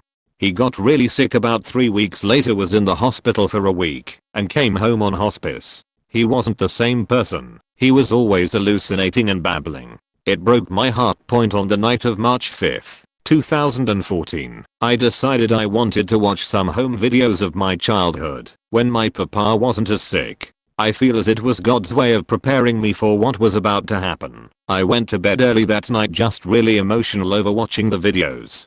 My grandma had left for work, so it was just me and my papa. He woke me up screaming for my grandma at 11:28. I told him she had went to work and asked what he needed. He said, "Baby, call 911. I'm dying." I yelled at him, "You aren't dying, I'm not."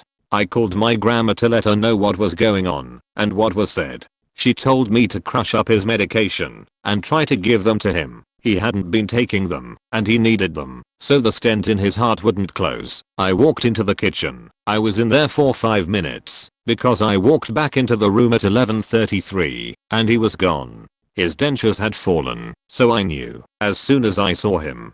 Called my grandma and my mom, since I was by myself, and then I just sat there. 911 couldn't have done anything because he had a DNR, but I feel if I would've called when he told me to, he wouldn't haven't died, and they could've helped him. Still the worst night of my life. I lost my best friend and favorite person, the man I turned to for everything. I just had a baby almost 2 weeks ago, and she constantly is smiling in her sleep. She started smiling in her sleep 30 minutes after I had her. I know my papa is talking to her, and I know he is protecting us. I miss you so much, papa. Was on my out to a party in a super upbeagle Talon after an American Head Charge concert, which was absolutely amazing. Got invited up on stage and acted like a total dumb ass because alcohol and metal. Was driving a 130 miles per hour on a straight road. Hit a bump. That bump at that speed made the wheel jerk. Couldn't save it. Went in the ditch. My last thought as I was compensating the drift was, this is gonna be a hell of a story, which should give you insight into the level of douchebaggery I had at age 22. And the lights went out. Woke up in the ambulance for just a minute. Asked what happened. Lights went out again. Woke up in the hospital. Had a dislocated toe along with a shit ton of other injuries. I asked what happened to my two good buddies that were in the car. Doctor, as he was resetting my toe, told me my buddy in the back seat died. I flipped the fuck out. My toe that was being reset at that moment is still faked up 13 years later. Had plastic surgery done all over my face. Cops spent 2 weeks trying to figure out what exactly happened in the wreck. Turns out the car rolled 17 times end over end. Huge divots in the ground. Tooled into a huge tree. Plowed over, but tree made a ramp. Launched approximately 15 feet in the air. 110 meters later the car landed on its wheels. I tried getting out of the car, but was totally beat to shit. My buddy in the passenger seat with his arm broken, literally, in half, pulled me from a burning vehicle, dragged me 20 feet or so. I remember for just a second looking at the car in flames, and heard a loud pop. Car turned into a ball of flame. Next thing I remember is walking up to a stranger's house asking if I could shower. I'm very hygienic like that.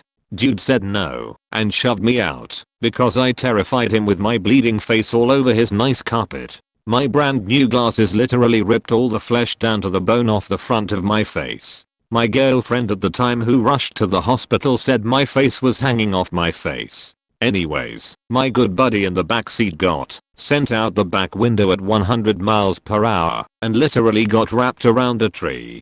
God faking damn it. I went to jail. Got out on bail 6 months later. I took a plea bargain for a 10-year sentence compared to 25 years. I did 4 years in prison. Came out a totally different person. After much struggle and many stories to tell, I'm a GM for a smart home tech company with 2 gorgeous baby girls and a wife who puts up with all my bullshit. Life is good, but not a day goes by that I don't think of my buddy who I killed by my recklessness. I'm a faking asshole.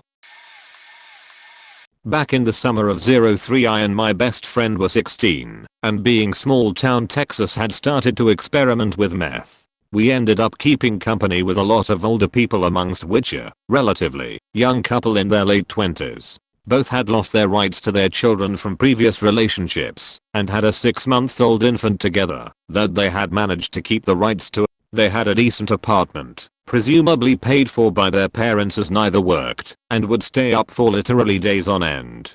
It wasn't uncommon to hear of somebody staying up for 2 weeks, and the most I'd ever personally heard of was over 30 days. This means that there is inevitably a crash lasting several days. We ended up posting up at this apartment as the bills were paid and the drugs were available. We never considered the safety of the infant too seriously, as we weren't quite mature enough to distinguish where the line could be drawn. It didn't feel right that the baby's parents were on drugs heavily, but as far as myself or anyone could tell, the baby was kept clean and fed and was happy. They weren't negligent or abusive to anybody's knowledge, but inevitably the day came when both parents crashed simultaneously and the baby was left unattended. But it didn't happen the way I'm sure it sounds by this point, by dehydration or some other result of prolonged negligence, but from suffocation. I showed up with my best friend within hours of the parents crashing sometime in the afternoon. The door was unlocked and the house was quiet, so we let ourselves in. We peeked in their room and all was quiet, and my buddy decides to check on the baby. His first thought is a plastic bag shouldn't be in there with him, that's not safe, and proceeds to remove the bag from the crib. Once he starts pulling on the bag, he quickly realizes that the baby has inhaled it as he is pulling several inches of it from the infant's mouth and throat. He screams at me to call 911 and wanted the parents panicking, who despite the commotion still take several seconds to complete stir awake. Soon after, the father is attempting CPR, but it's far too late for that. He probably realizes, but does so regardless. The police arrived, and the baby is pronounced dead at the scene. The parents were charged with negligent infanticide. There is no doubt in my mind that that child would have survived if either of us had had the clairvoyance to recognize the situation for what it was and reported the parents, but we just didn't. I still think about it all the time and has nightmares of the way the baby looked completely devoid of life, which literally had the effect of appearing more like a toy doll than an actual human being. My buddy was hit worse and suffers mod PTSD as a result to this day. I didn't really cause her death so much as I feel I failed to prevent it, but I want to get this off my chest. Me and my fiancée had made a friend. She was in her 60s and was bedridden. She had been in a motorcycle accident years before that resulted in the loss of her legs and her mobility. She was on a lot of different medications and was frequently getting infections and other issues due to her being in bed and not using certain muscles.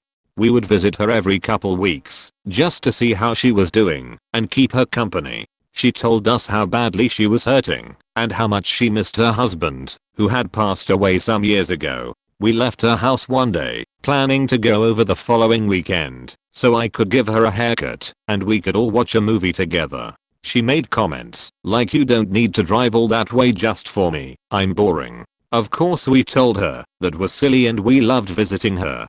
We call her up that Friday and she says she's not feeling great so not to come. We call her Saturday and she says the same thing. We couldn't reach her by Monday. She passed away sometime between Sunday morning and Monday afternoon. I don't know how she passed. I only found out she did while calling various hospitals trying to find out if she'd been hospitalized. I hate the thought of her dying in pain and all alone. I can't shake the thought that if we had just insisted on coming we could have helped her make it through, either by realizing her new infection was bad enough to be hospitalized, or preventing her from taking too many meds. Not knowing exactly how she passed prevents me from shaking that thought point. It's been over a month now, and I still get choked up wishing we had just gone. I know she was in terrible pain and wasn't scared to die, but I really do miss her a lot. Right, I've got a story for this one. When I was 14 my bike was robbed by someone at knife point. It sucked, I know, but about 2 months later we get a call from the police saying I need to go into the station to pick the guy out from a lineup. It's safe to say I wasn't confident considering it was pretty traumatic and I'd spent the last 2 months trying to forget about it, but why not give it a go point? So we get to the station the next day and before we walk into the room my mum pulls me to the side and says only pick one out if you're 100% sure he's the one, otherwise an innocent boy could go to jail.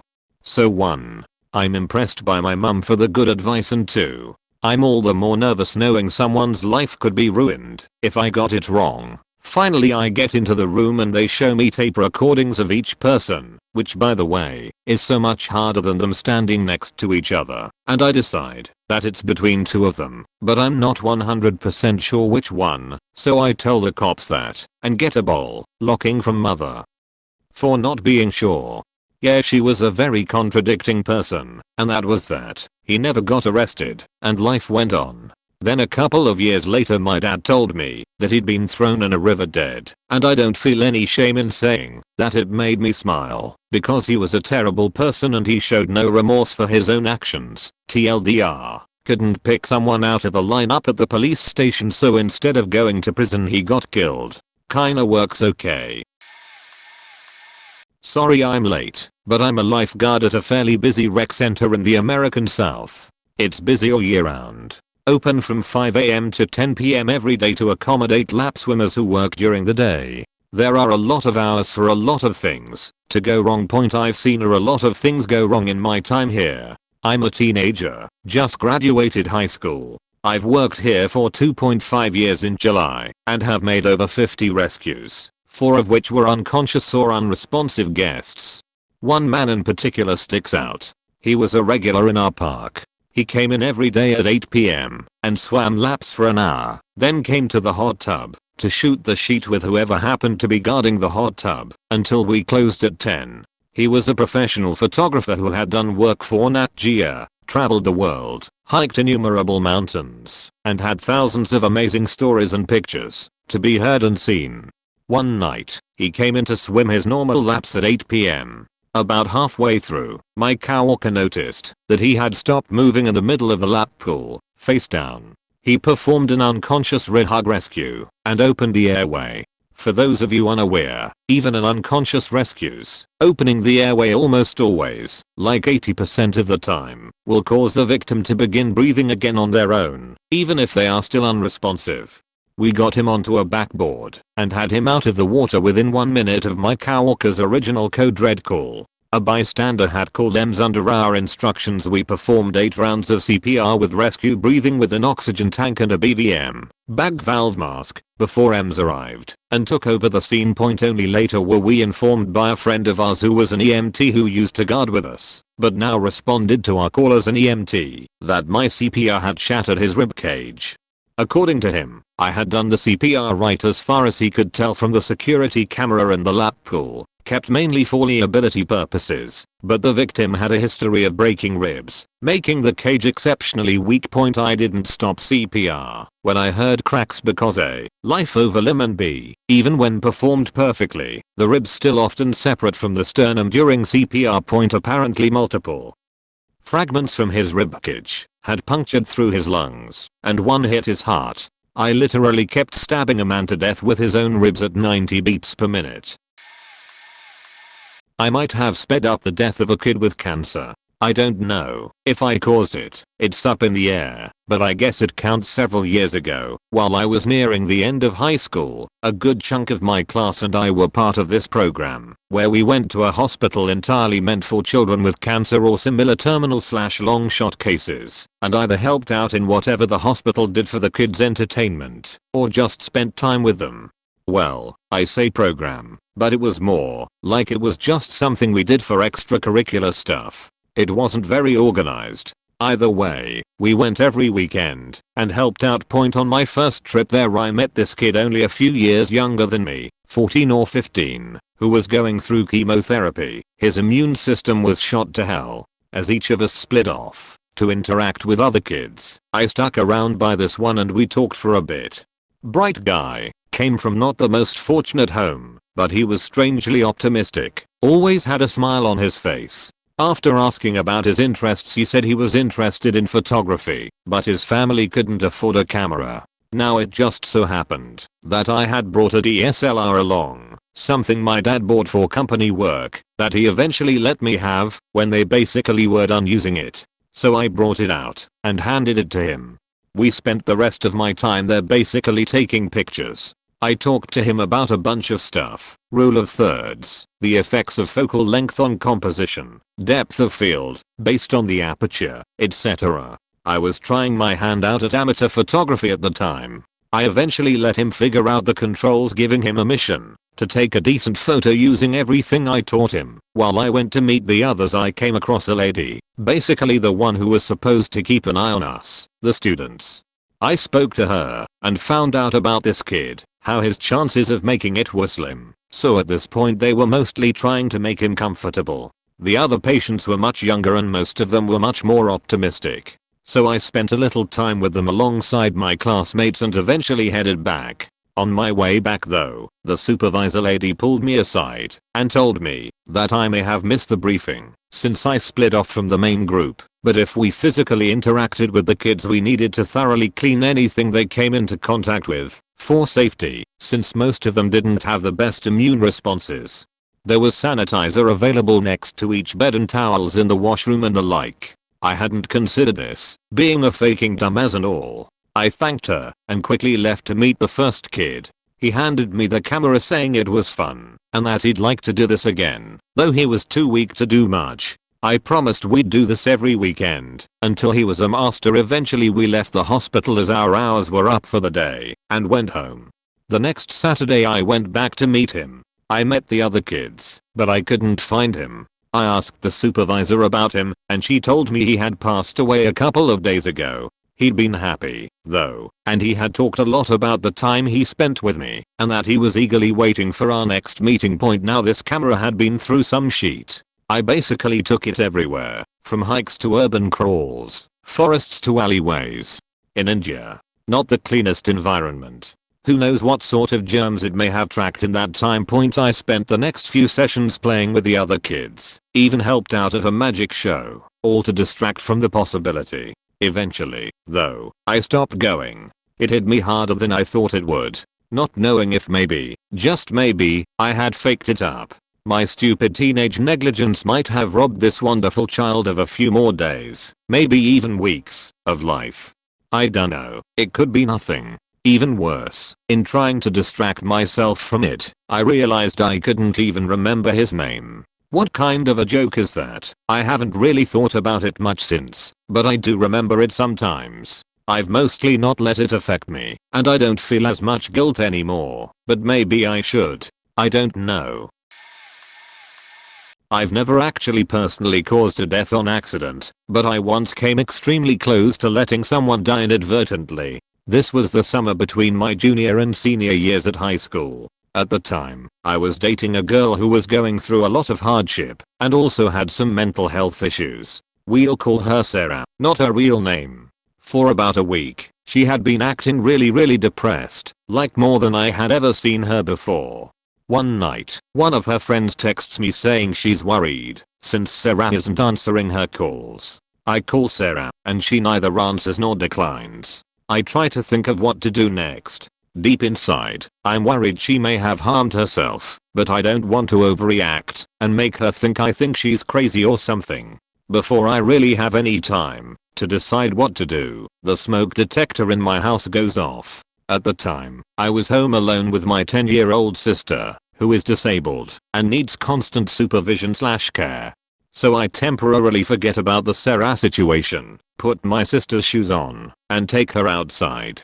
So I'm trying to figure out whether I should call my mom or 911 first, while simultaneously watching my special needs sister. I get my sister settled in the driveway and take out my phone to call my mom. My phone is blowing up with texts and calls from Sarah's friend.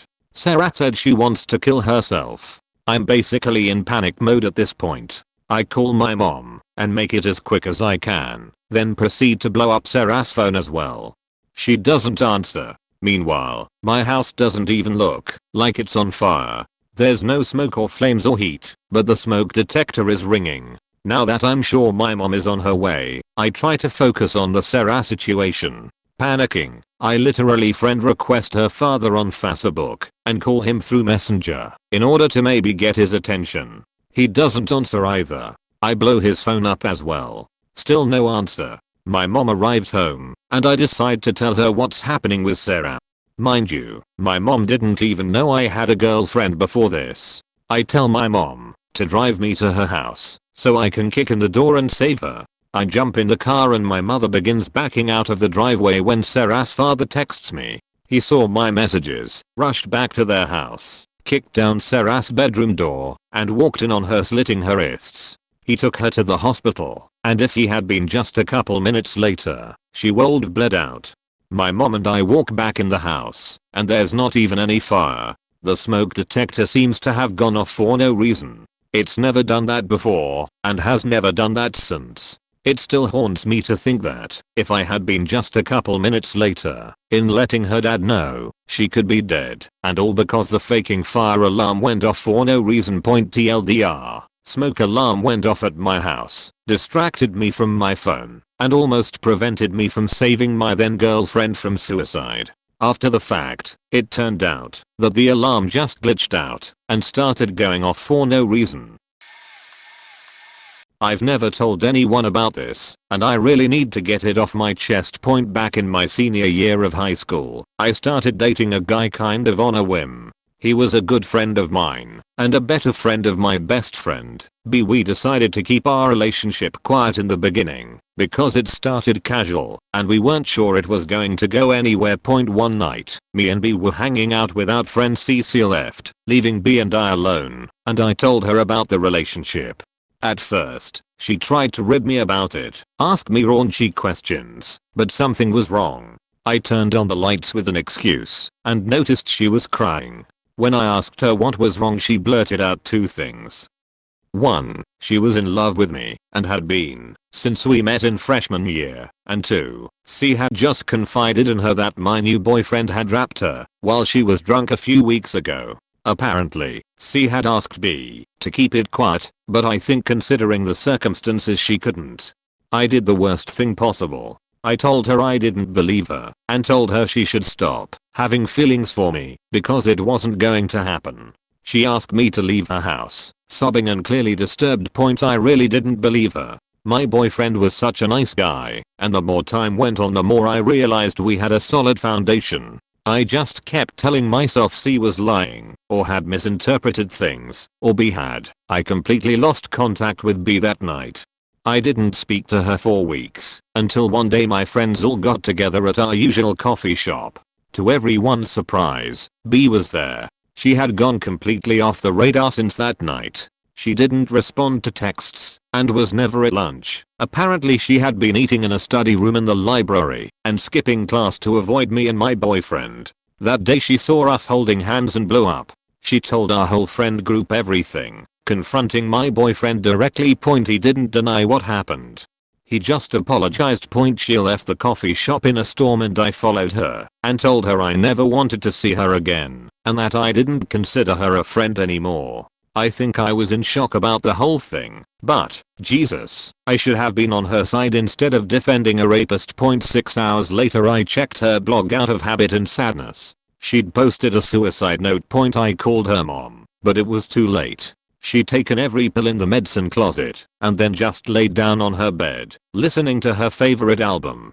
One of our other friends had seen it first and called an ambulance. She died in the hospital a few hours later, even after an 4th drip and a stomach pump. In the note she didn't talk about me or my boyfriend at all. Instead, she'd said that for years she'd been quietly dealing with her deeply seated issues, her inability to accept her lesbianism, the trauma from her childhood sexual abuse, and the world was just too cruel for her now. She said she'd been given one too many signs. Her parents went through her phone looking for clues. All they found were texts from coworkers a few hours before we had met for coffee, with her agreeing to cover shifts for the next day. I know at the end of the day I caused her suicide. I will live with that weight for the rest of my life. It feels good to finally admit this, but I don't think a day will ever go by when I don't think about the things that my friends injured in private while I defended a monster. I wasn't the only one that caused this, but I had a part. A few years ago, the weekend before high school graduation, a big group of us went to a friend's house whose parents were out of town. There was lots of alcohol and people constantly dropping by and leaving. Mostly people I didn't know. My main group was just 5 or 6 of us, and we kind of stuck together the whole time. We're all enjoying ourselves, making toast and shotgunning beers, celebrating the end of high school. We're all pretty drunk by this point, but I noticed one of my friends, or is really drunk, can barely speak at all, slurring really bad, and his eyes are super glossy and doesn't make any sense. I'm the only one that seemed to notice as everyone just got more and more liquored up. I kind of pulled him over to the side and asked if he was on anything else, and he mumbles took some bars. So I'm like, Xanax? You took Xanax? What the fuck, man, you need to sit down and chill with the alcohol. Well, taking his beer from him ended up in him getting pissed and trying to fight me. I dealt with it as long as I could, but I just got tired of arguing with him and walked away mad. It was about 3 AM by this point, and I'm just trying to find somewhere to go to sleep. Almost everyone is gone, except maybe 10 people who are sitting in the living room and drinking another beer. So I go down there pissed as fuck this time, and I'm like, dude, quit faking drinking. I can't babysit you all night. It's 3 AM and you're a mess. Go to sleep. So I just leave him downstairs and tell the few remaining people to make sure he doesn't leave. Yeah, alright man, I got you, says one of them. And I walk upstairs and just pass out. The next morning I'm one of the first people up, and my mouth is super dry. I walk downstairs to get some water and see people just laid out still asleep. Except for Orr. I knew something was wrong. I go into panic mode and start waking people up and asking, where's Orr? Has anyone seen him? And one girl is like, yeah, his girlfriend got mad at him last night and left, and I think he left right after her. At this point I knew nothing good was to come out of it, but maybe, hopefully by the grace of God, he made it to a destination. I find phone and start blowing him up, but he doesn't answer. I was honestly just thinking he got pulled over and was in jail. So I call his girlfriend and asked if he was with her. She immediately went from an "ugh, I'm hungover and still asleep" voice to dead serious "wait, he left last night." I told her that's what everyone downstairs said. That after she left he followed her. She's panicking too. I told her to call his mom and I'll start searching arrest records. I'm looking, nothing. She calls back, "Hey, is he at home? He didn't get our..." She cuts me off crying, "He's dead. He's dead. He got ran over last night on my exit." My heart sank. There's no way. He couldn't be dead. Something was wrong. He wasn't the one that would actually happen to. He was the funny, extroverted one that kind of held our group together. He had the biggest plans, the most going for him, already had a full ride to state for football. He never even took Xanax before, he just messed up. Every lie I could tell myself to make myself believe there had to be a mistake was going through my head. I didn't even know what to say to her. I just fell back on the couch and we stayed on the phone for a few minutes without saying a word. She's just crying and screaming, and I'm just sitting there silently going over last night in my head. The last words we exchanged were us almost fighting. Me just walking away and not taking his keys. Me getting physically tired and mentally tired of babysitting, so I just left him down there to be someone else's responsibility. How me trying to find a bed was a bigger issue than making sure he didn't leave. I closed the bedroom door and that was the end of our friendship that we built since first grade. Over in a single night that was supposed to be a celebration. I was about to lose it and I didn't know what else to say to her, so I just hung up and ran outside and got in my truck and drove to the exit he got hit. Exit 4. Just praying this wasn't real. It's a super skinny exit with guardrails on both sides, so I couldn't pull over. But it was just like any other day. Traffic as usual. I don't know what I expected to find, but there was no trace of anything happening there until I got a little further up. A big dent in the guardrail and the same blue paint from his Explorer that he drove just smudged across it. Fuck. I lost it then. That was it. I felt sick to my stomach and just pulled over at the Hadis right there and cried and stared at that spot from 100 yards away for about an hour. And then the calls and texts started coming in. "Dude, Or is dead. Hey, what happened to Or? I'm so sorry about Or. It was such a shitty day. I know it was his fault for taking the pills and drinking and driving, but I really could have stopped him. I just didn't. And now he's gone." It really hit me bad the next week. I didn't go to school at all. His visitation was that Tuesday, his funeral that Wednesday, and graduation Thursday. It all sucked. Every bit of it. I went down a dark path for about a year after. Still kind of choking up typing this, but it feels good to let it out. I haven't thought about it in a while honestly. I'm better now, but it still hurts. Just not as much. Apparently he hit the guardrail on the exit around 4 AM and got out of his sub to look at the damage I guess, and another teenage girl came down the exit and hit him. He was pronounced Doa. Throwaway because I led to gang leader and a dealer being arrested. Right out of college, me and one of my best friends would always play pranks on each other. His name was Gabriel, and he was a real goofy fun guy. He would always fall for conspiracy theories and did some weird shit. One of the things he did was withdraw all of his money from his savings account and keep it in a little lockbox under his bed. As a prank, I replaced all his money with Monopoly money and trimmed index cards and hid his real money in his dresser. I knew he was kind of crazy, but something didn't feel right about that lockbox. I never got his text message that night and knew something was up, but wanted to wait in case he decided to stay somewhere else that night. 2 days later they found his car in a field. That night they found his body, shot 3 times, along with the open lockbox. Turns out what happened is Gabe became a trafficking mule a couple months prior for a local gang. That lockbox was filled with money to be used for a large cocaine deal. As soon as the dealer opened the lockbox to check the money, he shot Gabe on sight, assuming he was trying to scam him. The police were able to match the fingerprints from the box with the ones in their database, leading to his arrest. He later confessed the name of the gang leader he was selling to for a reduced sentence. I know it wasn't my fault that Gabriel got himself tied up with these horrible people, but I can't help but feel partially responsible, because if I didn't do this prank he wouldn't have been killed that night. TLDR. Replaced Buddy's money with Monopoly money. Buddy shot and killed for using it in a drug deal. Edit 1. Spelling. He was a young boy, no more than 10. I still do not know his name even after 15 years. He fell into the river, was sucked below by the current. Police divers brought him up after my partner and stopped each other from diving in. We got him on shore and up the embankment. My partner started a knife. My supervisor intubated him. Fireman and I switched off on chest compressions. I grabbed the defib, placed the paddles on his chest. VTach. Shockable rhythm. Asked the boss for the okay to shock. He said no. Loaded him up. Boss and partner in back W/fireman. I drove. It wasn't a long trip to the I got pissed at cars not moving aside. I used the PA on the squad. Faking move. Beach. Not professional, but a young kid's life was on the line. The staff worked for 45 minutes to bring him back. They failed. I asked my boss why he didn't want me to shock him. He thought the heart rhythm was from CPR. He was a boy. I couldn't use the paddles to check while a fireman was doing compressions. It was a boy. Small chest. The fireman backed away as soon as placed the patches. We had the airway. There was no trauma. I didn't speak up.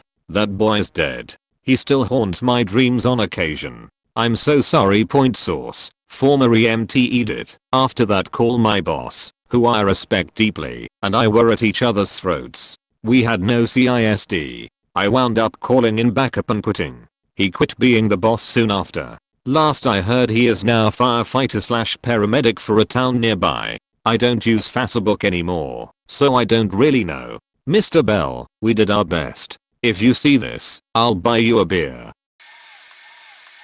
I was doing shrooms with a friend one evening. He insisted on taking much more than he really should have and started having a bad trip later on at night. I took care of him and tried my hardest to make his experience as comfortable as possible. When he had a moment of lucidity, I was able to guide him home and get him safely into his bedroom. I told him that I'd go to the bathroom and come back to chill with him some more until he was okay, but when I came back he had turned out the lights and tucked himself into bed. I thought at that point he'd be okay without me, so I asked him if he was going to sleep and stay put until the morning. He replied yes, so I took his word for it and went home. The next morning, I got calls and texts from his friends and family that he'd gone missing, leaving behind all of his belongings such as his phone, wallet, and keys. The entire day was spent trying to find him. A missing person report was filed with the police, and everyone who knew him was notified to keep an eye out. Later in the afternoon, it was determined that he was hit by the subway late the previous night. The story, as I was told, was that shortly after I had left, he bolted from his apartment building and off into the night. He ended up getting to a nearby subway station and was acting erratically. People around were trying to calm him down, but their efforts were not understood by my friend. He was way too distraught with the situation, so he ran off into the subway tunnels. Improbably so late, now that this will be buried, but here we go. My friend and I had been clean from heroin for 2 months at that point, and things were going great for both of us. We both felt so alive, for the first time in years for both of us. He was able to see his daughter again, we both had our own places to live, and we both had good respectable jobs. He didn't have a car, so I would take him to get groceries, run errands, or just to get him out of the house. I picked him up one day and he asked if we could go get it. He was struggling, and I argued. I thought that this was a bad decision, but I ended up caving because, I don't know, maybe I thought he would just get it somewhere else if I didn't take him. Maybe I thought if I was with him, I could make sure it wasn't too much. I do know that I was weak. I took him, and we got a tiny amount compared to what we used to do. We were just so caught up in things going right that we didn't consider the fact that things go wrong And in matters concerning drugs, you don't want to be wrong about dosage point. We got it, did it, and made plans to go play disc golf in a few days once it was out of our system and we were normal again. I didn't hear from him at all for 2 days, which although we'd planned on meeting 3 or 4 days later, we talked almost every day. He was a brother to me. So I freaked out. I started calling everyone. It was another day and a half before I finally made contact with his aunt. He was found dead at his place the day after we met. It's only been a few months now since that happened, but I still have nightmares almost every night about that last day. I can't stop thinking about how my friend, one of the kindest and most creative people I will ever know, would be alive if I'd been stronger, better, somehow. I'm sorry bro. You did not deserve a life so short. I don't know how to talk about this. It's mostly my cousin's story, but I'll try to explain it from my angle and his. I used to live with my grandma, great aunt, brother, and mother in one house. We moved out leaving my great aunt and grandma alone. Me and my cousins, one a 12-year-old, the other probably only 8.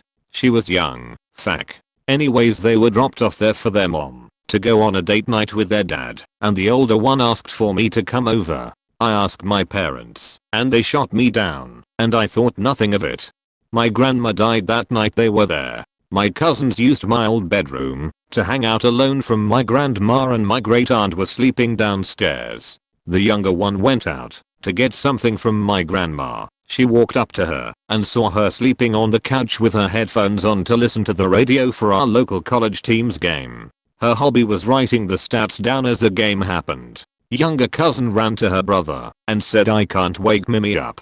My cousin told me he went out there and tried to do the same, but touched her hand, and he immediately ran to get my great aunt downstairs. She was announced dead at the scene, heart attack 4 years later, and finally he talked about it. My older cousin takes it personal because he said I always just hid in your old room away from her. If I had just watched the game with her, maybe I could have done something. And then as he stared off into the TV screen while mindless playing Call of Duty, he whispered she was so cold. That's all I have. The only side of my story is that I didn't know she had died, only that something had happened and was driven to my aunt's house when I had been told we were going to the hospital. I was confused and ended up finding my mom and all her sisters crying in the living room before looking at me and just shaking her head. I wish I had been there for more cousin that night. If I had been allowed to go over, maybe he wouldn't have been so scared all these years and haunted by it all. I'll try to keep the story short and to the point, but I dated a very manipulative man. I fell for a lot of shit, but the final straw was when I found out he was shooting up heroin and meth.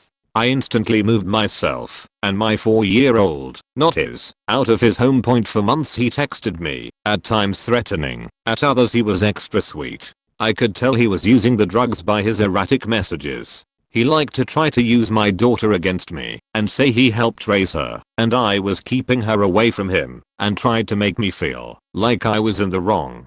He sent me book-length messages about how much he loved me and how he'd change, and then turn around and the next batch of messages were about how cruel and shallow I am. He begged me to reply, begged and begged to know if I was getting his messages. I never once replied, never. His messages started concentrating on the fact that he was going to die. He even made false statements that he was leaving his house to my daughter if anything happened to him.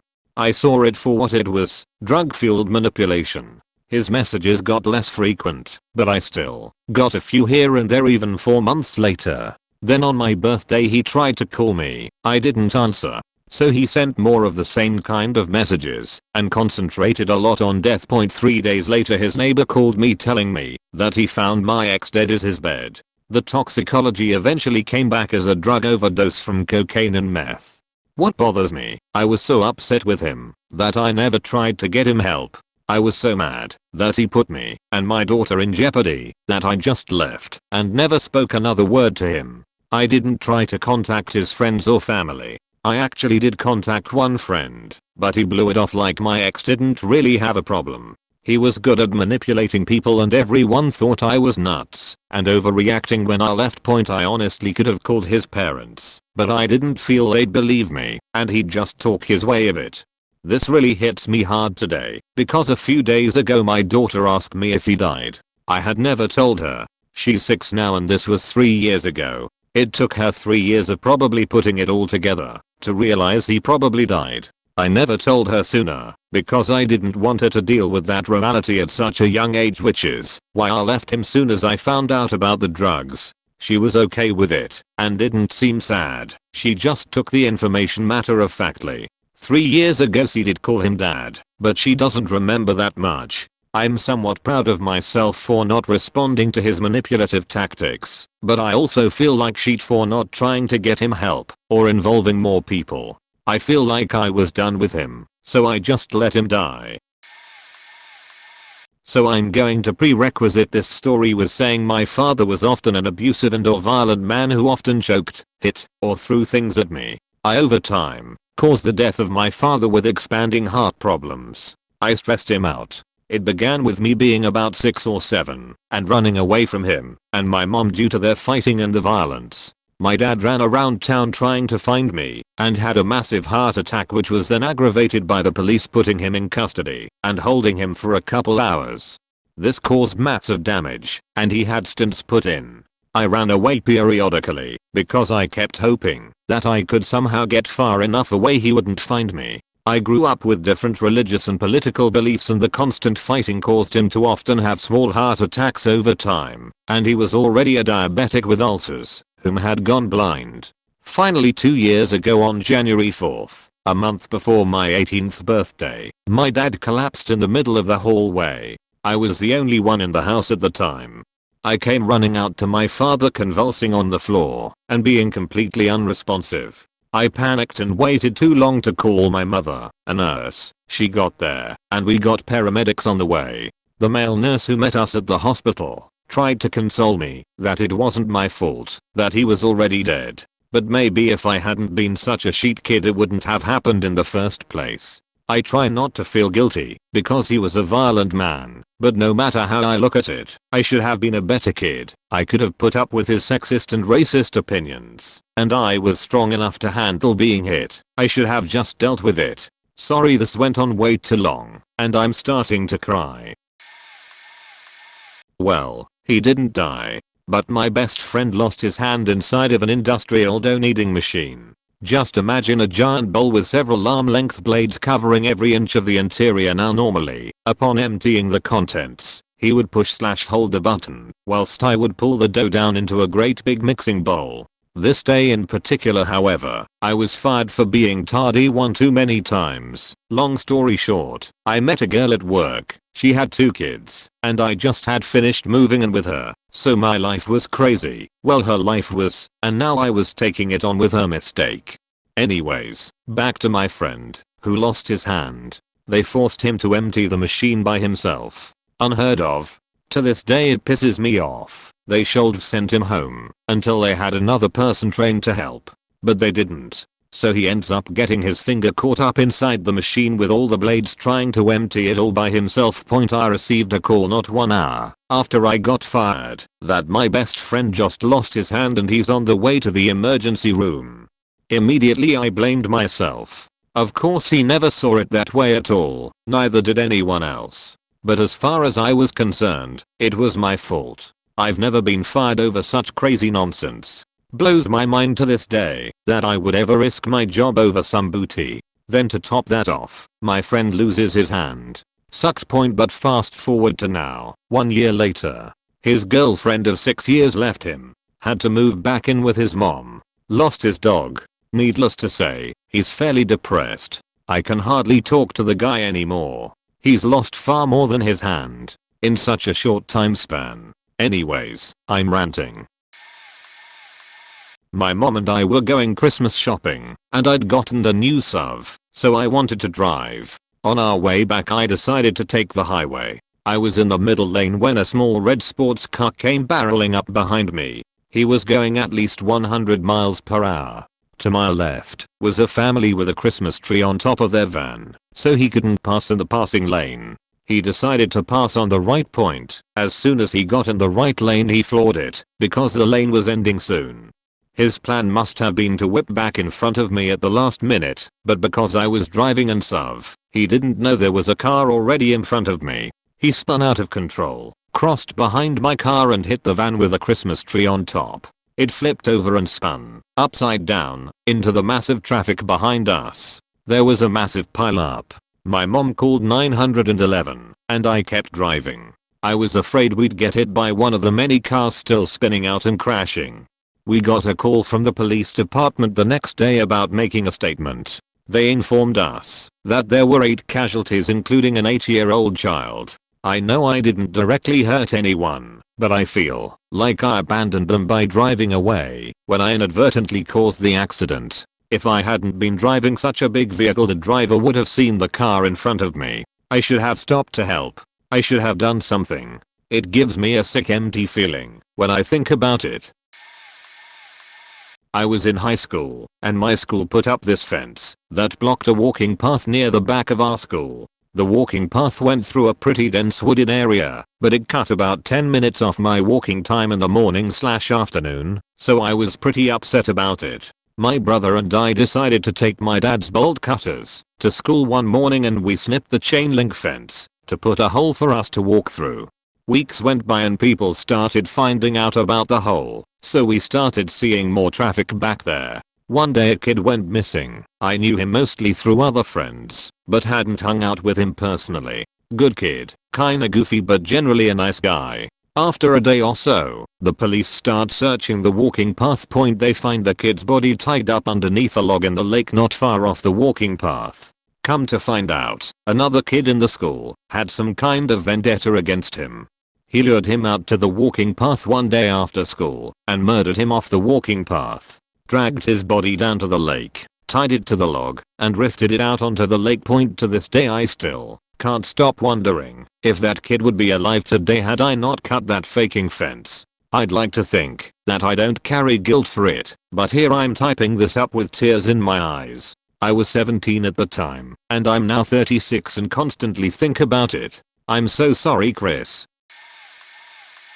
I moved to Florida to live with my best friend after high school. He had moved there because his grandparents went, and they were his guardians. We bought dogs together, and they ended up having puppies. When we sold them, we split the money, and he bought a motorcycle. Our dogs liked escaping from the yard, and he had gone out to meet his boyfriend to help him buy a computer. I was leaving to go to his grandparents because the night before we had had a serious conversation where we talked about me going to college and asking his grandparents to help me pay the application fee, and he gave me some life advice on taking help while it's there. When I went to leave, the dogs escaped and bolted up the street farther than usual. They never usually got out of sight, but they did this time, and we lived near a semi-major road, so I freaked out. I called him freaking out and saying I needed help because they got out. He said he'd be on his way. He was going straight, and on the opposite side of Major Road an old lady turned while she was in a straight lane and the light in the turning lane had been red. She turned into him. He wouldn't have been driving that way if I hadn't called him and asked him to come home. His grandmother extremely sternly told me it wasn't my fault when I told her, and it was the lady's fault who turned into him. But I still think about it sometimes. He was always safe on his bike, was wearing a helmet, wasn't speeding. He was my brother and always helped me through everything in life. I'm who I am, and I have what I have in my life because of him. Well, it's something I don't like to talk about, but I think it fits. I'll try keep it short and simple. Got into a big fight with my dad, an alcoholic and chain smoker, that got pretty intense. My mom broke her foot trying to split us up, so I agreed to take her to the hospital. My dad looked me in the eyes and said he wasn't going if I was going. I take her, don't hear from him for the 2 hours we are gone. We get home. I help my mom into her bedroom and go to get her some movies to watch while in bed. Right next to the movies I find my dad laying on the floor. I thought maybe he had passed out, as it wasn't something that he hadn't done before while drunk, but then remembered he was actually sober when we left, and he wasn't snoring. I look at him and notice that his skin is purple. He was face down. I touch him, and he is cold and stiff. I run down to my mom's room told her he was dead and to call the police. I run back upstairs and grab the other landline and listen to the instructions to turn my dad over and start CPR. Turning him over and witnessing how stiff he was, no breath, face purple, it all hit me that I was looking at the shell of my father. Luckily the EMTs came in at that point because I was a mess. He had a heart attack. He was supposed to go to the doctor the next day for an appointment to check his heart. It was also my parents' wedding anniversary the next day. My whole life changed, and I felt like the worst daughter in the world for years, still do. I'll have nights where I just remember that whole night in vivid detail and just cry huge, sobbing cries. I always feel responsible, no matter what anyone I've confided that story in says. I often just tell people that he died unexpectedly of a heart attack, though, because I don't want to have to explain basically my whole childhood.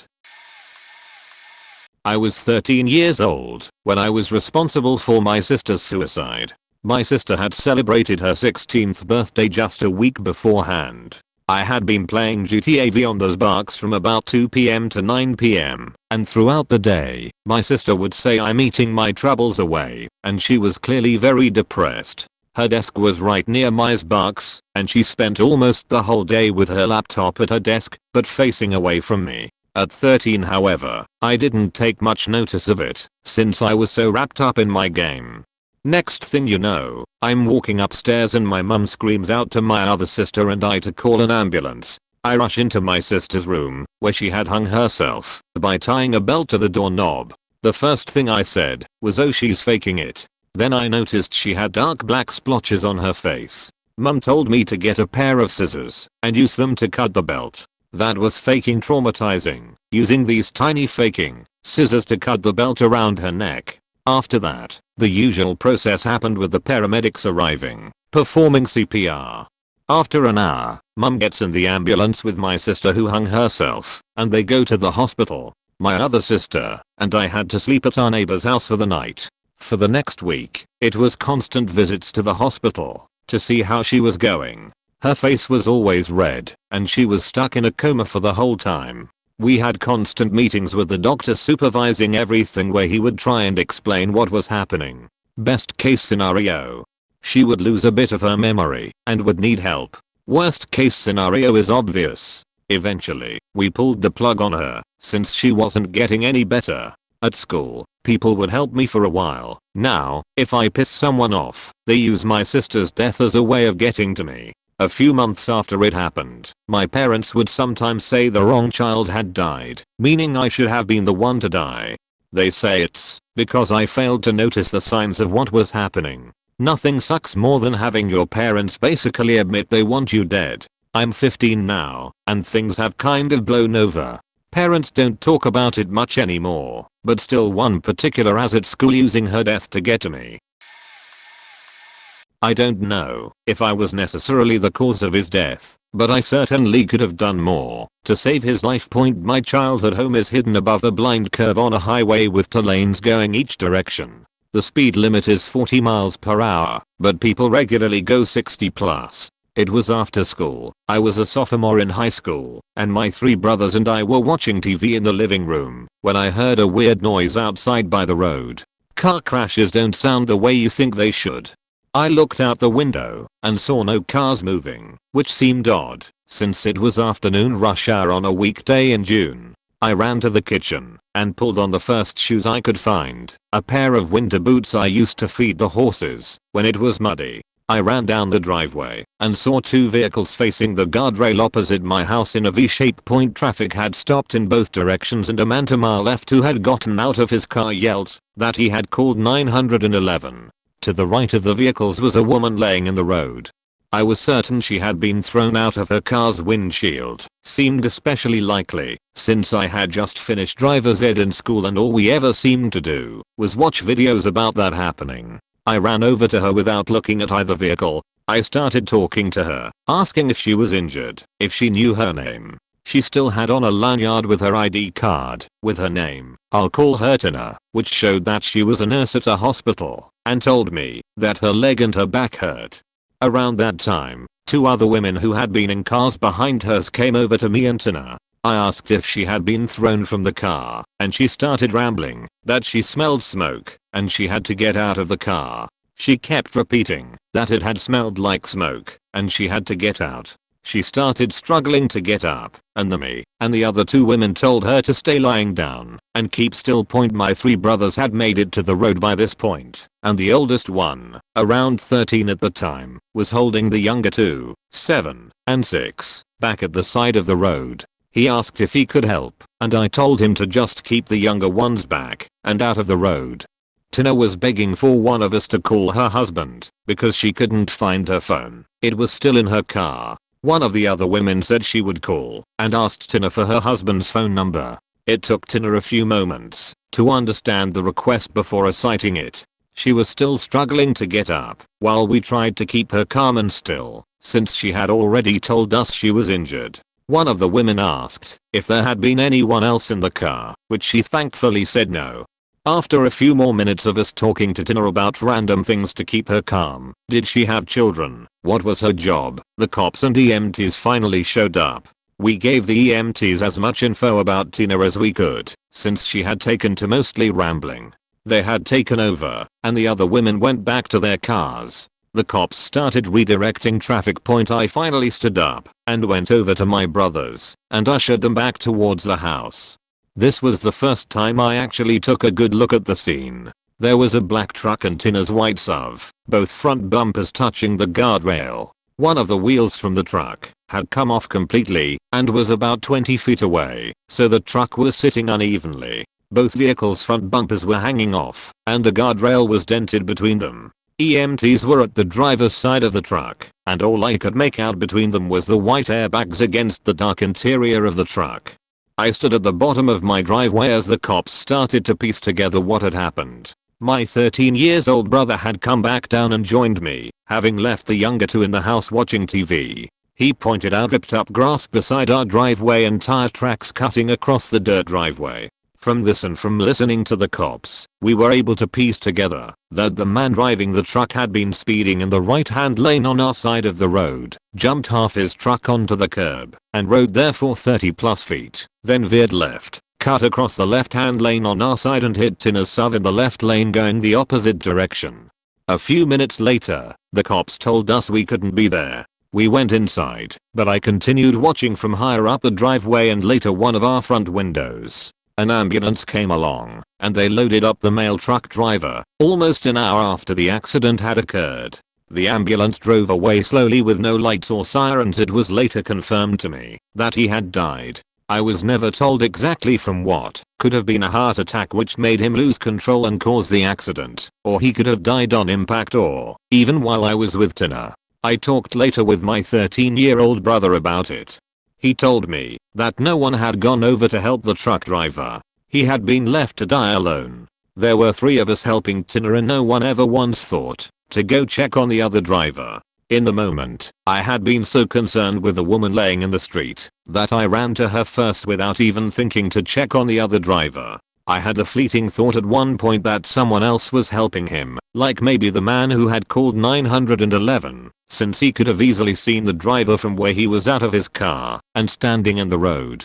But that man died alone and no one ever even checked on him, let alone tried to help him, or even just been there with him in his last moments. I felt guilty for weeks and still do just a little, since I knew the man was there but never checked on him and never made sure anyone else was helping him. Edit. TLDR. Car crash outside my house. Me and 2 others ran to help the female driver. No one helped the male driver, and he died alone. I was 10. I lived in the city by a railroad track. During the winter my friend B.J and I would sled down the hill going up to the track on our dead-end street. It was dark. We should have probably been home, but I insisted we stay and sled more. So me and B.I were gonna race down the hill. We both seen the plow coming down the street and figured it would have turned down the street that went of it before the dead end. I said go too soon. He went down. I stopped myself. He went down the hill, up the makeshift ramp we had made of snow, gone airborne, and hit that plow headfirst, damn near decapitating him. It was a mess. His parents despised me. My mother became an alcoholic because his mother was her best friend and blamed us for everything. The plow driver was a mess too. Also became an alcoholic / crack addict because of that incident. I, on the other hand, after my depression during my teenage years, have basically blocked it from my feelings. I sometimes have nightmares about it, but it never consumes me anymore. I guess I grew out of it. But I'll tell ya, I'm super fucking vigilant about my kids and where they play and them not playing in the leaves by the street. Another friend of BJ and I meet that fate probably a year or two before the sled incident. I still visit BJ's cave every year on that date for the last 28 years. Not many, if any, outside my family know of it. I've never told my ex-wife or any of my so I guess it's my dark secret. My skeleton in the closet, if you will. It was friend's party. I've seen this guy like 5 times. He was nice, but that night he just decided to get extremely drunk, like drinking full glasses of rum fast. So he got extremely wasted. At the end of the night, maybe 2 AM, some of us decided to go to a park near my house to keep it going, but the closest friends of this guy just left him behind. He was extremely drunk and got in my friend's car and passed out, so we would just go to that park and meet everyone there. The thing is, this guy started puking inside my friend's car, expensive car of his parents, so he got mad and we stopped at a gas station to try to wash it off. The drunk guy got of the car and started panicking, saying he wanted to go home and he lived nearby. We didn't know the number of his friends or anyone to call at that moment. After maybe 20 minutes at the gas station, the guy decided to stand up and run away from us. My friend was still washing his car and I chased the guy maybe a block, but I gave up after that. I was also drunk and tired, so I didn't put more effort chasing him. I just hoped he got to his home safe because he recognized the neighborhood. My friend was pissed about all the puking, so after that we just got to the park. Some friends were there, but the friends of this guy never came, and our common friend called them, but I think they never answered, or they went home. The next day I got a call from my friend, the one of the car, saying the drunk guy got hit by a car and we have to go to the police. I met him there, and his family was there too to ask us what the fuck happened. After telling them everything, they just insulted us and how we were supposed to take care of him. The same morning before that, my parents called me. They were going to the funeral of a son of one of his clients. Never thought it was him, but then I got the call from my friend some hours later. I still feel weird. Things could have been different if I had run faster and caught him, but I was drunk and I gave up. I don't think I caused his death like op title, but I feel I had the chance to prevent his death. I went to a strip club for the first time when I was younger, met a girl that I naively thought was interested in me given the attention I got from her and the fact I spent relatively nothing on her the entire night, and she still talked to me. Went back another day on a work night, hanging around to see if she'd be there, and ended up staying up the entire night. No, she wasn't there that night. Went to work on an hour of sleep and got through the day okay. On my way home, a few miles from my house, nodded off at the wheel and passed over into the other lane, hitting a truck and flipping my car a full time. Got out of my car suffering only a head injury that was relatively minor, but I recall seeing the old man in the truck bleeding from his head and his truck was smoking. People were stopping to check on us, and we determined quickly he needed removed from his smoking vehicle. We pulled him out and laid him down, and he was making this awful wheezing sound and we couldn't get him to wake up. Cops came and he was taken away as soon as an ambulance showed up. I went home after being cleared by the medics at the scene, since I wasn't really banged up that bad. Got a call the next day that he had passed away from his injuries during the night. I had to go to court and listen to his daughter tell me how I ruined her life and he'd never get to walk her down the aisle of her wedding or see his grandkids grow up. I was a really good kid growing up and stayed out of trouble, and it was so devastating that this had happened to me. I was lost, never sought counseling, and sometimes wonder if I ever should have. Moved away from the state after serving a short jail sentence and paying a fine, and have only gone back to visit family. I don't go back to that scene though. Haven't been past that spot since the accident happened years and years ago. It was one of those events you only read about, but then it happens to you, and it's terrifying and changes your life completely. Not necessarily my fault, but it almost was. I was driving in the very left lane, braking for a red light probably 80 yards ahead of me. Between the point at where my car was and the red light, the opposite flowing traffic across the median may make a rather dangerous left turn in which they drive in front of my car and 3 other lanes of traffic. Before entering the desired shopping center, I saw an older haggard looking man on a bicycle who may have been inebriated pedaling through this turn made for cars and knew it wasn't going to end well. I had no cars behind me and slowed down a good bit much earlier than it needed to in some far-fetched attempt to warn the other cars in the 3 lanes to the right of me. The car in the lane right next to mine was coming in hot at like 45 miles per hour, and that collision will forever be engraved in my mind. The man on the bike flew 10 feet in the air like a rag doll and landed on his head a few feet near my car. His neck looked like an owl's and his legs had bones sticking out of them. For the first time in my life I was in complete shock and couldn't look away for like 8 to 10 seconds, but in a panic / not wanting to be dragged into this sticky situation that didn't look good on my part despite any wrongdoing, I bailed. My immediate reaction was that in no position to deal with such a situation, being a broke college kid with little to no money to my name and no family or friends willing to provide said money. I always reflect and just think had I cold been the guy that actually killed him in the lane next to me, and the slow of burdening events in his life that probably occurred after as a result of that, not only on his conscious but his wallet and personal life. Maybe his kids were in the car and had to see that sheet. Just a terrible situation that could've been avoided. I grew up with an abusive stepfather. He is the father of my younger brothers though. I left home at 14 and moved in with a different family member. My brothers weren't so fortunate and were still in the house. After a particularly bad bout of abuse where he beat one of my brothers with a pipe, my mother and stepfather lost custody. I knew it was inevitable and told myself from the time we got together that at some point I would be approached to take custody of my brothers. As expected, CPS offered me custody through kinship care. We jumped through the hoops and were at the day of our home inspection when my so changed his mind and refused to let my brothers live with us. I was devastated. Prior to this, my parents had kicked the oldest out of the goose since he was 18. He immediately showed up at my door and I had him a place to stay and a job by the end of the night. Fast forwards a few months to October. The oldest shows up at my house and my ex so turns him away again, as in offered to take him to a homeless shelter. That night was the last time I saw my brother. He got in a petty fight with another brother and went for a walk to cool his head. He was killed in a hit and run. I know the driver of that car caused his death, but I think turning him away added to it.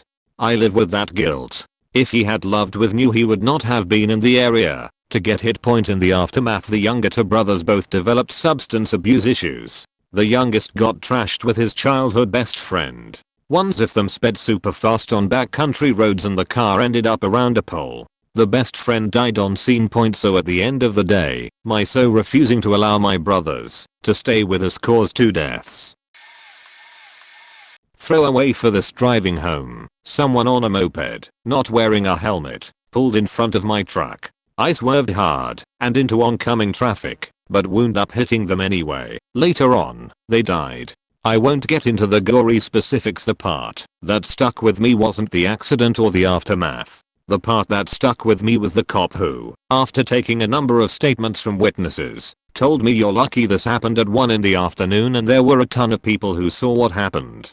If this happened at 2 in the morning without any witnesses, you're being caught for the next 5 years and might even be in handcuffs. I was a super duper early adopter of dashcams for this reason and have never been without one since they became commonly available. I realized that I had been incredibly naive about the potential liability that swirls around us in our daily lives. In a way, it was sort of how like people say that getting mugged changes your entire perspective on life. That up until that point you view the world one way, but thereafter, things are different. For me, this accident had that same effect. I realized that the world was a bit scarier than I had initially thought, knowing that right or wrong be damned, everything I ever worked for could been taken away had circumstances been different. I felt truly bad for the person who died, but it was absolutely their fault, so there was nothing I could do about that, and don't torture myself about it. Late to the party as usual, but we let a girl leave our house drunk. It was actually the day after a big party we threw. Everyone was really drunk and this girl had a bad habit of driving drunk. My mom even told me once she was going to kill someone. We had to literally tackle her and steal her keys to make her stay the night. The next day my husband and I had plans, and she tried to come with, which should have told me she was still drunk, but we were stupidly and selfishly just trying to get on our way. It was 1 in the afternoon the next day. She was going in the same direction, but said she was taking the highway and we took the scenic route. Because of that, when we came up upon the accident scene 10 minutes later, we never even knew it was her. She wasn't a close friend, so I didn't recognize her totaled car and we didn't see her. We were distracted by the bodies on the road. I texted her to make sure she made it safely. No answer. I told her we saw a horrible, fatal accident on our way. No answer. She killed a couple on a motorcycle. Had we taken the time to recognize that she still wasn't okay to drive, and I suspected it to be honest, but I was selfish and just wanted to get to our birthday vacation, and I made the stupid assumption that by that time, the next day, she had to be fine. She just got sentenced to 20 years over it. I put money on her books once a month minimum, because of how guilty I feel. I very much could have prevented the death of 2 people had we not been so selfish and stayed with her until she was more straight. I know this isn't technically my fault, but I feel like it's something I could have prevented. One day I was walking to the grocery store and saw a guy lying on the sidewalk. There was a guy bent down next to him. I figured he fell, and that the other guy was his friend and had it under control. After I passed him, something didn't feel right, so I turned around for another look and there was blood streaming from the guy's head. I asked the other guy, the one kneeling next to him, what happened, and he said, I don't know him. He just fell down like 30 seconds ago, and I can't wake him up. I ran over to the guy and took his pulse. He wasn't breathing. Apparently he just fell down out of nowhere. I started CPR, even though I wasn't 100% sure what I was doing. This went on for almost 15 minutes. A huge crowd was gathered around me, and I quickly realized that most of the people watching this go down knew the guy. He lived in the neighborhood. I literally moved onto the block that day. They were all so freaked out that no one wanted to jump in and help with CPR, so I just kept going. The 911 dispatcher helped talk me through it. A few times I thought I got him back, but I later learned those are what are called agonal breaths. Eventually, an ambulance showed up, and they took over. I didn't know what ended up happening to the guy until I was walking home a few days later and noticed a memorial with candles set up on a different block from where this happened. I just happened to be walking by. There was a poster with the guy's picture on it. His family was there, and they said that he wasn't able to be revived. I told them what happened and that I tried to help. We cried and hugged, and I was so grateful they weren't angry that I wasn't able to do more. I've never been able to shake the feeling that maybe I could have saved him if I'd been better prepared. I signed up for a CPR course the next day and take a refresher course every few years. I know most people who need CPR can't be revived, but it's just hard to shake it. The place where it happened is directly across the street from my apartment. I think of the guy every time I walk by. A close friend of mine from high school was addicted to heroin. The last few times I'd seen him, he was messed up on a variety of different drugs. He'd been refusing to see me. I think he was embarrassed about his reliance on them. The last time I ever spoke to him, he had called me and asked if I wanted to hang out. He wanted me to go up to Manhattan from Stamford, Connecticut, to see him that night, and it was already 10 o'clock at night. I was seriously thinking about it, but leaning on not going. I had been drinking a little, and he had been telling my other friend that he was doing heroin a decent amount.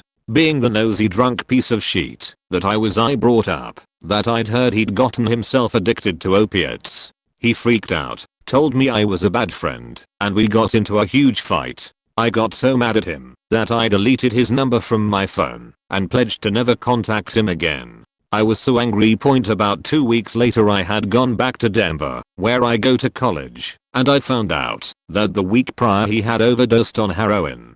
I missed his funeral. I found out about his death from a mutual acquaintance of ours. In that instant I forgot all that anger I had towards him. It's amazing how much a death can put a circumstance into perspective. I think that if I hadn't asked him about his opiate addiction that day, or at least went to Manhattan and saw him and asked him in person, then maybe he would still be here today. Part of me also thinks that I might have pulled the last thread because his overdose was more than likely a suicide.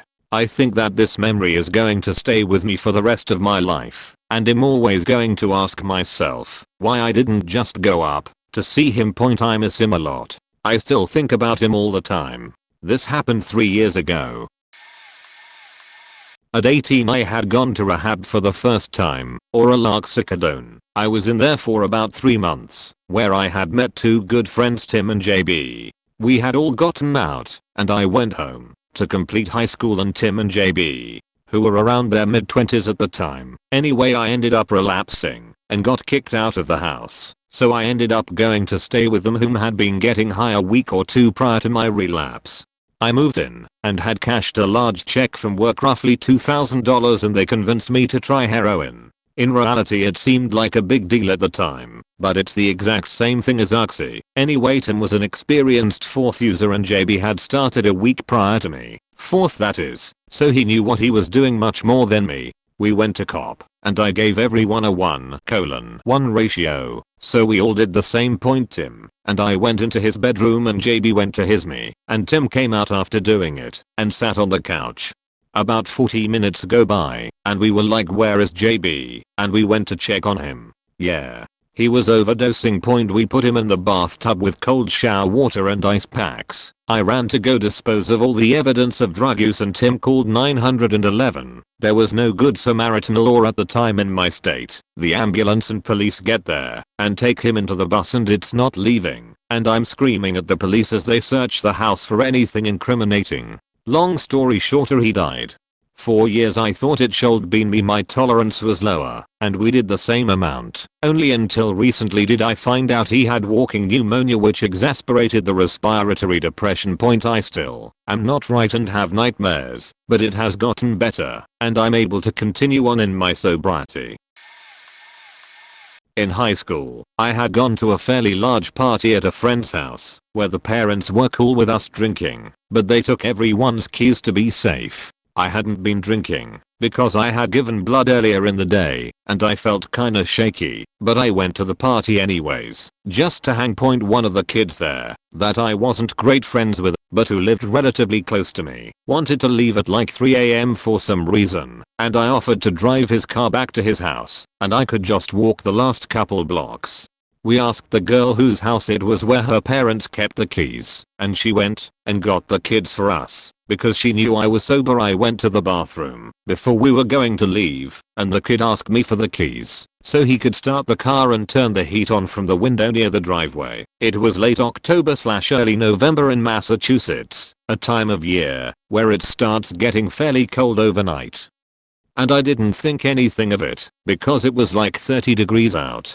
Halfway through my piss, the girl whose house it was nearly broke the bathroom door down trying to get to me. The kid had gone outside, gotten in the driver's seat, and taken off. He made it less than a mile before he went off-road and directly into a tree at what the cops ended up believing to be around 60 miles per hour without a seatbelt. Went through the windshield and probably died on impact. I know I didn't directly cause his death, but I definitely contributed, as did the girl who gave us the keys. Neither of us needed to go home, but because I was sober, we didn't think anything would have happened. If anything, I thought someone would have stopped him from going outside while I was in the bathroom. Lots of people were around, and they knew I was supposed to drive, not him. They just let him drive off, without a single person trying to stop it. It was tough going back to school the next week. Everyone knew, deep down, I wasn't any more at fault than the next person who let him go, but they didn't treat me that way. It took the entire rest of junior year for people to start leaving me alone. His family didn't blame me. His mom made it clear that it was his choice to drive, knowing he had a DD, but I still feel responsible. I skipped my 5-year reunion because I know most people there wouldn't have changed their opinion of me. I'm glad I don't have a real connection to a lot of people I went to HS with outside of my close friends, because I don't feel comfortable at all around 95% of them. It's been almost 8 years since that night, and I try to think about it as little as possible. There's nothing I can do to change it, so looking back and feeling bad doesn't do anyone good. A few things that I would like to say before I start. Point: I'm drunk, which is the only way I can truly tell this story to others, so keep that in mind, as the spelling and grammar will most likely be awful. Point: the person I'm about to talk about is not dead, but what I have done is just as awful, if not more so. I have yet to see a thread on here that asks about causing a part of someone to die, so keep in mind that this person is still alive, but I do not know whether or not that is for the better or for the worse. I'm going to use letters to signify names in order to keep things private. For those who might be related to the story who frequently browse Reddit, I'm sorry in advance, but I have to tell this to someone. Point: I can't really say anything else here, but I'm sorry. In 2012 I graduated from high school and started working at a local home improvement store while attending community college. I originally started out as a loader/cart wrangler, but was promoted a few months after that summer to a cashier. Skip to a year later, and one of my best friends of all time starts working at the same store. We become known as the Goof Troop. A few months after he gets hired on, a girl, who I will refer to as K, starts working there as well. A few weeks passed, and I keep hearing from other employees how similar the two of us are, and how we have a lot in common. To be specific, we both like video games, anime, art, and also literature. I wrangle up what little courage I have to talk to her on a normal basis without things being too awkward. One day my friends and I decide to hang out after we get off work, and I really wanted to invite her to come with us. I found out by talking to her that she was not a local and had no friends. She had simply ran away from home for reasons I did not know about at the time. I was so nervous that I couldn't do it, but my friend, who I will call P, gladly asked her for me without a moment of hesitation. I was really excited, and, needless to say, we all hit it off as best friends almost immediately. Now this is where things started to get more complicated. We found out that she had a boyfriend who was a total as to her, and even went as far as to physically assault her at times. I'm not going to make this a very long and drawn out post to explain how much we cared about one another, but needless to say this pissed a lot of us off to the point where we supported her decision to dump him and told her that we would be her support if loneliness is what drove her to seek him out in the first place. I did find out later that he was the guy who convinced her to move states, but never invited her to stay at his place. She stayed with a nice elderly couple for a long time who took in runaway kids. So after that, she started hanging out with us more often, and a lot of our friends picked up on the vibe that I was falling head over heels for her. I was quite obvious, but I've always had low self-esteem and, in all honesty, look towards bettering my friends' lives than my own. Sounds complicated, I know. It became more obvious when she quit working at our store and moved in with a guy who we later called the filthy casual. This guy seemed nice at first, but my best friend could tell that I was obviously hurting. P, K, and I became a trio of best friends over the years. She never had a clue that everything happened because I honestly did, and still do, love her. To exemplify my nature and how much I cared for her, allow me to give a proper example. As I mentioned before, Kay was really into anime. Her favorite show of all time was Sailor Moon, and there was a convention in December of 2014 that would host the original English voice actors from the show. She really wanted to go, and so did her boyfriend, who I will call Jay. So to help her live her dream of meeting the girls who made her childhood, I paid for everyone's admission tickets and room fees to go. I honestly feel as though money should not stand in the way of happiness when it comes to friends just wanting to get away for a few days. She loved the convention and loved the masquerade ball too, at which we had a slow dance with one another because we were really close friends, at least in her eyes. A few months pass and things are going as normal. Eventually things change, however, as she starts showing up to our hangout rather skittish and somewhat paranoid. Apparently, Jay had been verbally abusing her, and she was afraid to admit it to us. She wanted reassurance that their relationship was meant to be, not I don't know how to truly define it.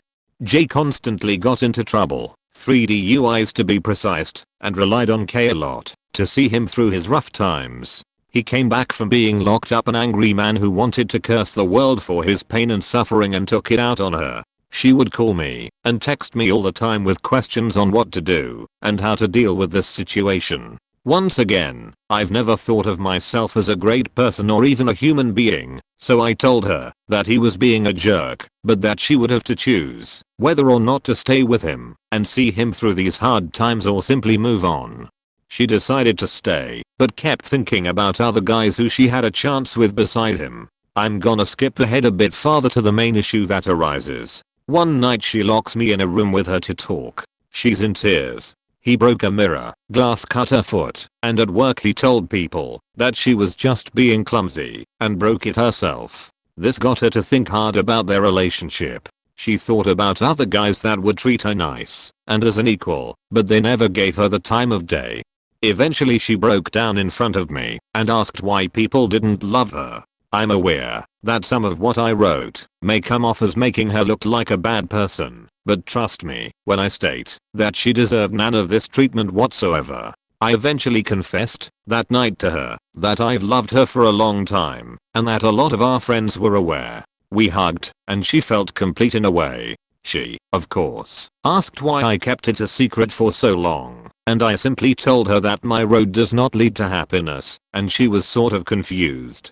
But then, things went for the worse. She accidentally brushed against my back pocket with her hand and discovered a note. This note was what you might think it was, a suicide note. Her hero 4 years immediately became a hollowed husk. So many of our conversations were important through hard times, and this one note ruined it all. She was confused, angry, and sad all at once. To keep things short, the relationship between me, my friends, and her was beginning to shorten more and more as time went on.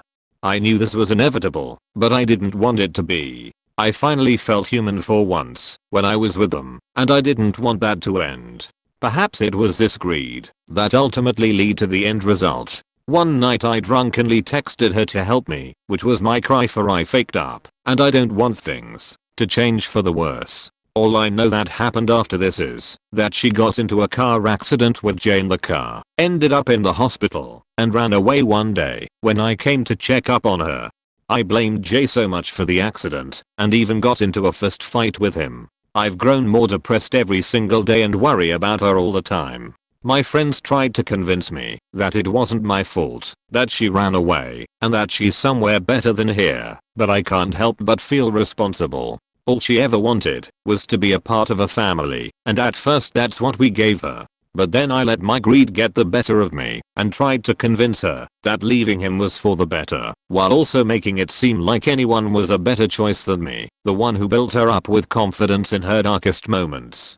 I've sacrificed a lot for my friends, but I will always feel like I never sacrificed enough for her happiness. She was suicidal and had nowhere else to go. I worry every day that she's dead or alone. All because of me. I'm sorry if this is cut, like, a lot, but I'm drunk and this is really difficult to type. I've done a lot of bad things in my life, and this is one of my all-time worst. I lost any and all connections with my friends. I'm not the same person I used to be, and everyone around me is picking up on that fact, and I just don't know who I'm anymore. I don't know what to do with my life, or what is worth fighting for anymore. She was not the only one who suffered that year, in 2016, and I let all of my friends down when they needed me the most. I just want to find her and all of them one last time, if only to say, I'm sorry,